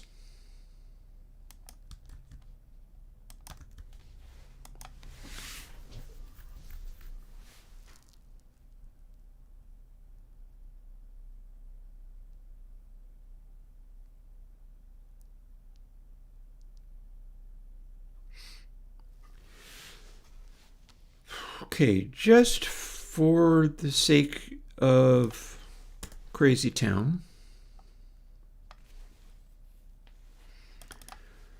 what would happen if we did this?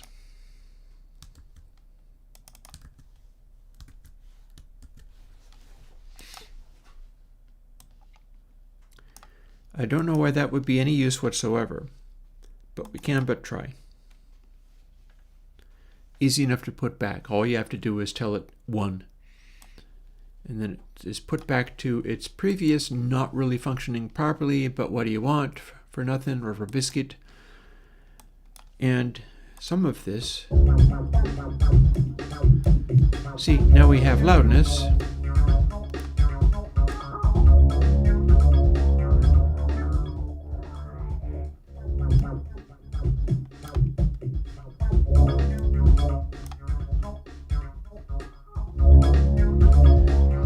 Okay, loudness is still poking through.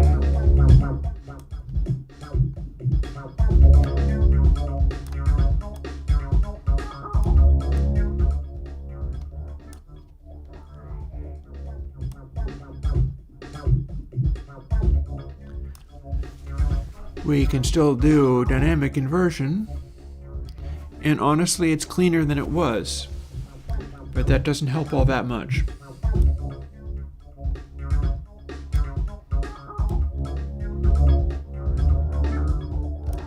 Because it's still being annoying.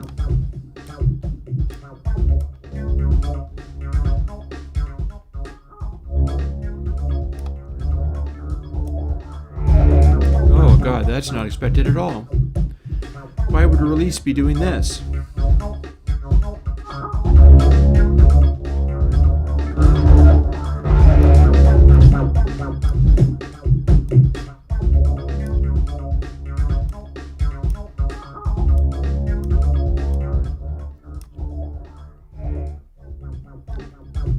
Okay, now release almost doesn't want to be doing that, but it still is.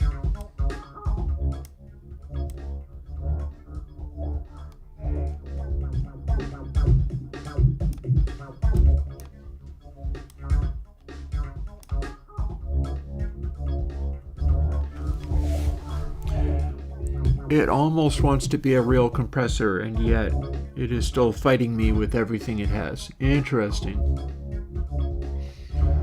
Well, I've got 2 hours and 15 minutes to get it fixed. You know what? We're going to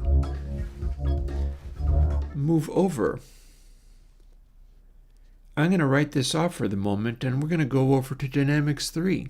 It's a big enough change to Dynamics 3 that I'm willing to do it over again. It hasn't come out yet, so I have that chance.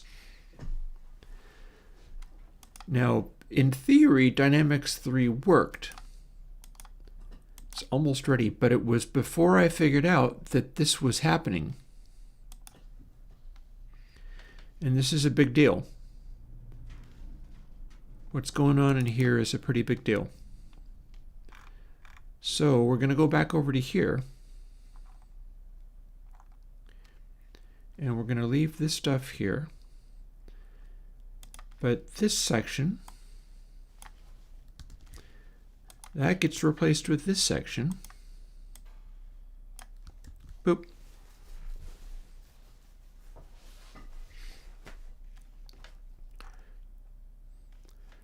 That stays. None of the rest of this is any different. And then from up here, we got to include, not thresh min, that never did anything useful at all.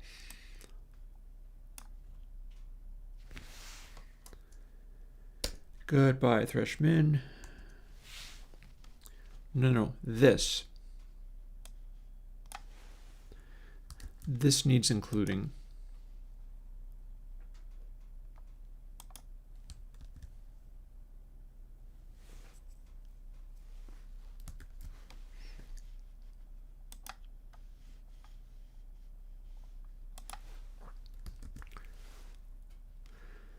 Okay, that's there for if I want to deal with it.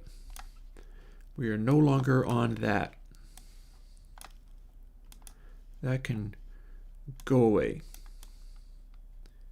because something else is coming out of the shelves.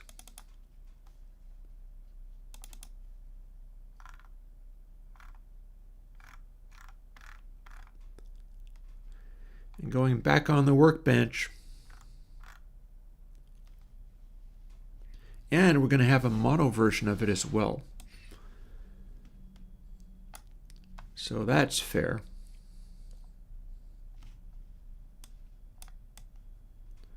Because that's one of those ones where the audio unit gets a mono version.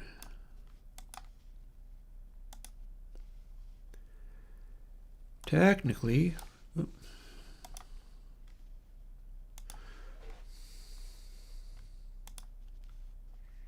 I moved it. That's what happened.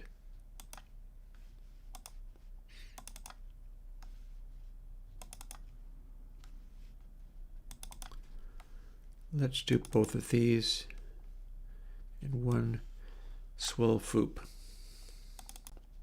This changed.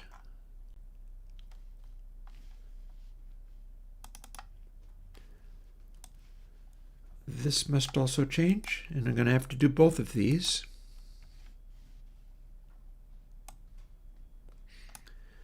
That gets this.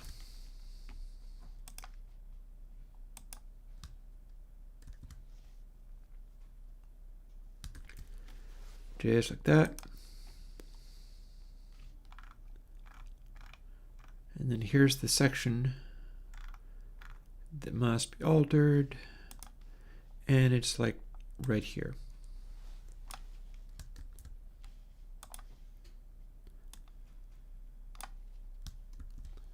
It's really pretty straightforward. Oh, and I've cleaned the build folder, so I got to build it from scratch. I'm going to put it away once I'm finished with that. We're going to work on just Dynamics 3.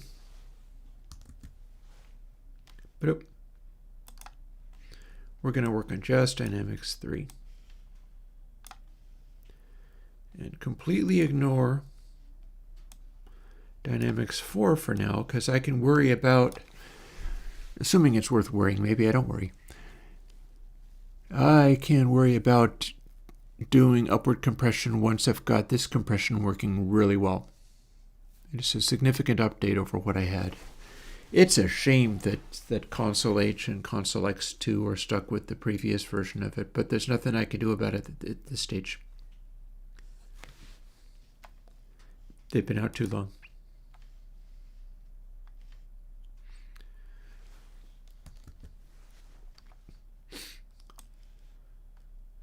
So let's see. I wouldn't have guessed that would have made that big of a difference. I do wonder whether maybe I'm scaling it wildly wrong. That's a possibility. Like, what if it needs to be Bez Comp Bez Cycle times 1 minus Bez Trim? What then? Could that be a thing?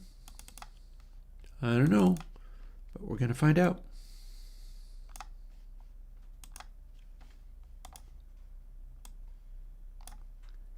Move. Thank you. Alrighty. So, Dynamics 3 is what we're going to be dealing with now.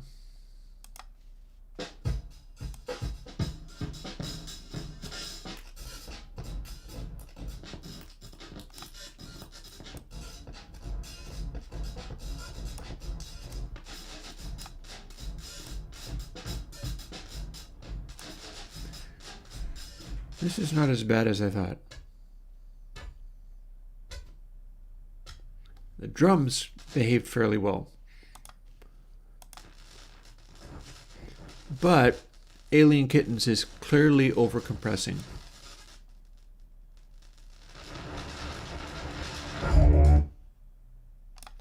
So that was just weird.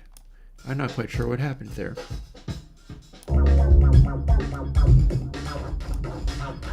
Oh, okay, and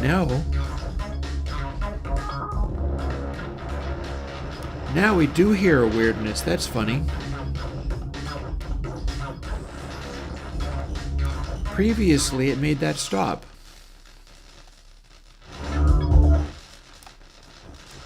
Have I got this updated properly at all? Or is it simply missing somehow? So we've got that stuff. This is as it was. That's Bez Cycle minus 1, which is what it's supposed to be. This is all updated. This is times Bez Trim. Bez Trim was in fact defined here. Bez Res is being adjusted in the way that it was being adjusted.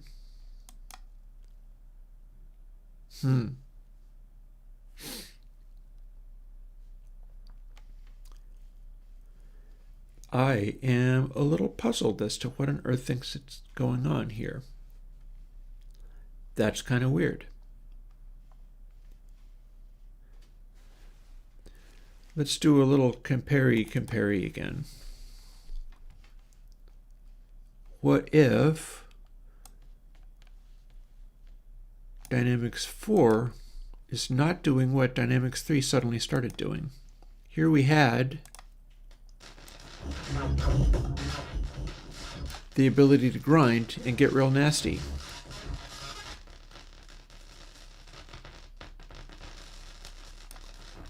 See, it's able to do that. It's not supposed to, but that is not it going completely silent. Whereas what I was getting from Dynamics 4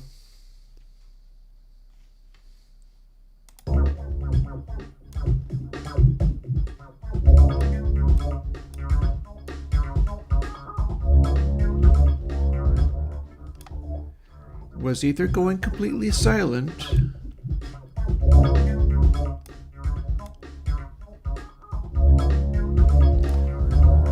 or not compressing. So what's different?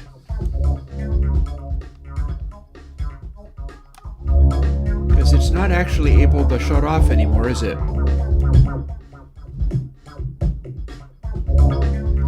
We can make it do this.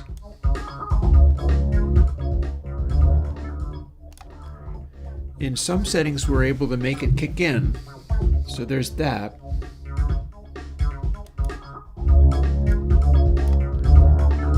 least makes it not kick in. That's weird. None of that stuff really does anything.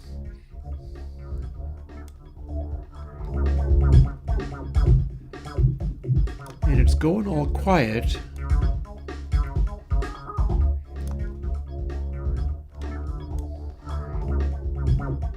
But it doesn't make that grindy effect.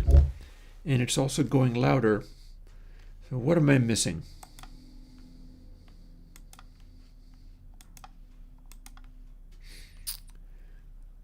Okay, open dynamics up again. I thought I was making 3 become like 4, but apparently not. Apparently that's not like it at all. What am I missing? That stuff won't have changed. Indeed, it has not. That's the same. What's up with this? Well, we've defined a bez up, but nothing's happening.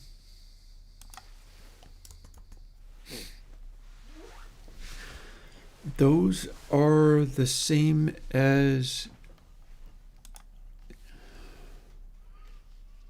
No, they're not, are they? No, they're not. Dynamics 4 has a min applied here.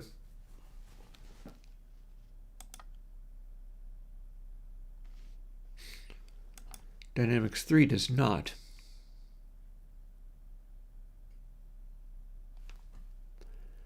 Okay. That's not much of a difference.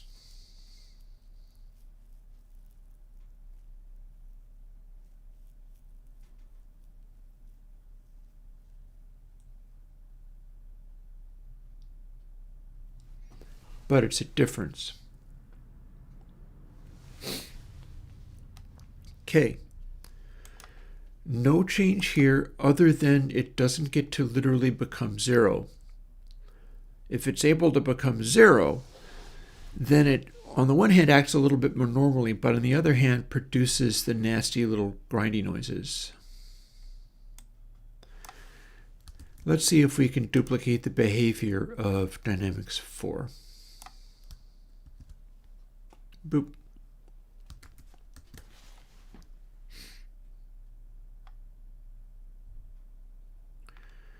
I'm just going to scroll through here a little bit and see if anything's... Oh, okay, Dynamics 4 also isn't running the pre-gain. That might matter.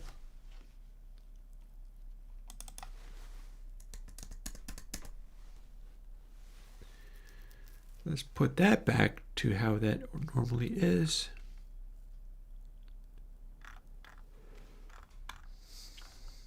And now I think these are going to be the same. Let's find out.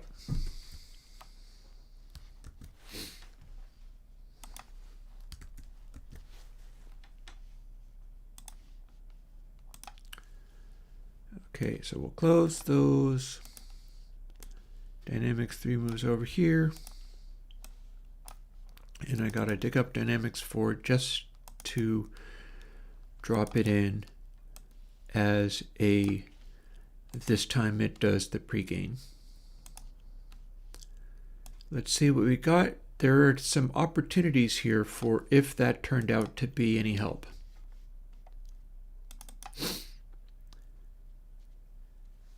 Because that's actually the min that it's being set to is fairly significant. And again, the other one clearly goes to 0. What do we got? So here's Dynamics 4 again. Oh, hit play. There we go. Ooh.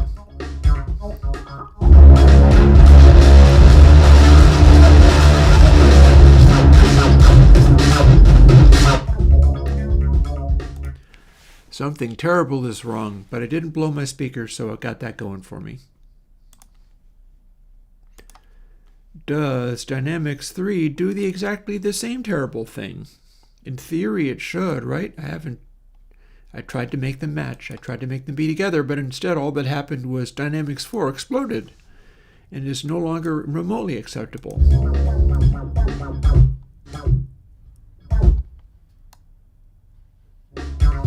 now this does what Dynamics 4 did. Okay, so the other one went so that it became impossibly loud. And this one now makes everything go silent.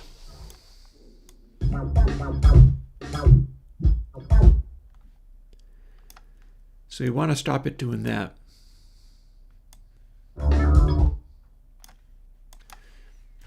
So what on earth is going on here? Let's go and explore where Dynamics 4 is at, seeing as it was so horrendously wrong, catastrophically broken at this point. I could just leave it that way. I think I would kind of like to leave it in a way that is not catastrophically broken. So we're not using the variable bez up. Initiation shouldn't matter.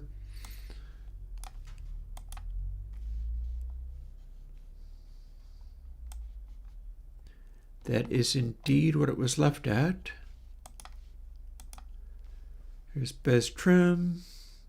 That stuff is the same. That hasn't changed at all.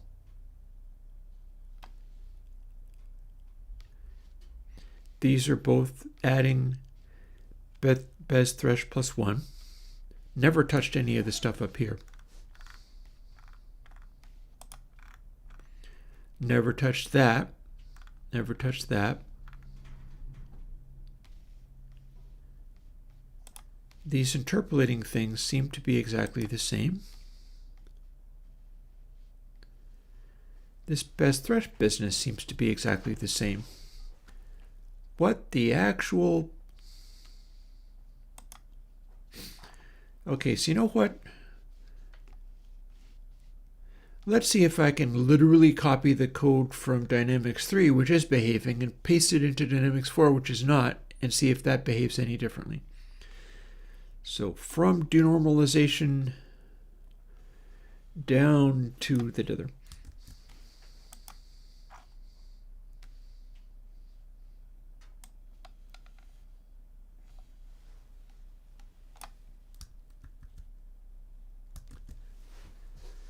That should have removed any possible difference between these two other than up here, and I could do that as well. But I don't see how there's any change here. You know what? Ha ha ha. Let's do that too. Boop. And boop. And gate can be moved to E, but now we don't have anything, an unused control there. Now let's see if it still goes crazy. If it does, I am at a loss. I've effectively replaced the one with the other so that I can move on and start working on Dynamics 3 and leave this for later.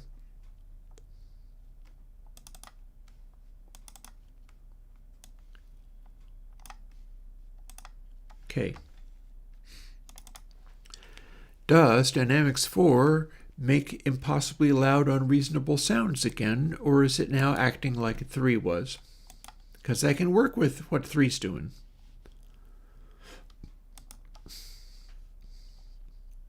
Ba-da-boom.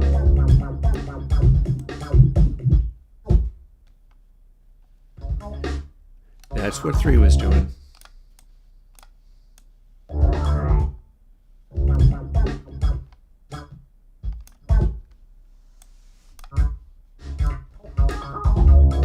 Okay, we'll leave that alone. Back to Dynamics 3. And this is its build folder. And if we can get this sorted out, then we can do the other ones. Do whatever needs to be done with the other ones. So here we are. We've got the adjustment for the Bezier filter, the way that I do them these days, rather than leaving that undone. That means that rather than having a sort of nasty edge on it, it is now taken to kind of crushing the volume down to absolute silence at the first available opportunity. It's doing a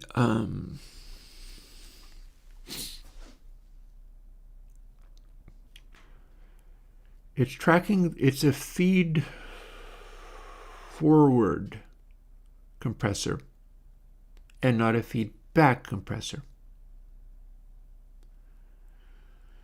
So basically what we're doing is we are applying a degree of amplitude cancellation and making it relate to Bez thresh, which can become a large number because this gets to be a boost. This gets to go loud. Bez thresh starts at 0 if you have 1 minus 1.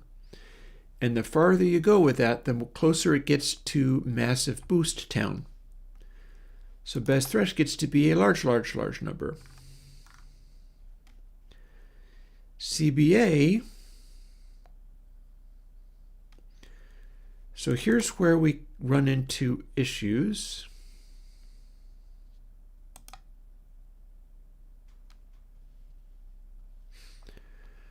Let's do some experiments. Firstly, not scale that back and not multiply it by Bez thresh.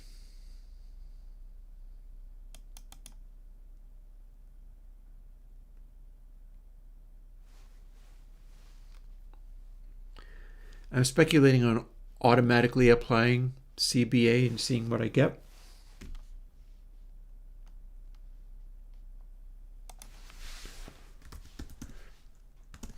Or we can play a little frisky like this.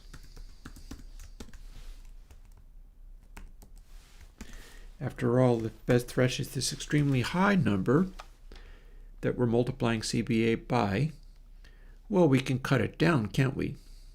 And then this is supposed to be tracking the amplitude, the average amplitude of the waveform, absolute value of both of the waveforms. So that should be varying between 0 and 1. And there's where things are getting frisky with us.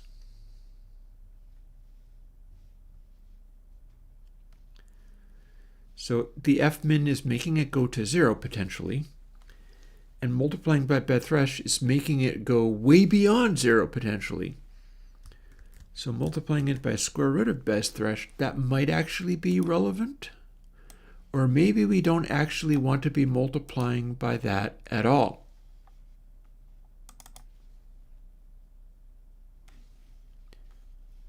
In theory, it's possible to find my way through all this. We shall see. Bits of it were working, bits of it are not. Back to Dynamics 3. We're going to get this sorted.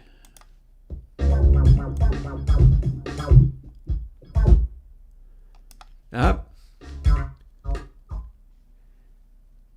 It is very capable of going beyond the beyond. And one of the things that happens when we slow it, we're more likely to have smaller values rather than larger values. When we speed it, we're going to have more rapidly altering values. So let's jump in here and do something else.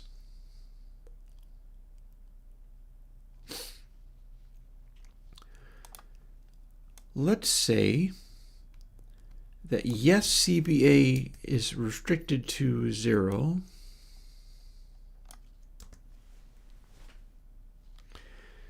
So minus CBA. CBA can't actually be less than 0. It's going to go between 0 and probably 1.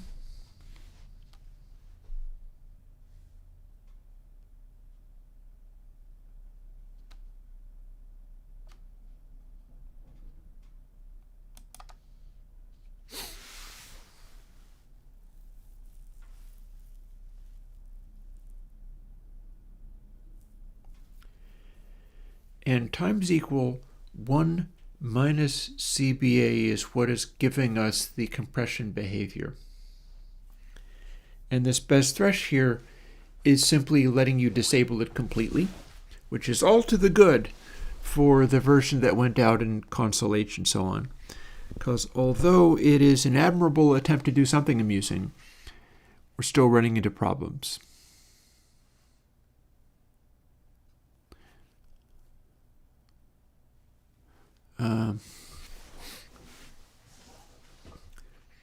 And the reason CBA has to be restricted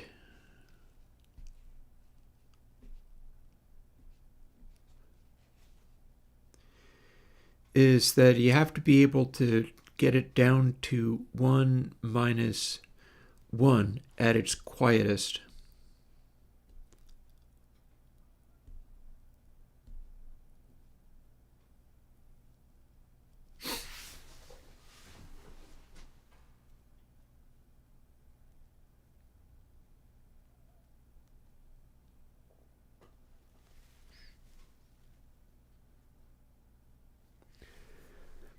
So I feel like part of what's going on here is that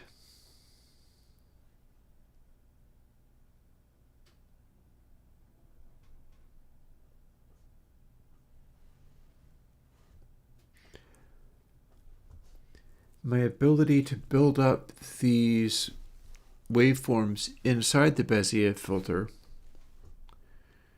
I'm not able to take them down far enough. So let's fool with this a little bit. I have now taken out the massive overboost that it had. This might lead to it taking something loud like this and producing some kind of compression that just won't be very extreme. Because if you crank the threshold all the way down, we're applying as much of it as we can.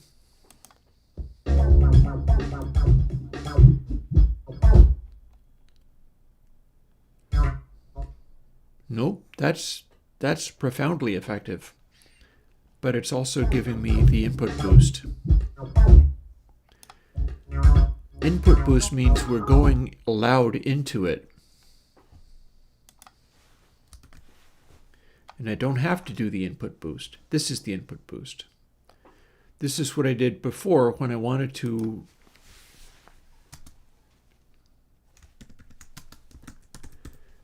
shut off the input boost, is we're no longer multiplying it by as much as 8. So this in theory should compress,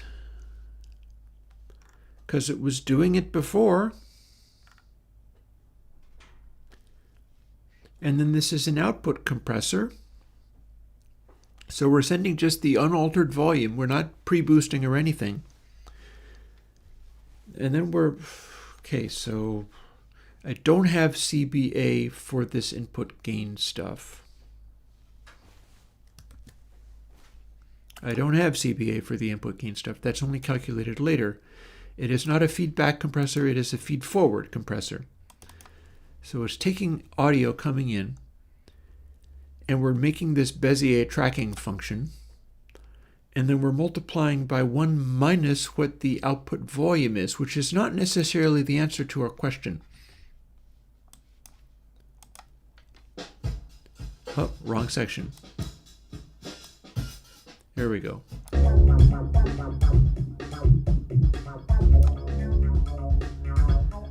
Okay. That acts like compression. Full volume. What I don't know is whether or not... Okay, so here's the full setting. Bez thresh is going to stop being larger than 0 now.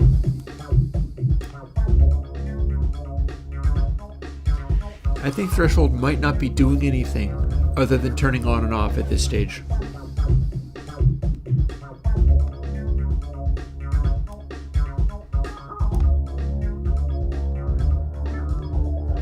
Or maybe it's doing a little tiny bit.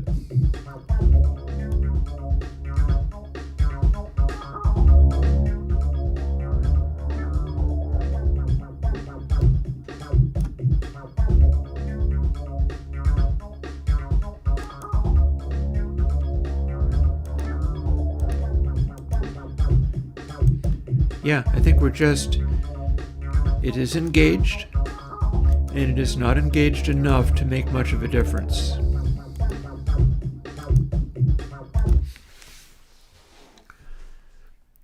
So if we had CBA times enough to cut it down to silence, and that was equivalent to maximum threshold,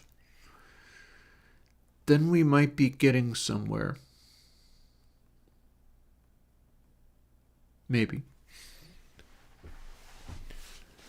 Or maybe not, but it's at least worth a try.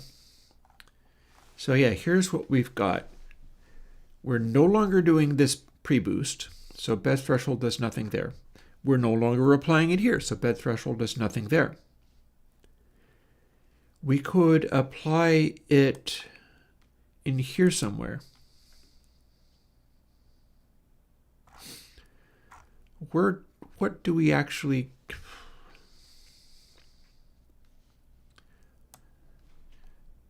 What if if this is no longer a thing, then why are we even multiplying it by 8? That was part of the pre-boost, and maybe we don't need to care about that, or maybe we need to do the multiplication here and not in here.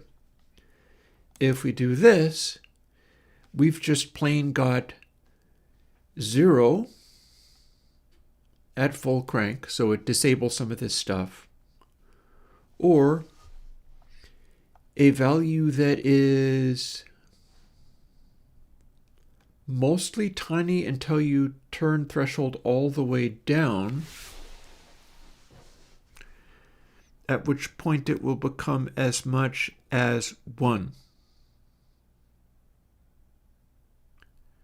And 1 is our maximum level.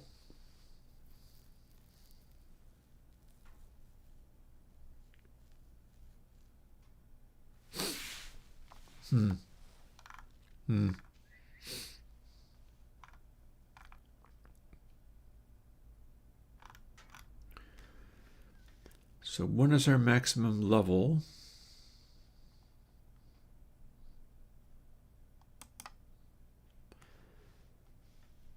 And this is getting a little bit boosty.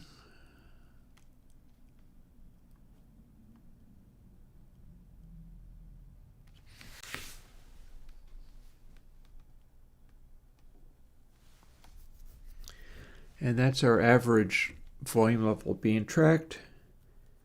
As that goes larger, that means that the amplitude of the audio going into it is getting larger, but it's always going to kind of average out because it's an absolute value of both of the channels, the max if either of them go in, and then it is getting smoothed.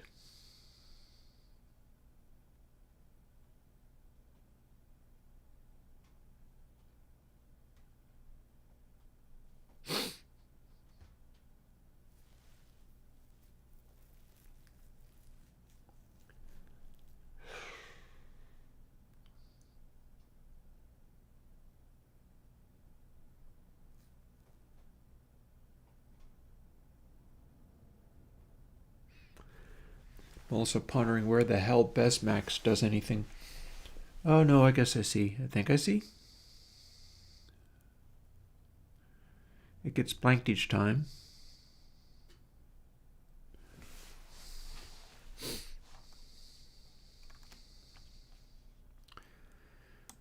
See, this is the one that's supposed to set the attack speed. It gets zeroed. And then max equals the max of that and control. But then where do we use it though?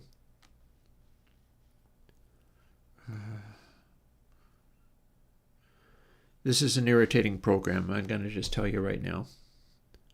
This is an irritating program. What the crud does it even think it's doing?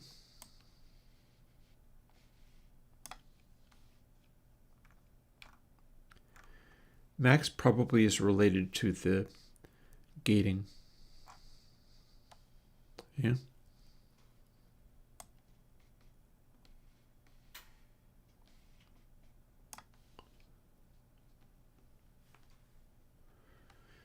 I don't see where Max is doing a damn thing. But we're also not setting it here, so that's fine, I guess. Maybe there's no point to having this be here at all. Imagine that. It's completely wasting its and our time. Nothing's being done with it.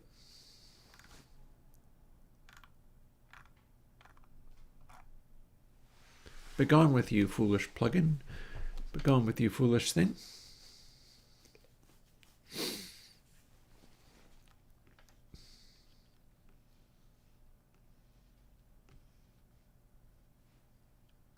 Why are you even there?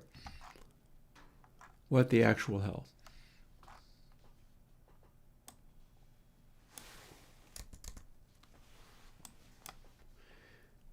I dispose of you.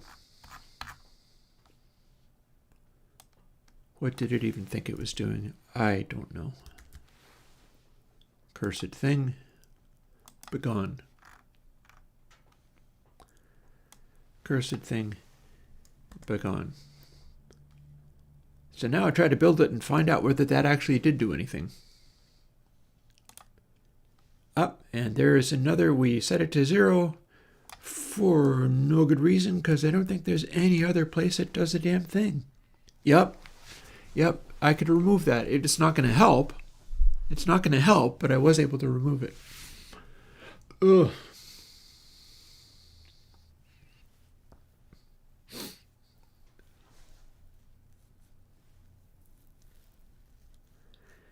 I guess I thought I was doing something with it at some point.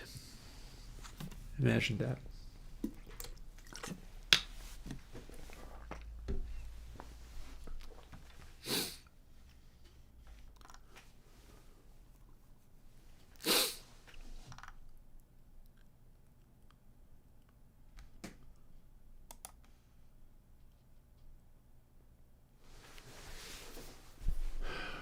So,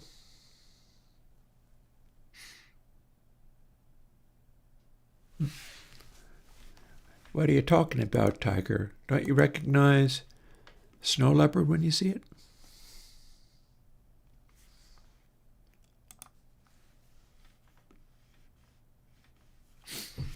So,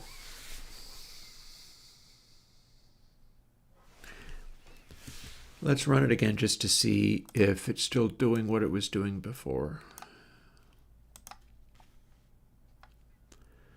We definitely got some weirdness going on.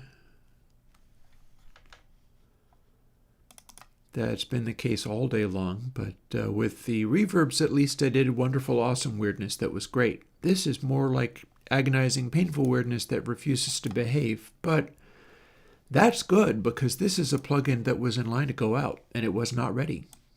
And if I can do anything useful with it, there.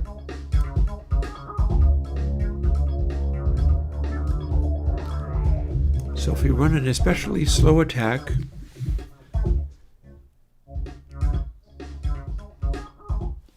okay, so that's actually kind of interesting. Threshold is still doing absolutely nothing.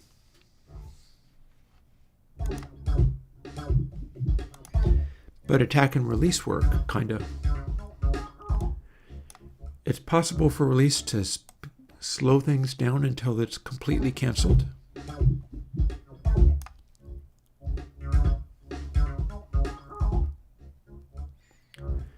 And it's possible for attack to kick in so hard that we are in fact compressing.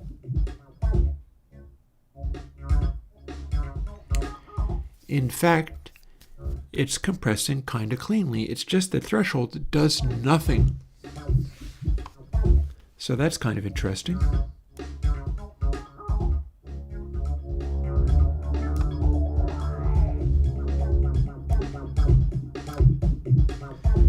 And then a very fast release produces almost no effect at all.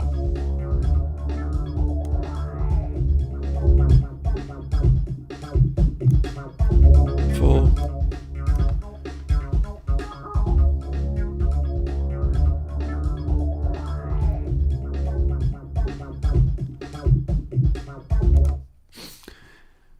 one possible solution to all of this is threshold could be like an output gain after this. Technically that would work. It feels like it's defeating everything though. Not sure if I love that.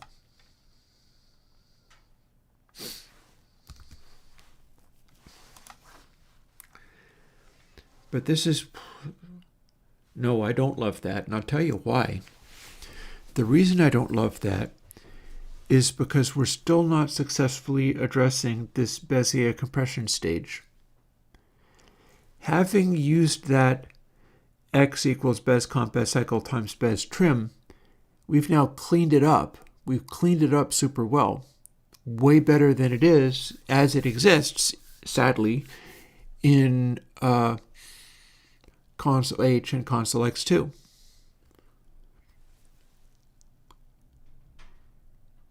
The trouble is, having done that fix, it's exposed another weakness, and the other weakness is the fact that this compression stage is difficult to manage.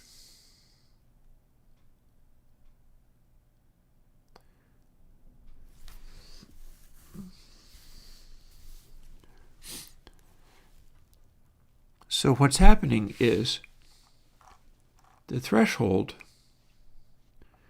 previously was made to be as much as 8. It was being used as a boost. It was being used as a boost, and that's why it was being made to be a value of 8. This is how it exists in the console versions. Makes me sad that the console versions are now so hobbled, but I guess I'll just continue moving on, figuring out what to do. Might be worth putting out a console X3 on the grounds of fix this and also swap the position of this and the overdrive stage. I could see that being a thing. It would be pretty straightforward. This, of course, assumes I'm able to make this work. Gotta fix this first. So what's happening is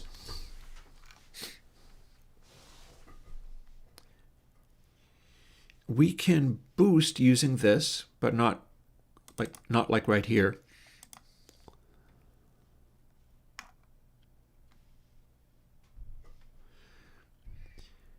We can set a min here as well and have it go from 1 to tiny.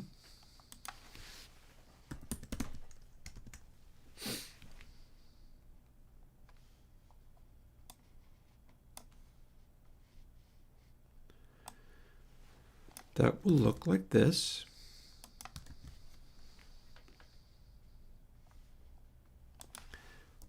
There's the power function. There's the min. Oh, hang on. Whoa, up there. I think I've got that backwards too. Dang it. I do. I have that backwards too. We want max for this. Alrighty then. 0 is min of 0 or 0.001. Woof. Alrighty, well, that's not going to change the thresh anymore, but that might be changing Bezres without me expecting it. Maybe we'll start seeing entirely different behaviors now that I've noticed that. That's a wild observation. Let's see what we've got. Maybe it'll blow up again. That's always kind of entertaining. Every time it's like, blah! What do we got?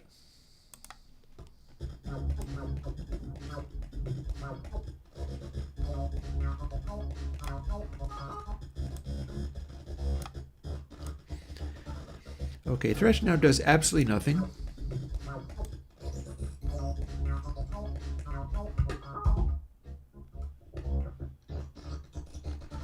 And that most definitely is doing something.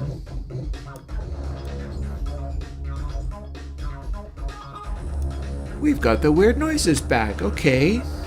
Didn't expect that. But on the other hand, that's going to shed a lot of light into what we're doing.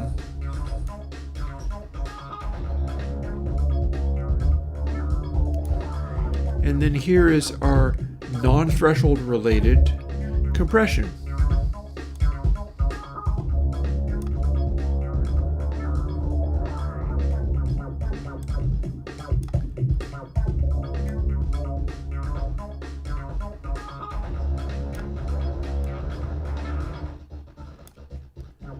Release works. Gate seems to work.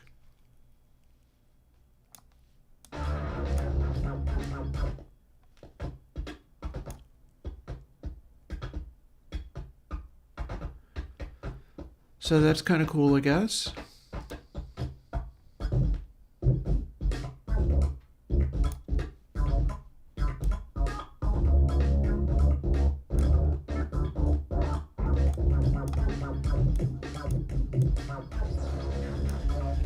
So yeah, our weird unpleasant behavior is back.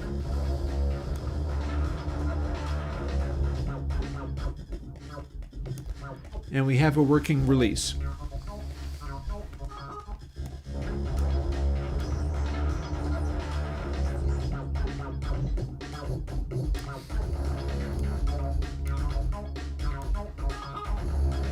What's not working right is now we can't turn it off.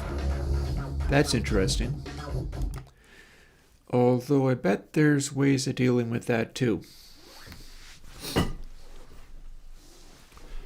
So,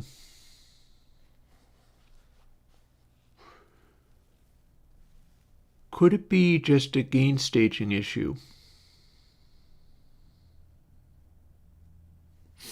We might have just a gain staging issue. Because like threshold will interact with this.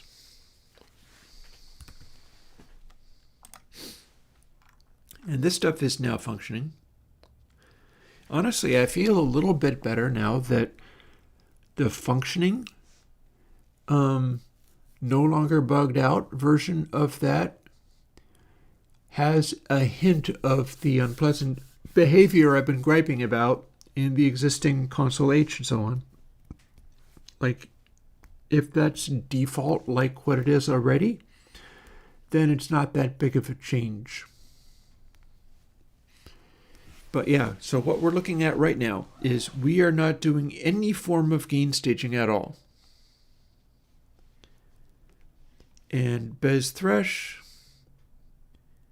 gets to, let's see, we will play with having even more zeros in here, there.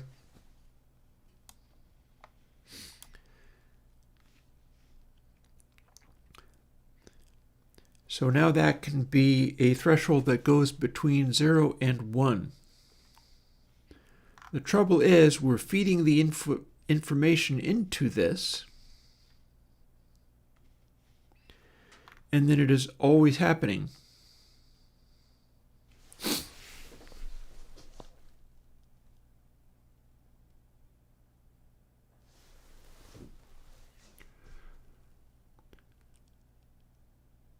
So one possibility might be to skew it so that I have more of a gain range and to do a multiply at the beginning and the end.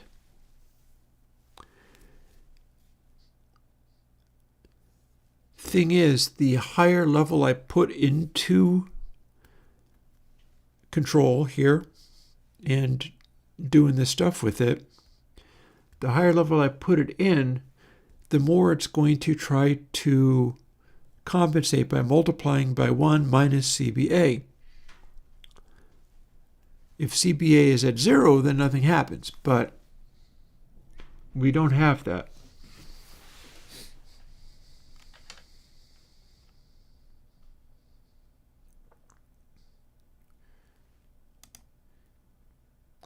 Now I could do this.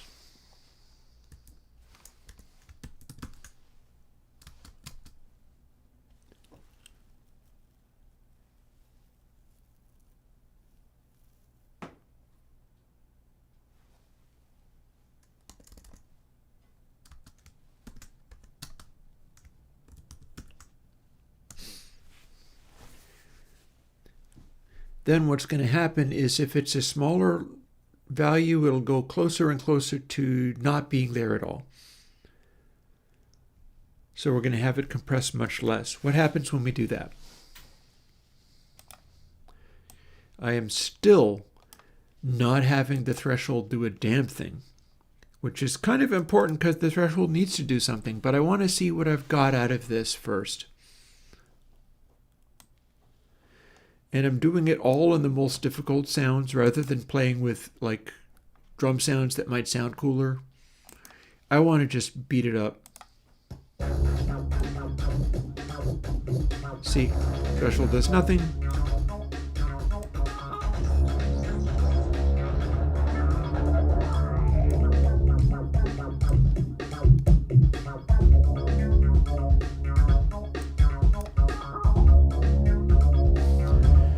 Very slow reaction time means we're kind of enhancing the sound. This is what it is. This is what it can be.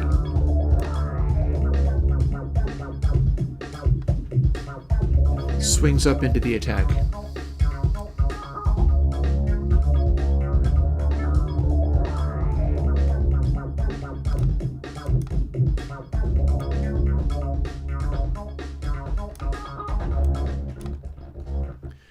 Also, we can make it so that release is very slow, and it does seem to suppress the sound.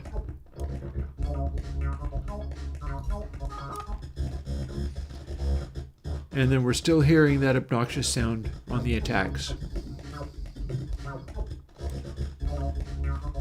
The threshold that does nothing.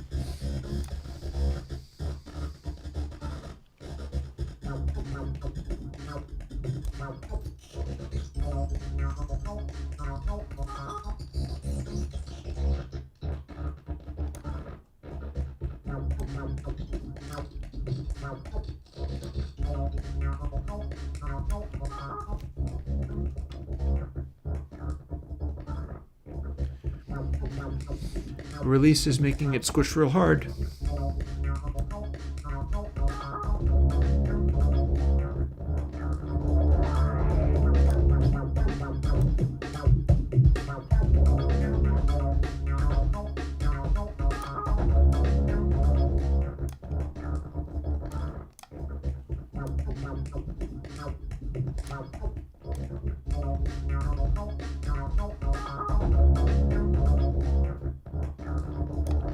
It is able to squish.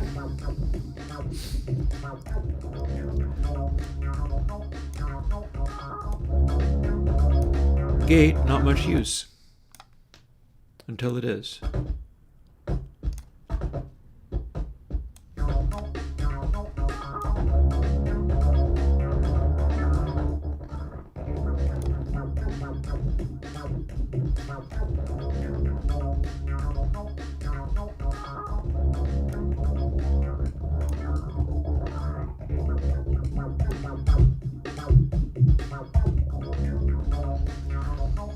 I feel like the whole range of this control needs to be rethought.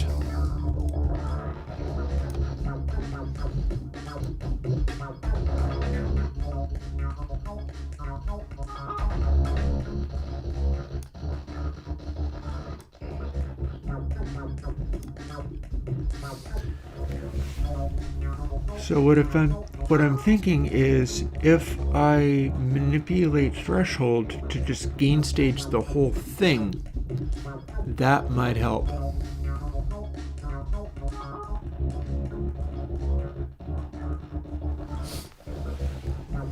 And we have this really sharp boundary here.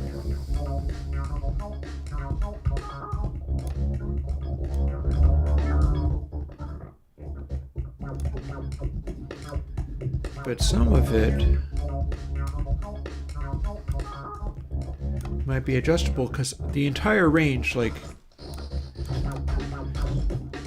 this whole range is useless for compression. It's just obnoxious.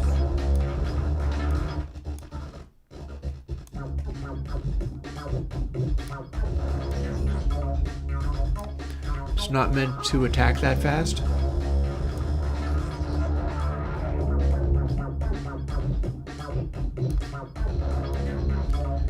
again, threshold to do nothing, but that is because we're not applying it in any way. So I'm thinking if I was to use threshold to gain stage the whole thing up and down, hear me out.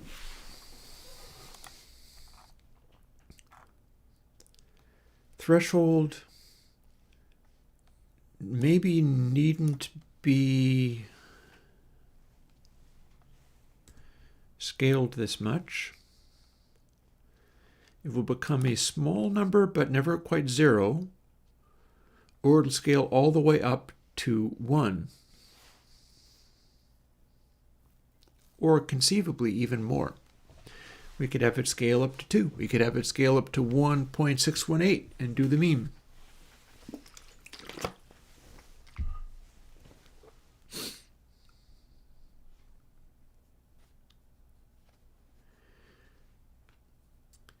If we divided by it going in, threshold would start cranking the level out more and more the farther we pushed. And then if we multiplied by it going out, it would then gain stage that threshold down to where it was no longer acting like it was a level matched output.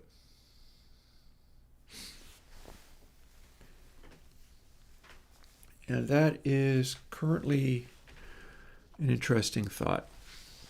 So if we do this, we now have nearly 0 to amount of 2.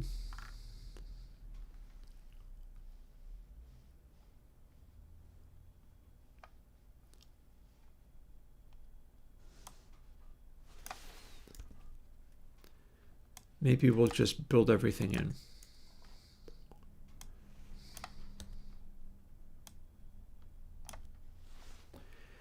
Then if we divide by it, it doesn't get to be 0, so we can do this. If it's down to a tiny, tiny amount, that boosts things massively. We're going to put that back up again.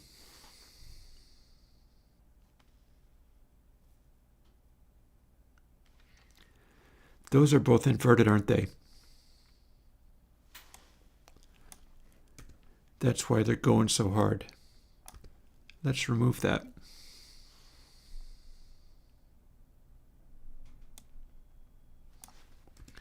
Let's dial all of these things back some.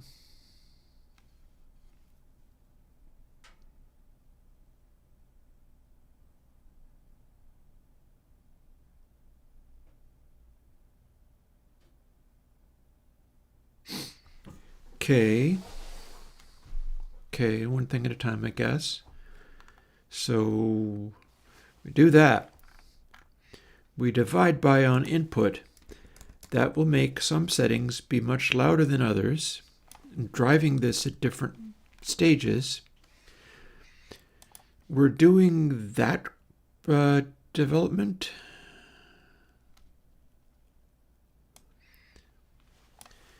We're no longer caring whether it's a factor of thresh again. We're multiplying by that, which is going to be next to 0 when it's not gain stage the same way.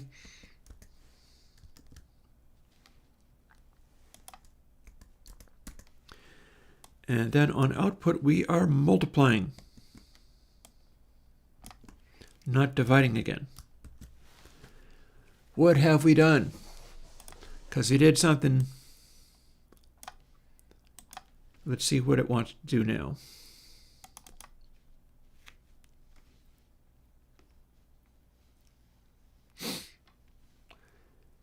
In theory, we should be able to make it so it is not really compressing hardly at all by doing this. Oh, it's doing something. Something's happening.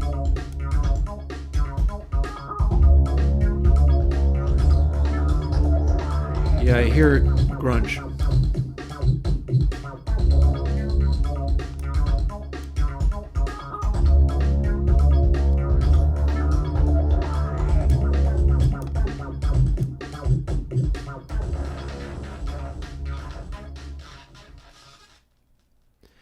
And now we can apply a threshold, which is really one heck of a threshold too.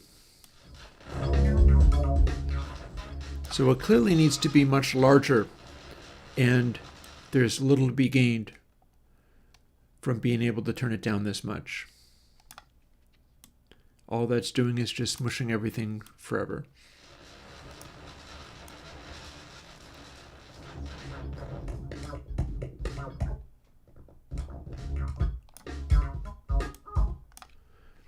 Okay, let's do no release.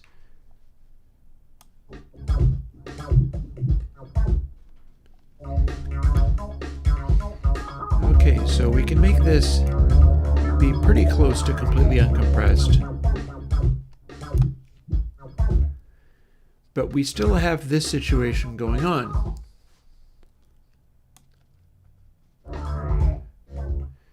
If we do partial compression, it'll sweep up to a maximum amount of compression that is complete cancellation. That is not what I'm looking to do. I'm looking to have the complete cancellation set by threshold.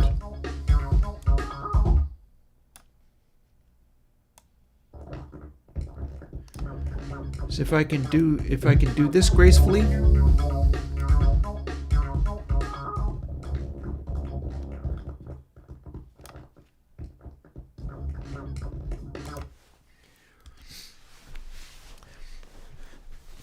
so what that means is my maximum level of CBA only gets to go so far. And maybe because that is so sensitive,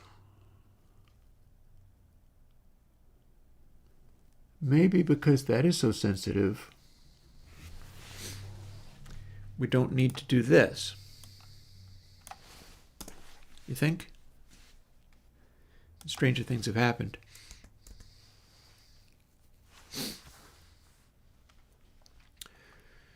So CBA, that's the thing that scales up to become a large amount. If we smush it down, then it becomes a smaller amount. Best thresh becomes smaller as you smush it down, and larger when it becomes larger, and you get to divide by it.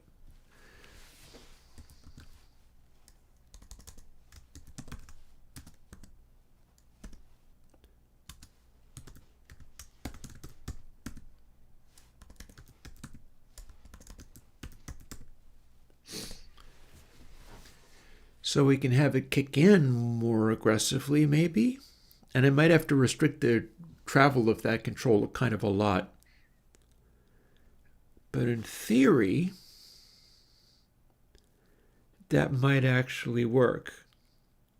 He says, hopefully. Or completely not.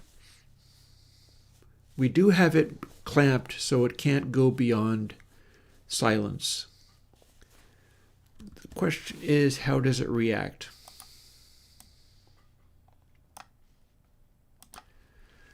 So now, rather than scaling it by itself, meaning that it will have little effect until it starts to kick in, we're scaling it by threshold, meaning that it should react in some way to the positioning of that control. We never did get upward compression. Other things got in the way. Almost taco time. Looking forward to that very much today.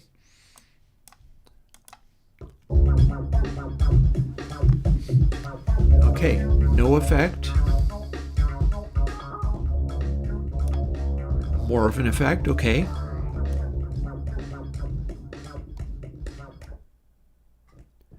Dead silence, okay.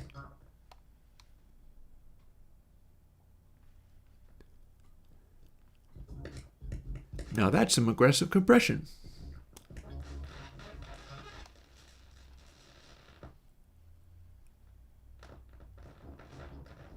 That's a fast attack.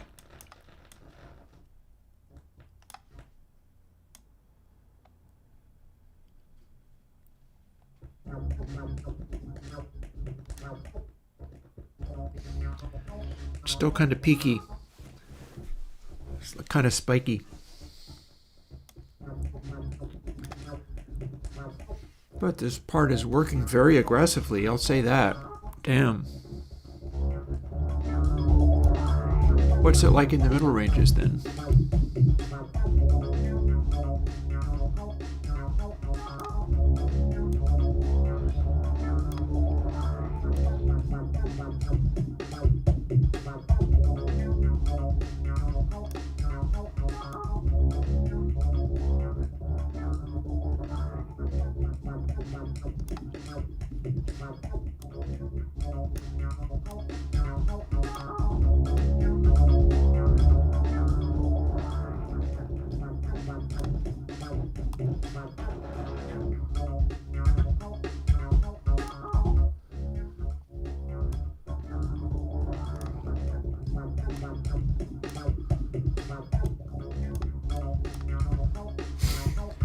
We can disable release completely and have it just run on the speed of attack.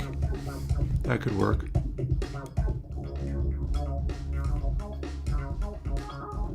Faster and faster. Slower and slower. The range is like impossibly wide. Here's our default.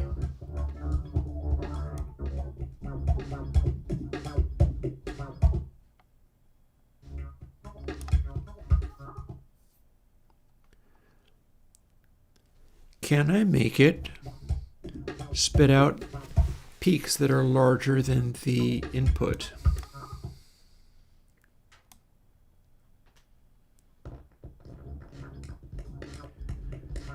I feel like I probably can't.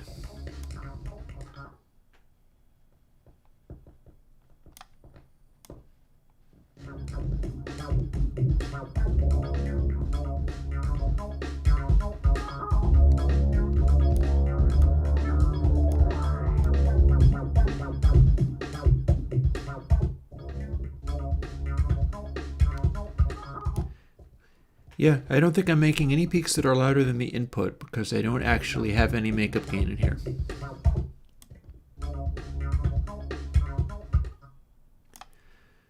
We are able to squish everything flat.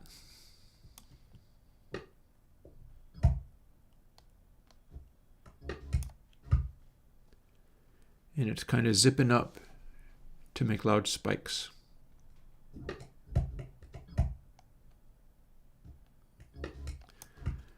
These settings are all very, very sensitive, aren't they?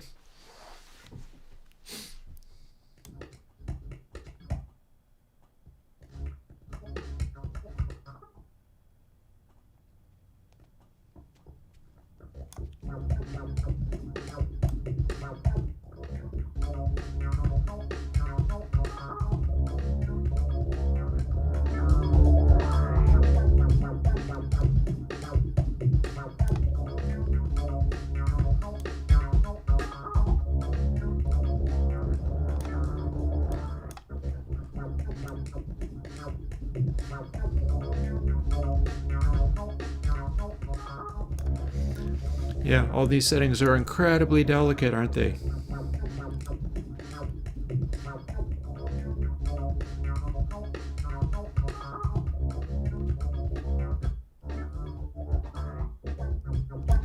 It's so fussy.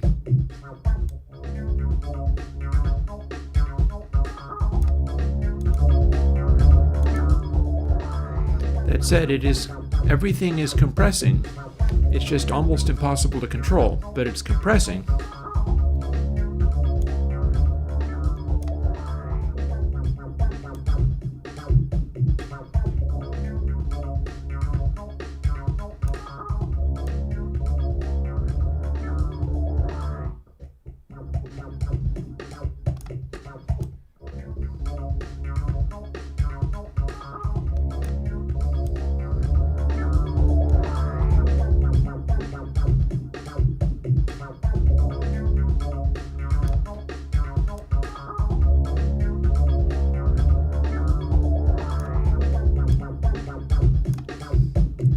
Something else.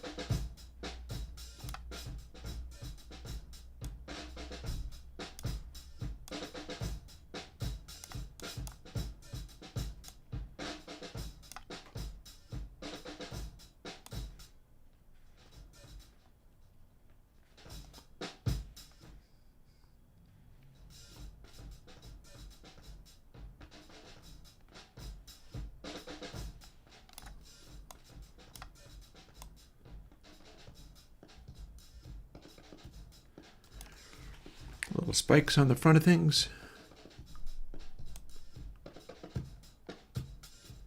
Big spikes on the front of things.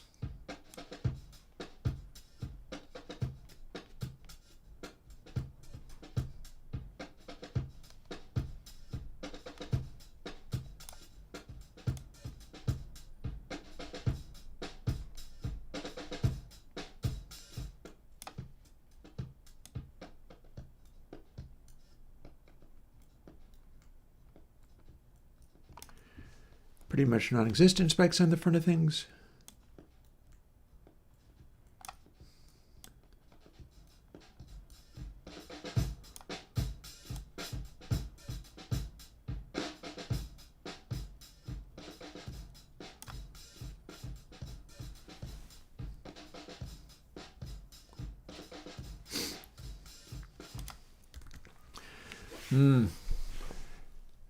Yeah, it's a thing. Something's going on.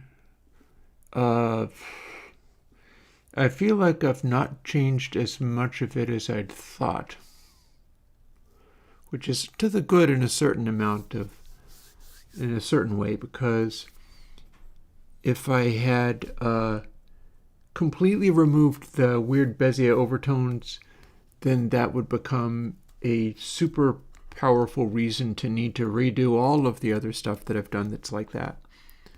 Apparently that's not the case. Apparently it still has those funny overtones. It's just a little bit smoother than it was. So not as much, but I'm still working on how do I get it to handle attacks more gracefully.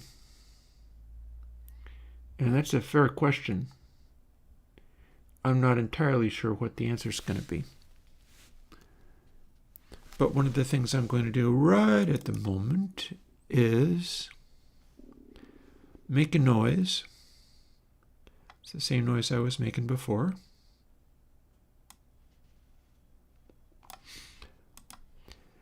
And go and use the facilities and get my taco cheese to be thawing out, because it is that time, about an hour out from dinner.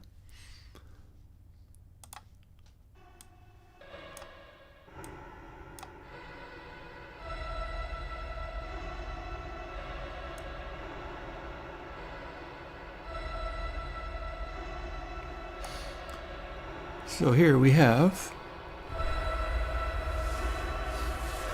a little background noise for you.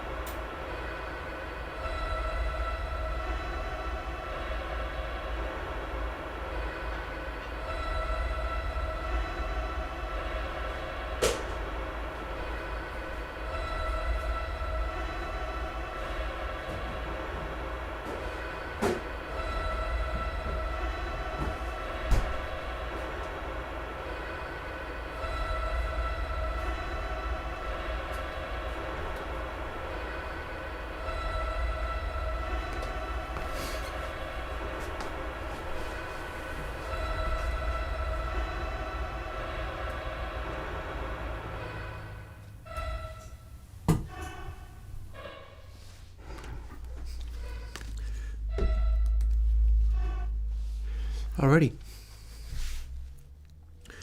So, taco making is acquired. Oven on. I will be ready when the time comes to be able to have dinner. What I'm not necessarily ready for is this, but you know what? I'll do my best.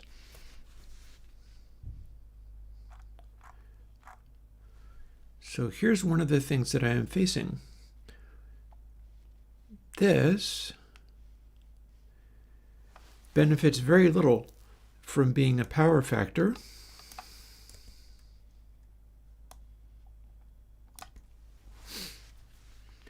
And very little from having a tiny smallest value. In fact, the whole thing could be adjusted by, instead of F max, I can just add something to it.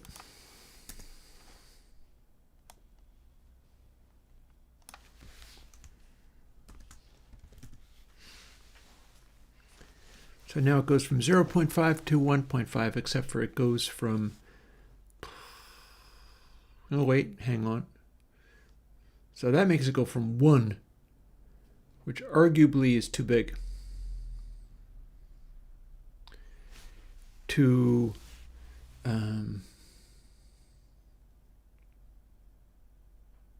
3. Well, what if it works? Let's find out if it works. This whole thing is kind of crazy and out of control, but in a way that's almost good, because at least I'm looking at unfamiliar stuff that way. If it's really hard to make behave, then that means it's in a different region than it was. So,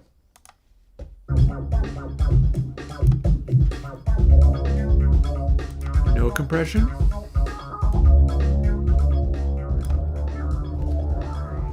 Some compression, but not lots.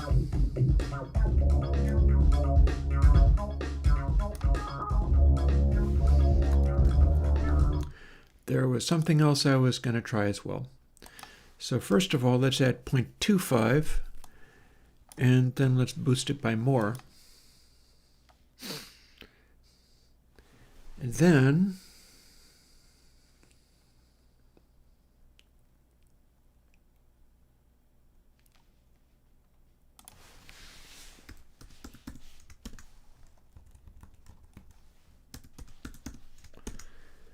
bit of a makeup gain situation.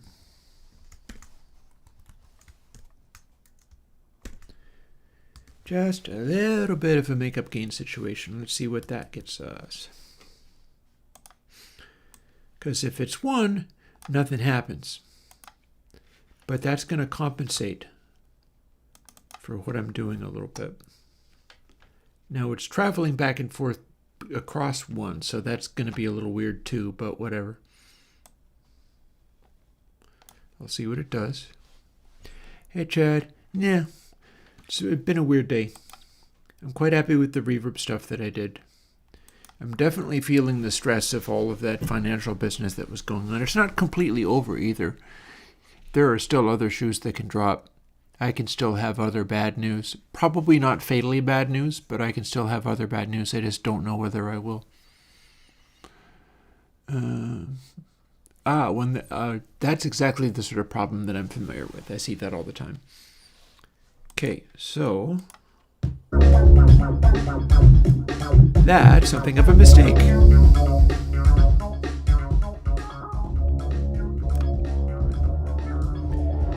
That part didn't like it very much, did it?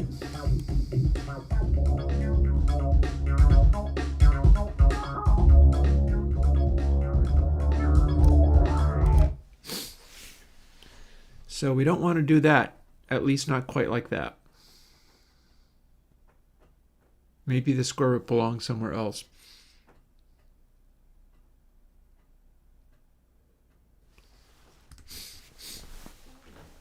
Yeah, I just did a thing where we're dividing. Oh, hang on.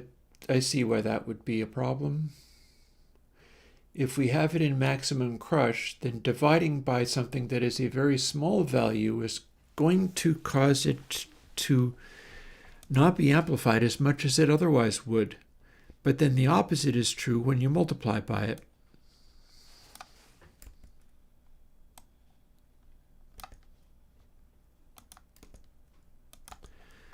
Let's do it the opposite way and see if that helps.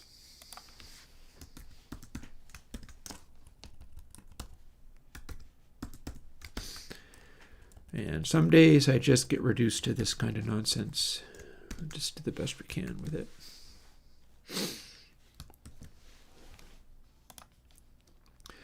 Now, is that going to do what I hoped, or is it just going to do something else, which is often the case?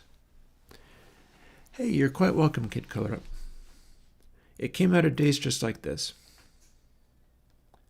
I'm struggling along, derping along, doing whatever, seeing if I can make something work. Okay, that's clearly a pad now. Okay.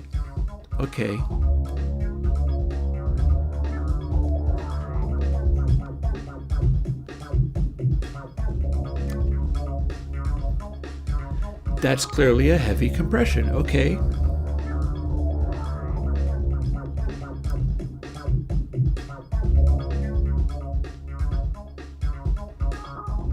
It's just my ranges that are out. So what that seems to indicate is that I don't need to multiply this by as much. We'll just take it 2 times 2 maybe, and that'll give me enough headroom. And I do believe I have range to drop this down a bit. So we'll try from plus 0.25 to plus 1.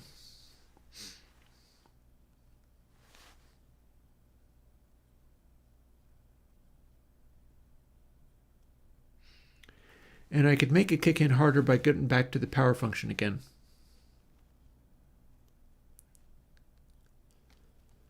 Weirder things have happened.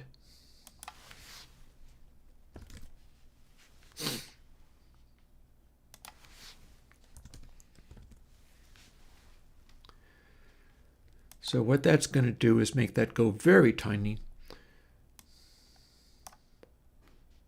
But let's find out what it does.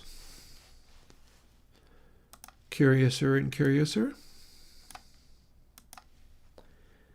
I am trying to get aggressive results out of some of these things. Oh, are we able to launch? Or did you just select? Okay.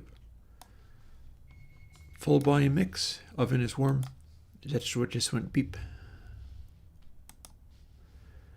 This should be not especially distorted.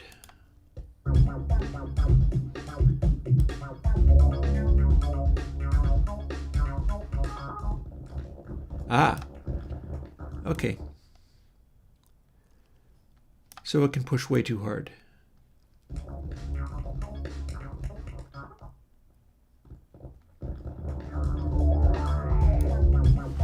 Cool, there's a way of dealing with that. We'll add a little more. We'll go back to what it was before. Or, indeed, even farther. What's 0.5 times 0.5 then?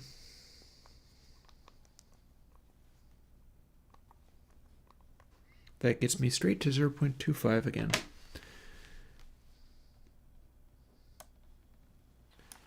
Which was where it was behaving fairly well before, so we'll see how this goes then.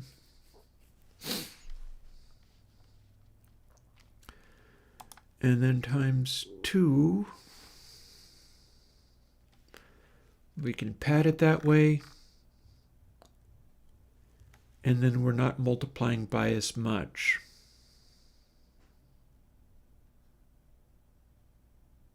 Unless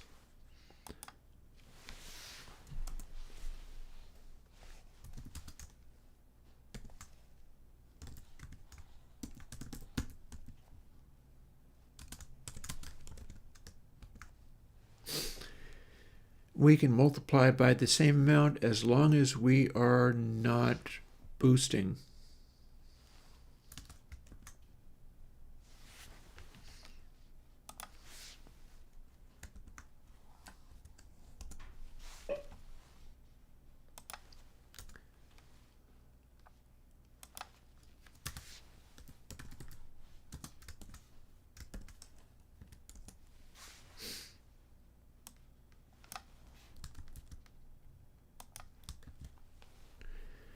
Therefore, if it is a larger number, we do not do the square root. We just put the gain back where it was.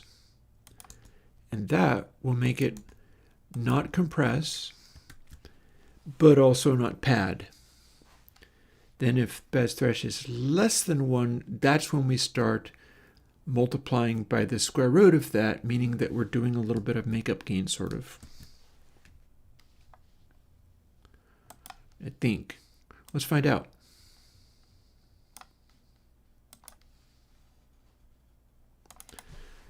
And then the settings for all the other stuff absolutely needs to be tweaked with as well.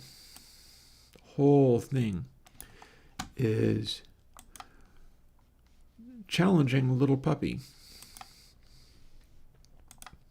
Okay, bypass. Pretty much no effect. And then as we drop threshold,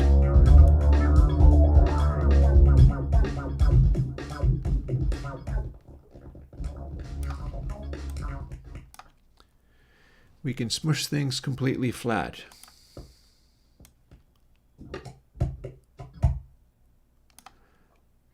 And we are doing a sort of makeup gain thing because it's able to pop up to a louder level.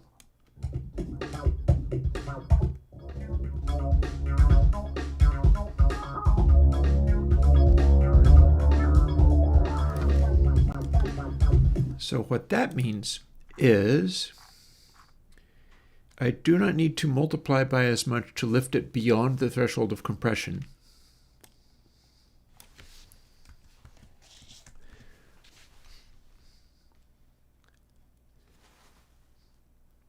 And I probably don't need to go as hard here either.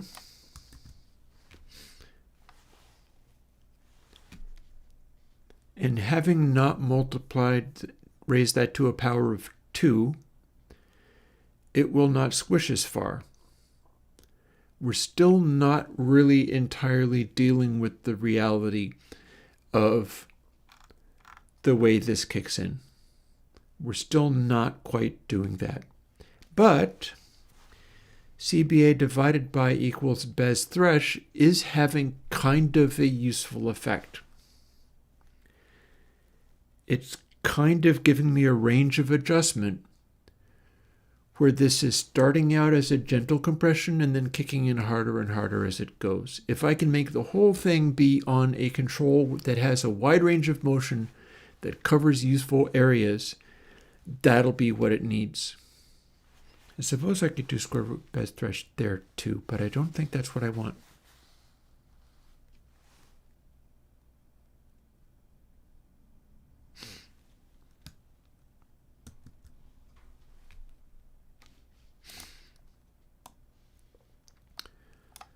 And I think it's dividing that it's what it's, yeah, because it's going to be a smaller number than 0 if we're compressing real hard, so we crank that up. That works. That seems about the right speed, really.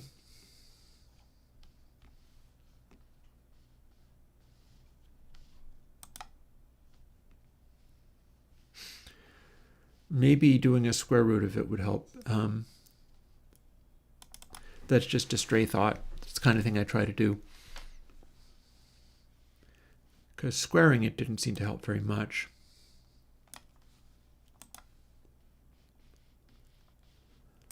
Also, all of my time constants, I think, are not appropriate. What do we got? Okay, that feels uncompressed. And it's the loudest it'll go. That's absolutely flat. That's complete dynamic suppression.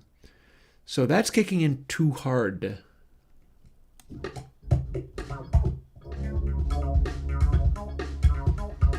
And we have this node where it's like leaning into being heavily compressed.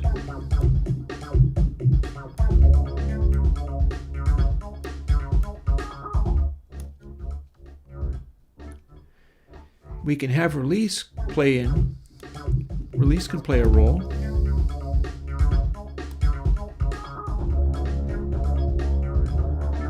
This gets dirty very quickly.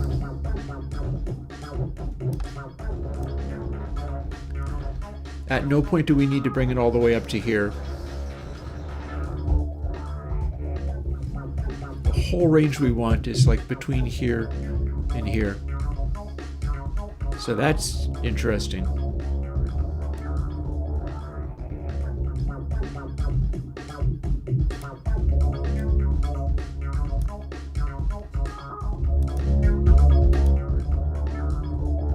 Heavy compression.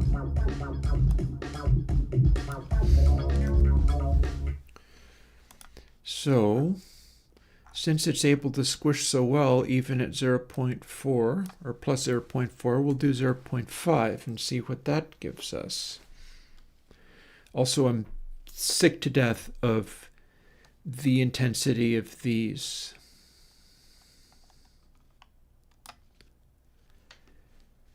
Pow 1 minus get per MB. So I think these do actually want to be incredibly high power functions.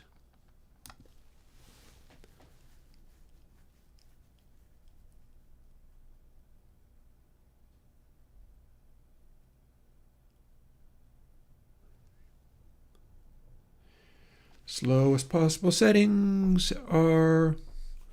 So these are not really adjusted at all, are they? Their min and max, fine enough. In fact, we can enhance their range a little bit by doing this. But we're not really trimming them, are we? Bezres and slow res are just a power function. And at full crank, it is next to 0 and then divided by overall scale. But even that is not quite as slow as they might possibly be.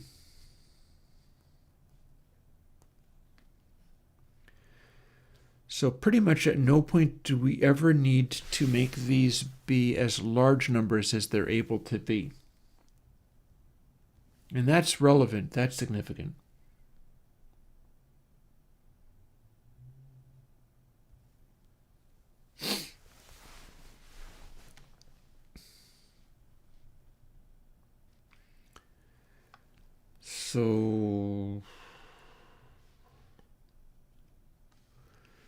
So what would be a good way of dealing with that?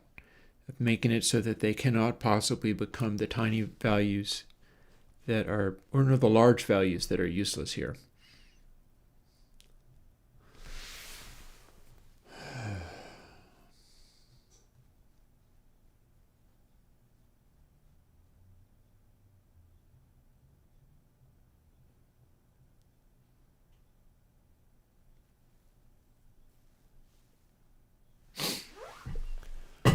Well, we've got a max, but we don't have a min, do we?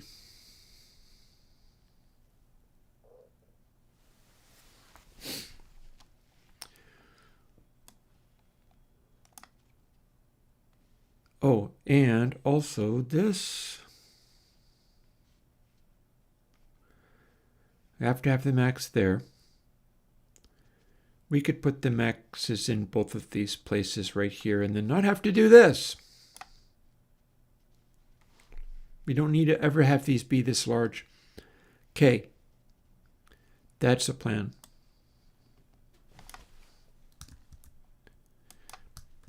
Both of these go in here.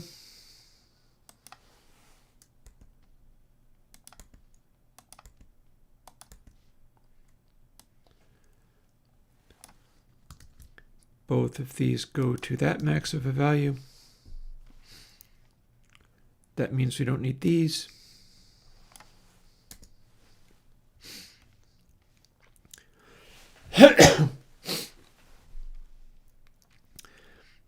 And then we can go farther with this.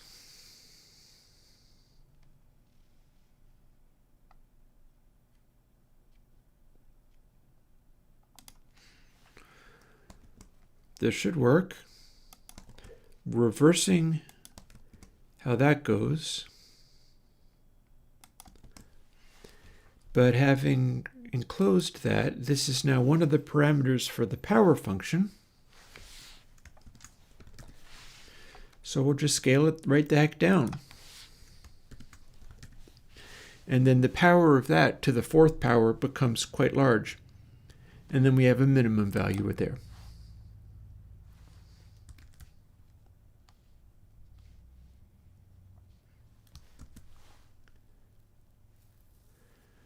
I've just changed all of the things. I've changed everything around wildly. Let's see what happens. Boop. Do we have it acting like a compressor yet? Or is it still a deeply perverse monster? Not that we don't also love deeply perverse monsters, but I'd really like to have a good compressor. Honest, I would. That seems like that would be great.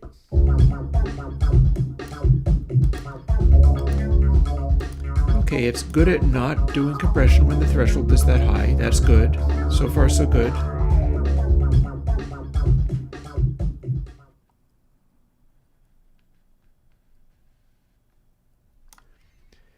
It's good at squishing real flat and then never letting back go. How about these?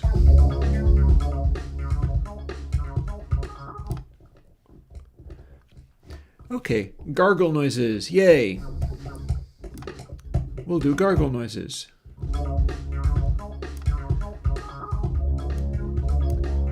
What if release is really fast? What then?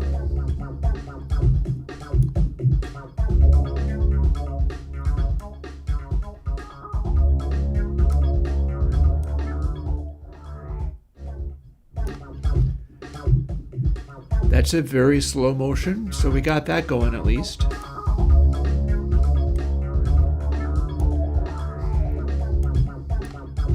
We can have it set to do very slow reactions.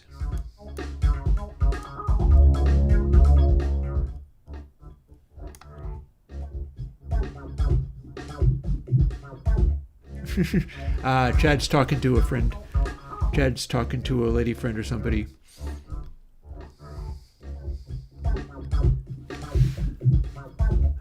Sent it to the wrong place. I think that was a harmless enough message, so don't panic, you're fine.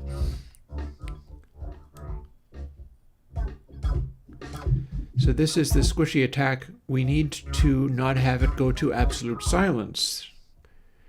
There's our new challenge. Is how can we make it not go to absolute silence unless you literally do this?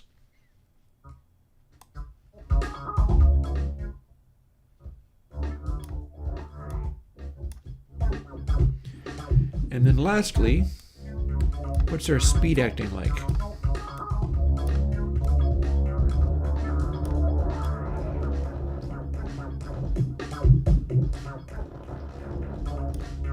Okay.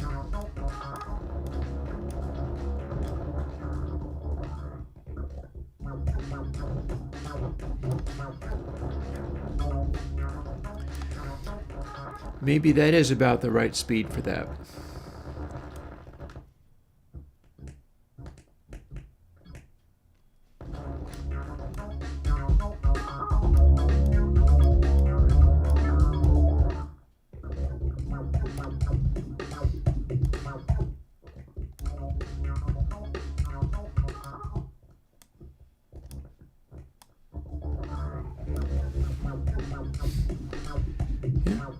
We have compression. Something like it anyhow.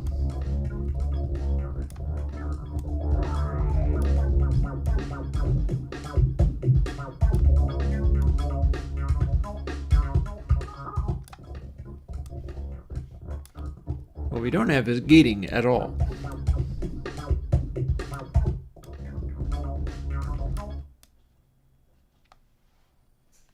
Oh, now we do.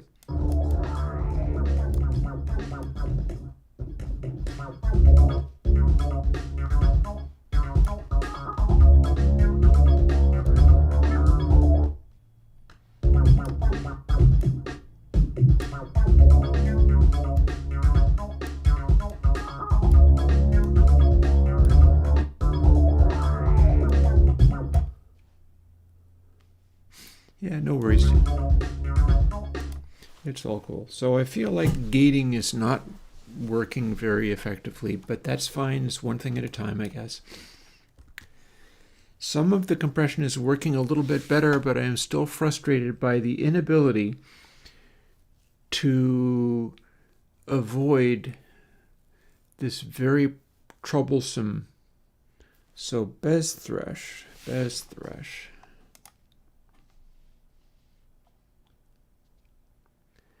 Param A plus 0.5. So here's my problem. I'm looking at a completely different value to approximate what the threshold seems like it should be. It seems like the threshold shouldn't be anywhere near where it actually is ending up.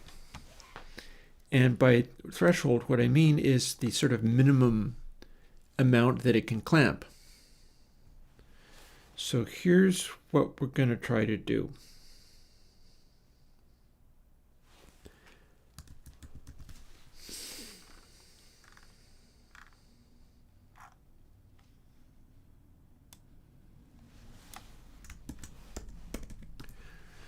Floor is the minimum setting that the Bezier can go.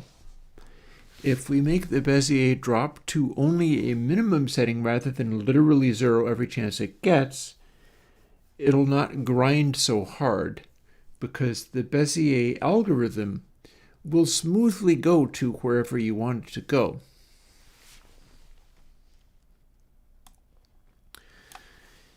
We could tell it to do something like this.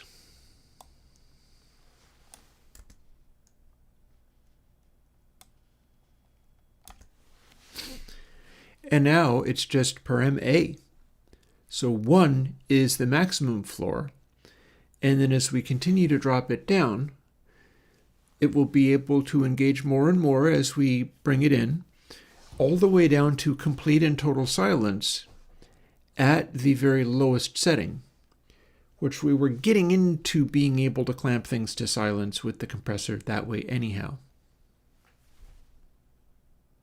It's a lot. It's a lot. Let's see what we can get this to do. Here's my variable. Here is CBA. CBA divided by equals Bez thresh. That will make it become larger.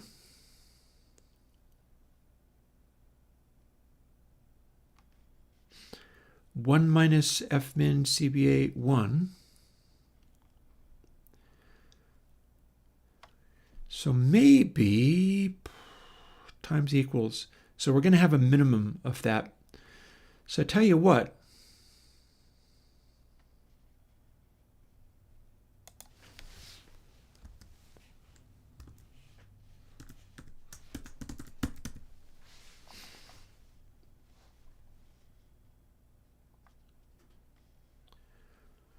Firstly, that.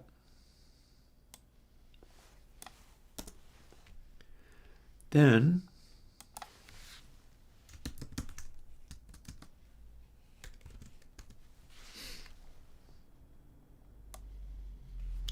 this.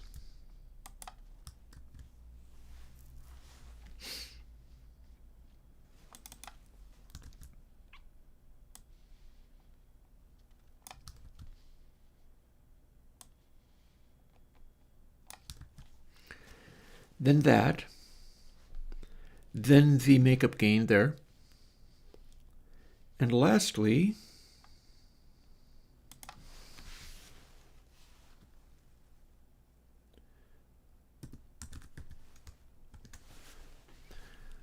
a little bit of this.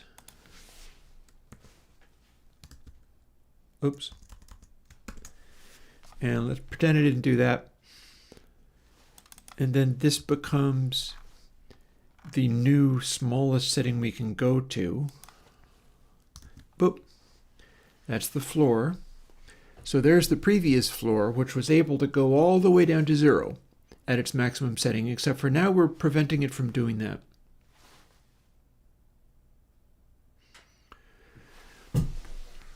So now what I'm wondering is,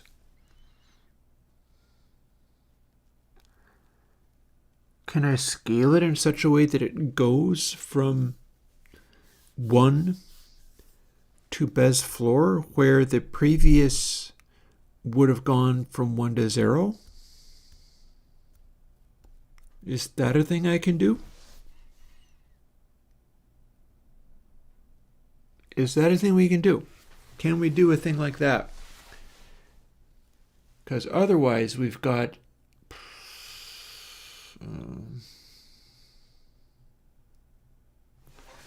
what will it take to do that?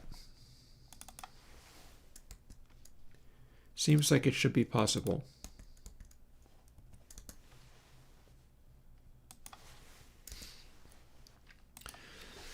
So now let's see if we've got these correct. Yep. So now it's going from 1 to 0.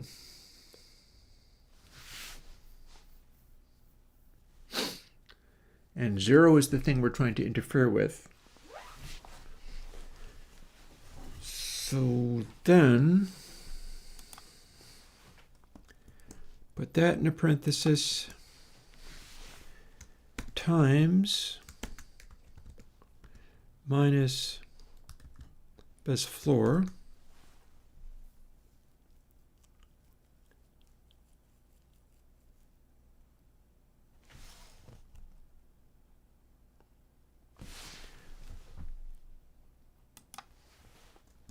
everything goes in more parentheses, then plus best floor.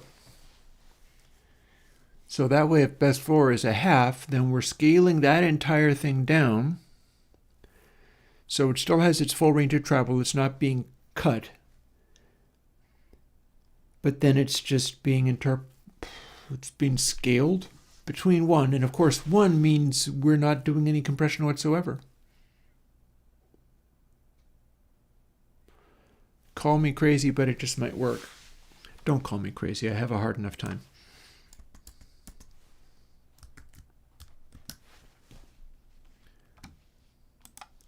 Let's see if it did in fact work.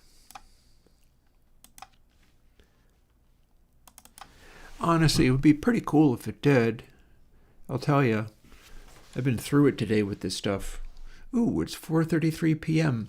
Moment of silence in honor of John Cage. There we go.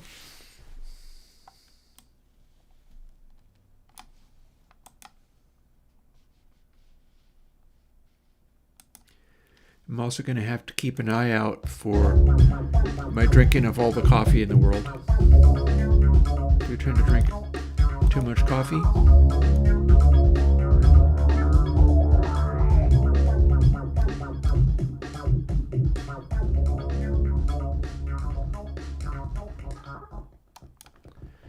Okay, absolute floor.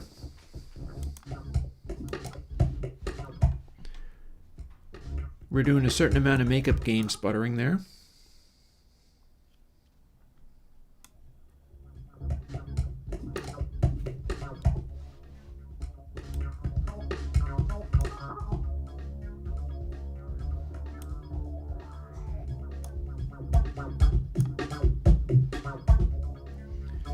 Okay, we got a little extra gain on tap that way.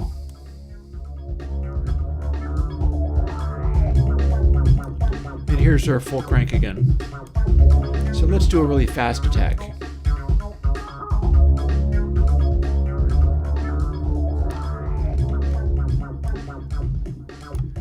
Really slow release.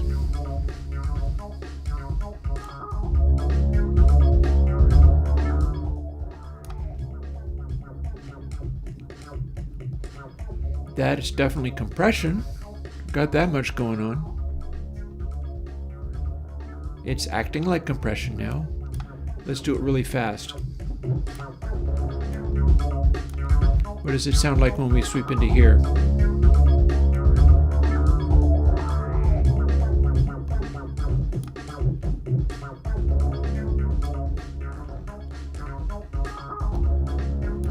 Okay, release too fast. Let's slow it.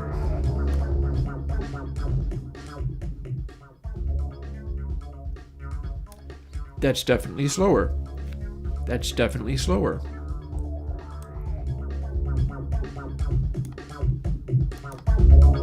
Full compressed.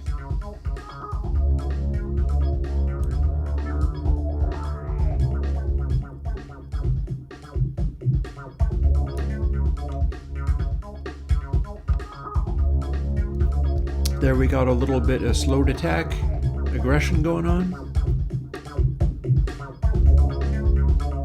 Accentuated with release. And we can pull it back. Pull it back and it's always normal again.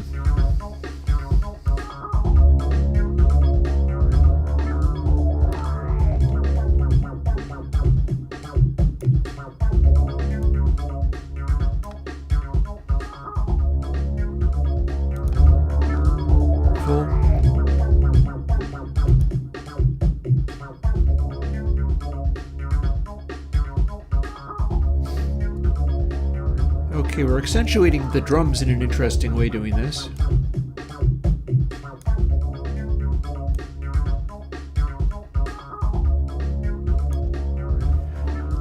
Seem to be hyping the crud out of the drums, in fact.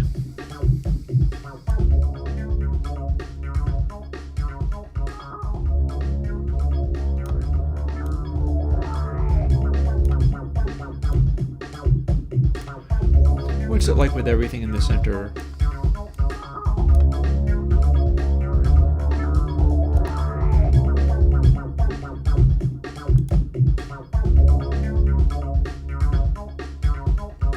It sounds fairly similar to what it sounded like before with everything in the center.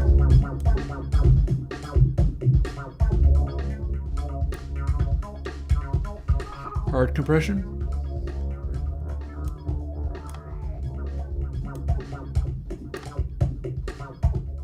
Super hard compression.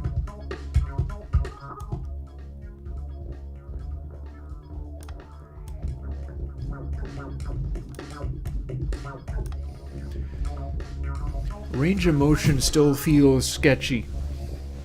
It still feels like you can grind this arguably too hard.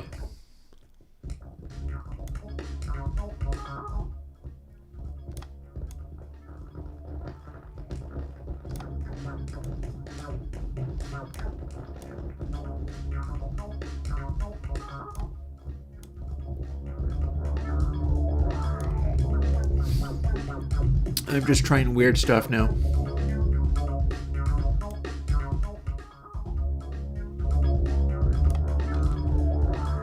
Fast, slow. Seems reasonably responsive. Better than it was, at least.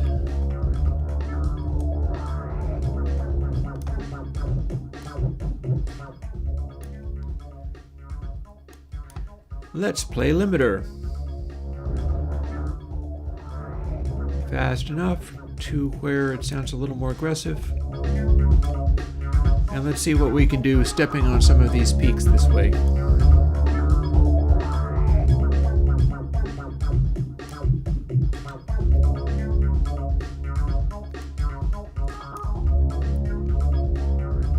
Okay. So unaltered sound.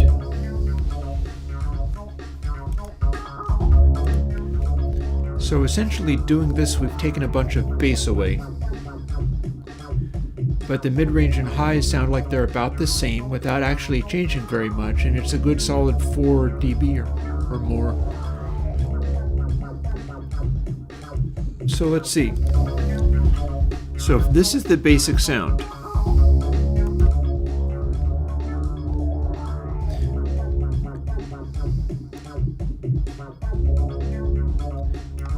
And then we did this to it. We decided it was a limiter now.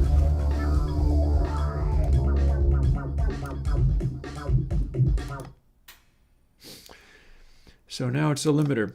So now we do this, and so now we normalize it. What did we get?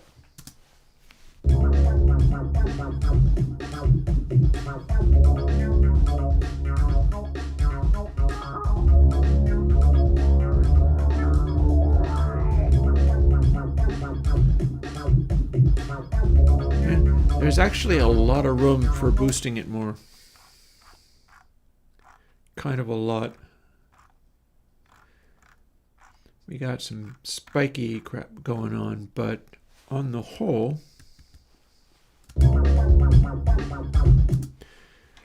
it ate up some of those deep lows and turned it into something else. Let's play with drums. And then I'm going to load up some other plugins to throw this at. And we'll see where it all went.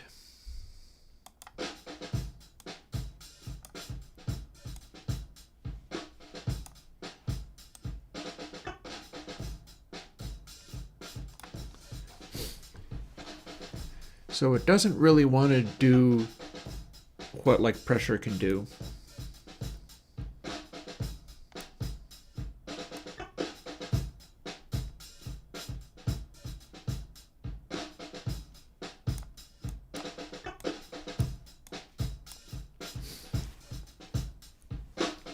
Doesn't really want to do that, does it?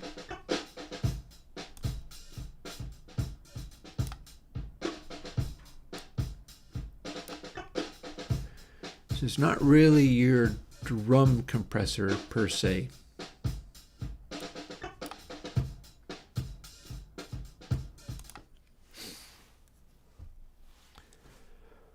At least it doesn't look like it is. It doesn't look like it wants to do that.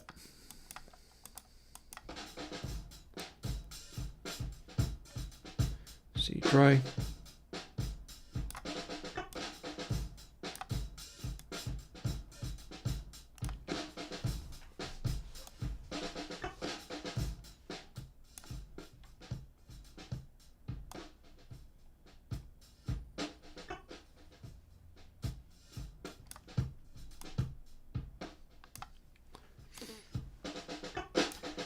On the other hand, we can suck some of the sustain out of it. That's interesting.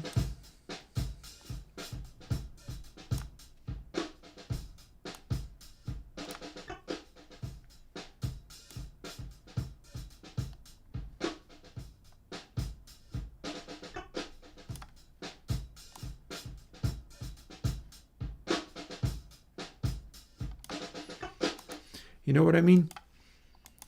You know what I mean? I was talking about something else. I was talking about this. Elemental P. I was talking about this.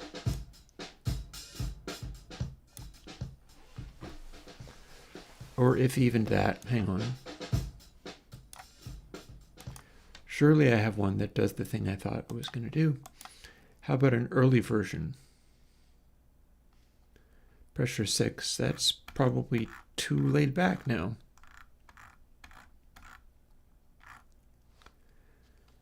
Oh, well, here's an original version.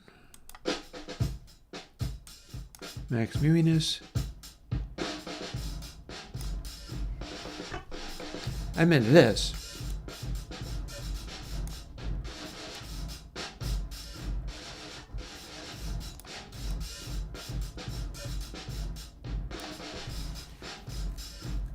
So this is the kind of thing I was thinking about as maybe having the Bezier compressor be able to do, but it doesn't seem to be really it doesn't seem to be its jam.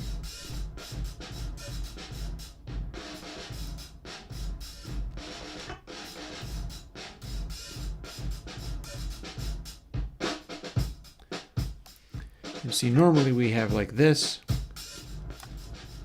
but you do get to go silly.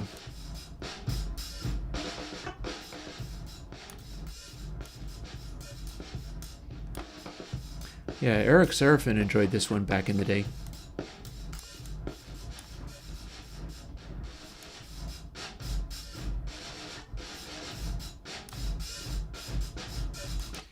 And this is the kind of thing you have to do if you want to get into that very Muse style.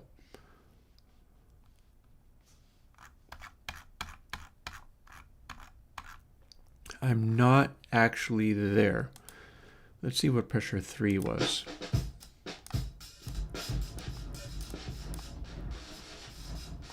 Okay, very similar then.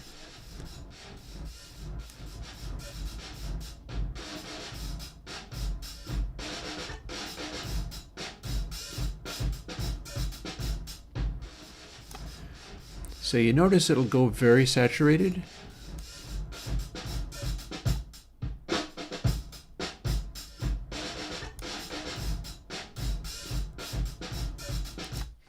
Whereas the one I'm working on in here does not seem to have that on tap.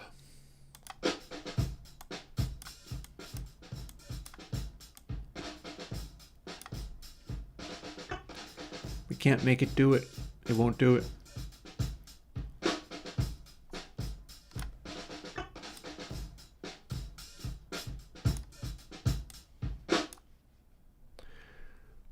Although we can do weird things with it, and it does what it does very cleanly.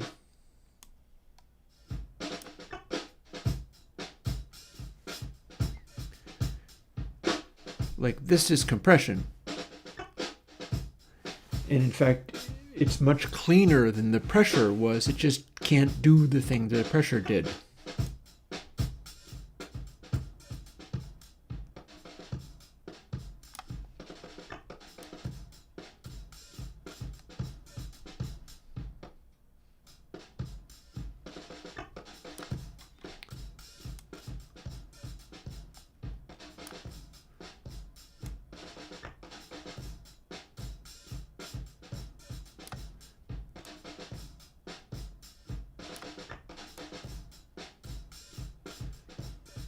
This is about as close as it wants to get. Although interestingly, pushing it as hard as this, the hats are still way better than on pressure. Pressure distorted the hats horribly.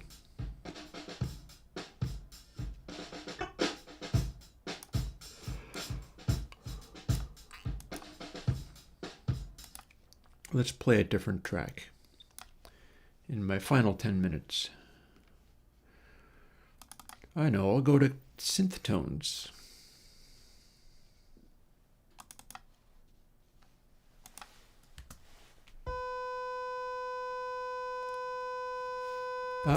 I selected a tiny little area and it repeated it. This would be real, actual Fender Rhodes. So let's see if the Bezier compressor, with all the changes I made it today, does any better than it was doing before. There's a lot of changes there.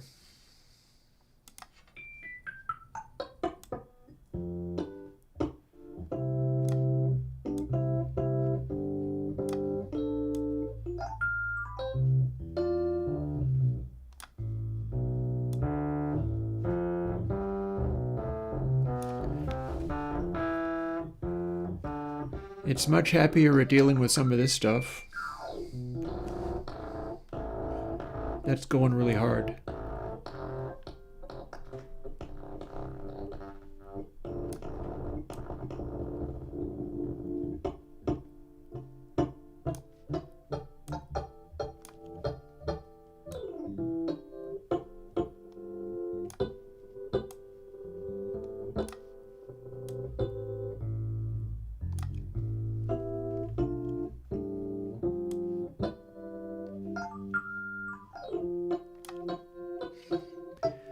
Yeah, this is my go-to for demonstrating this one now. You should not be able to compress as hard as this with this sound and get away with it.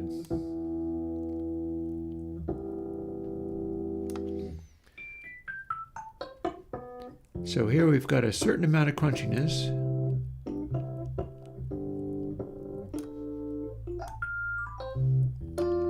Here's the raw sound.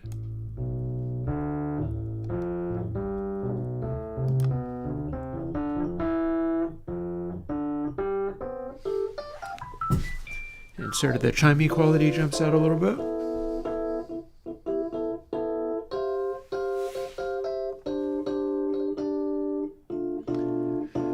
And then here's drying.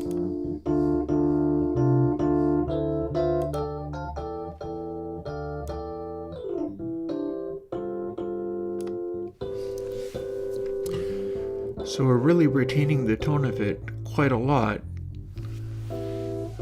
while pushing it as hard as possible.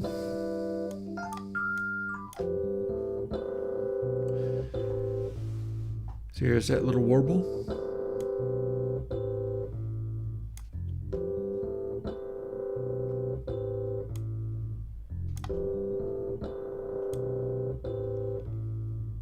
slow it down.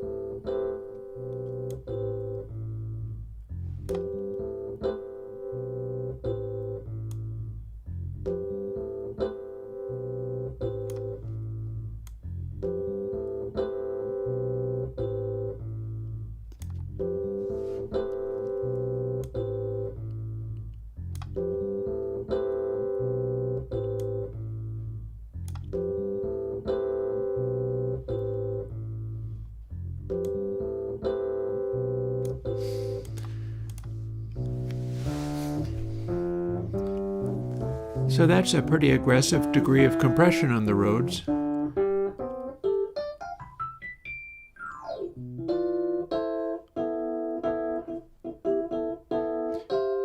And I would say that's handling it pretty well.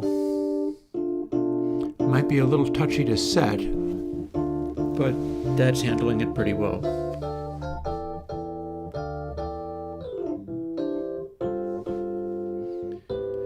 We got pretty much all the same volumes now.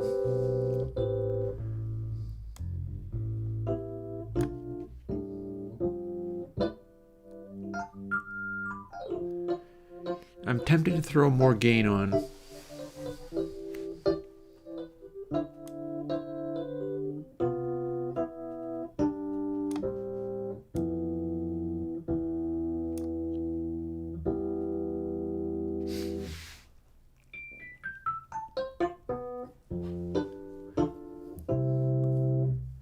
Yeah, that is a very obvious Rhodes attack being stepped on by the compression real hard. Ooh, can we gate the heck out of it? No, apparently we cannot. Huh.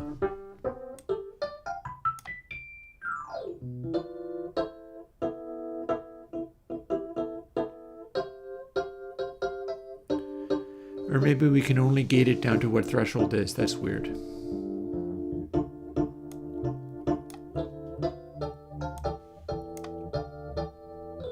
Yeah, I think gate is not functional anymore. Okay, well, if any one thing, it's another. Maybe this is just not destined to have a gate built in.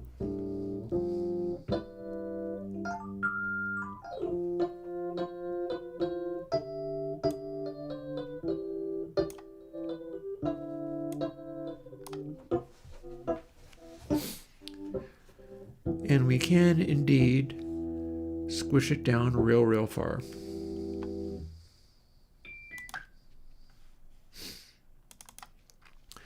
By contrast, I'm going to fire up like console H, maybe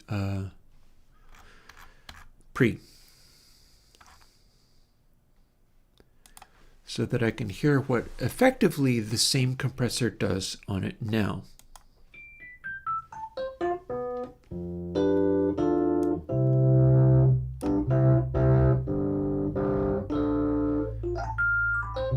Okay, that's not garbage, but the new one's better.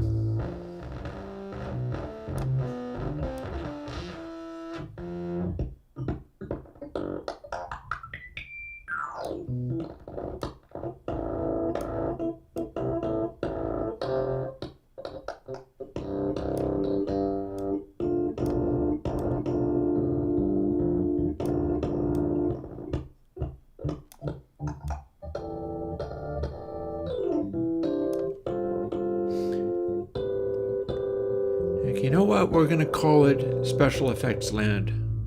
The ability to reinvent sounds. We're going to call it that. Because certain things about it, the Bezier factor is still functioning fully.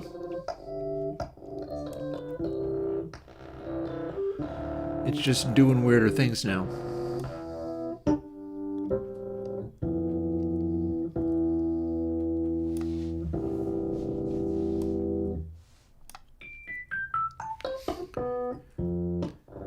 So the thing the new one brings, which is still better than what this is the ability to have subtlety.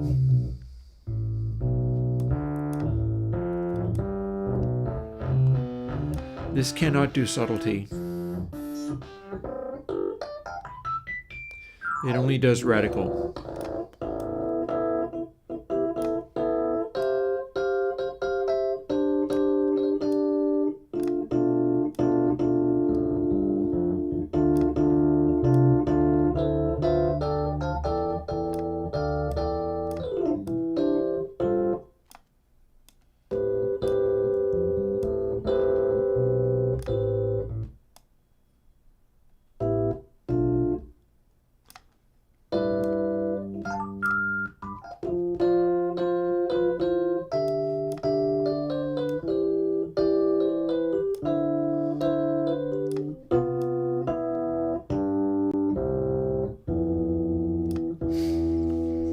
do get some cool sounds out of it.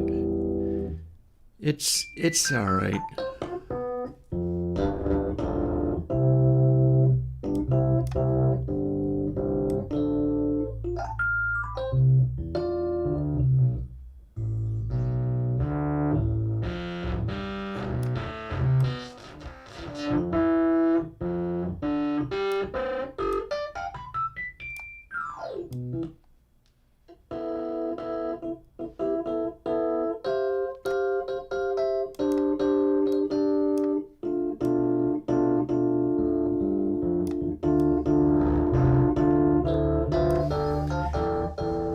Yeah, like this is, in its way, this is usable. The new one's better. The new one's better.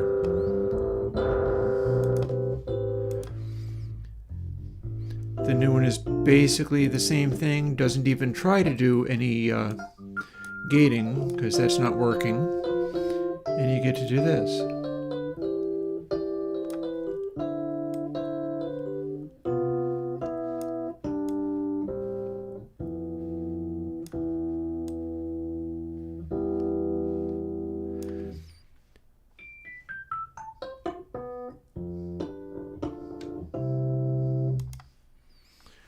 Cool, cool. Okay. I don't have any further things to fool with, really.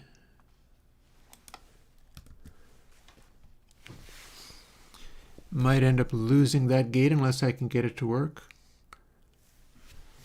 Wonder if I can do it in the last 2 minutes of this clock, although that clock already says 5. Maybe not. We shall see. Does anything come to mind?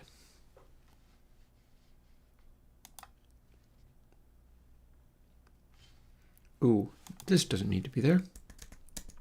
Doesn't hurt anything, but it doesn't need to be there.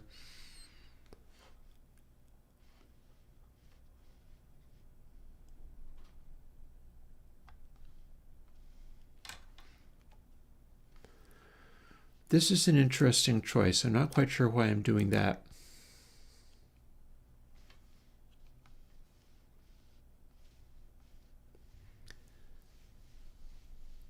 Oh, I bet I know.